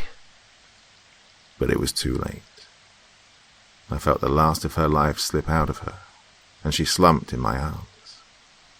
I just sat there holding her for a while and pressed my head onto hers, inconsolable. I carried her inside and laid her on our bed, and I loaded one last shell into the revolver. I laid next to Mary's lifeless body and kissed her once on the forehead before sticking the gun into my mouth and pulling the trigger. Everything went black, and I waited to see what the beyond held for me. It felt as though I was awake, but I just couldn't open my eyes. But then I saw exactly what I didn't want to see. 2 lights materialized in front of me, and a road formed beneath my feet. "No," I said to myself. "No." If I had been sent to hell for taking my own life, was this going to be it? Was I going to be chasing these lights for all eternity? I fell onto the road, defeated. I couldn't go on like this anymore, but I guess there really was no exit. I waited to hear it begin its chase behind me, precursing my subsequent chase to safety. But I didn't hear anything. I stood up and looked back. Like always, there was nothing but darkness behind me. I just stood still as long minutes droned on, but I didn't hear anything. I actually started to feel relieved, almost happy, in fact. Maybe I finally escaped it, I thought. Almost needing to hold back a grin from bearing on my face, I began to walk towards those 2 lights. As I made my way, I could hear Mary's voice. "Sweetie, where are you?" And, "I'm over here. Come see me already. Oh, I've been waiting." I couldn't help but smile, so sure I was just steps away from my eternal happiness. I made my way towards those lights. At last, I was going to reach them. I just knew it. I couldn't wait. Oh, those warm, inviting glows that had seemed so elusive for so long, all but hanging right in front of me, so close that I felt I could pluck them from the ether and hold them right in front of my eyes. I was approaching them, closer than I'd ever been. They were climbing higher and higher as I advanced, and I started to feel as though they were out of reach yet again. I was right in front of them, and they stood above me, so close but still somehow unattainable. I reached up to them, almost as a plea for the other side to take me beyond. I swayed my hand back and forth in the air for a little while, unsure of what I was supposed to do.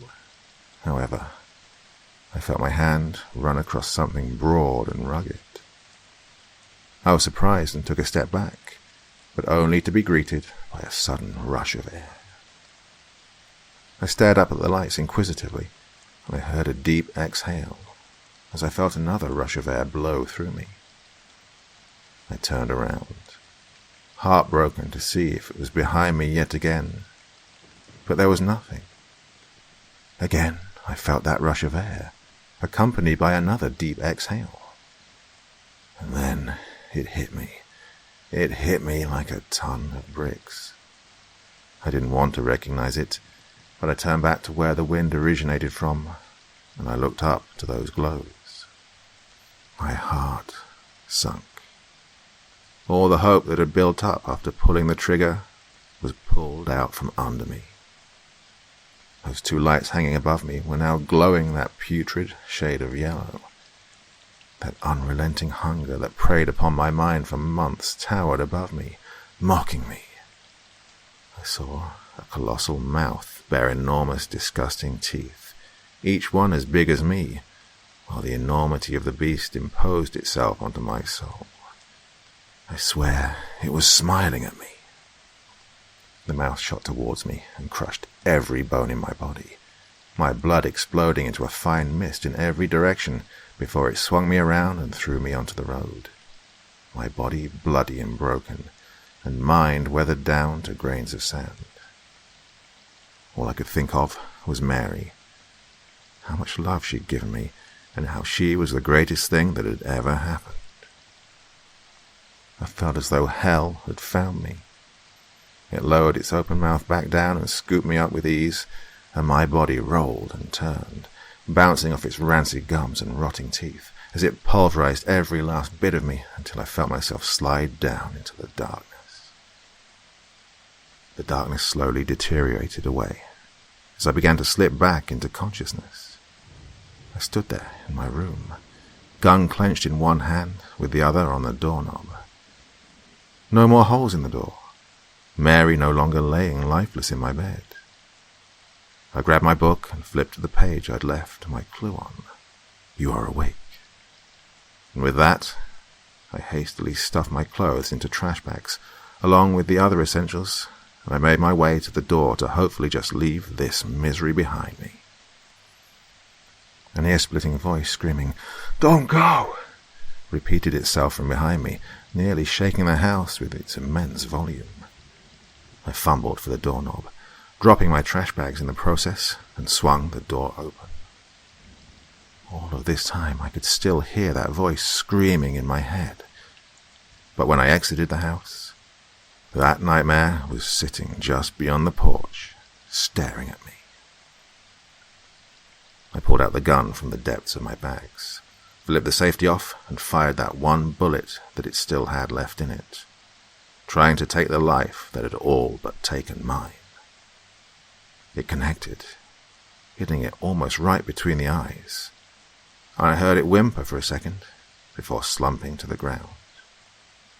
I didn't trust that it was really gone, so I sprinted to the car, not wanting to fall for its tricks. When I got into my car and drove off, those words continued to bellow in my head. "Don't go! Don't go. I sped down the road, unable to resist seeing what I was leaving behind. I glanced into the rearview mirror, and there it stood in the middle of the road.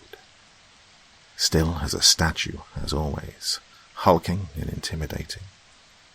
I pressed my foot harder on the gas and kept on going.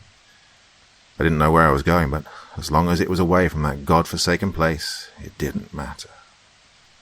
Every so often, I glanced back in the rearview mirror, just to see it standing in the road behind me as my car flew by at dangerous speeds. I made my way through several states, staying at various motels as I spent most of the night cracking blinds in apprehension of what may come. A week went by before I decided to dial my grandparents to let them know I was alone and just needed somewhere to be for a while as I got my life back together. They were understanding, as always, and wanted me there as soon as possible. I made my way to them in a few days, and all the while I seemed to be free. I slept soundly for the first time in months, and I was feeling great. My energy was back to a normal level. I was sleeping, and I hadn't had a drink in almost 2 weeks. Despite this, paranoia was still lingering in my mind, as I was always waking up by shooting out of the bed, trying to catch my breath. The smile would form on my face, as I was grateful to have made it out alive, but the one big thing that bothered me was that, in reality, it had won. It got me to pull the trigger. I stayed at my grandparents' for nearly a month, feeling myself gain back my sanity. I felt great, and it was good to spend some time with my family after not seeing them for all these months.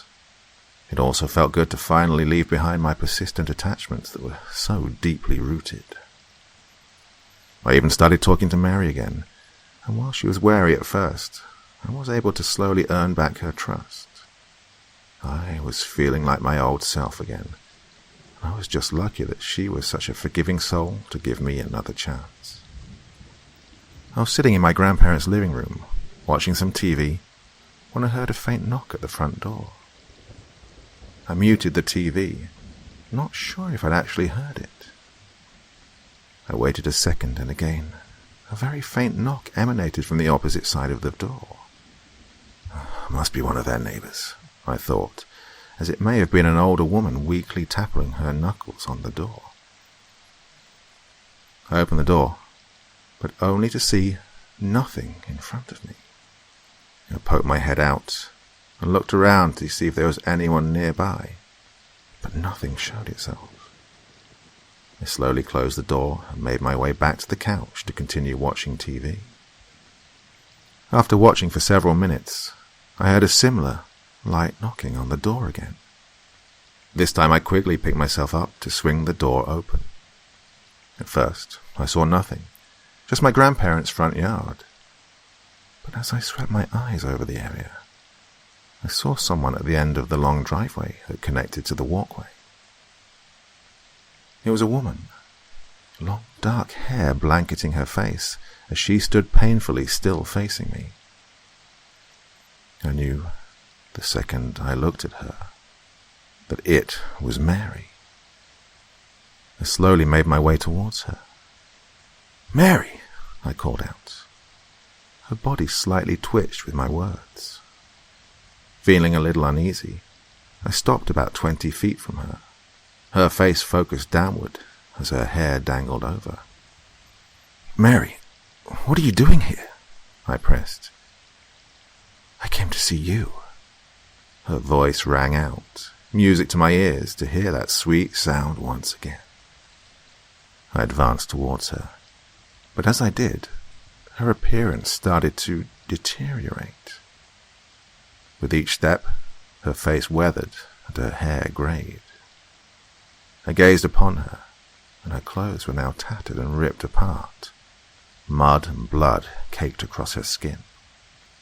She looked up at me with familiar despair in her eyes, claw marks and blood strewn all around her lovely figure. "Mary!" Her eyes slowly turned from the soft brown to an electric yellow, that same yellow that I had come to despise. I'm always here, a layered voice spoke out. I closed my eyes, hoping that this wasn't real. Look at me, a distorted voice spat. I opened my eyes and Mary was gone, but in her place stood that monster I thought I would never have to see again. Hatred and misery burned brightly in its eyes as it stood there, rigid as a block of wood. I recognized the underlying feelings in its eyes. Abandonment. The same look I would see in the mirror when I was young and filled with hate. It shot towards me, and I turned and sprinted back into the house, stumbling over my own steps as I desperately scrambled to locate the book that signaled my state of consciousness. I hadn't needed to open it in weeks, and couldn't remember where I'd left it. As desperate clawing and growling came from the other side of my bedroom door, I finally found it blending in with the shelf. I furiously turned the pages over and over to gain clarity of where I was. Every bit of my soul withered away when I found the poem and read the bottom of the page. Wake up.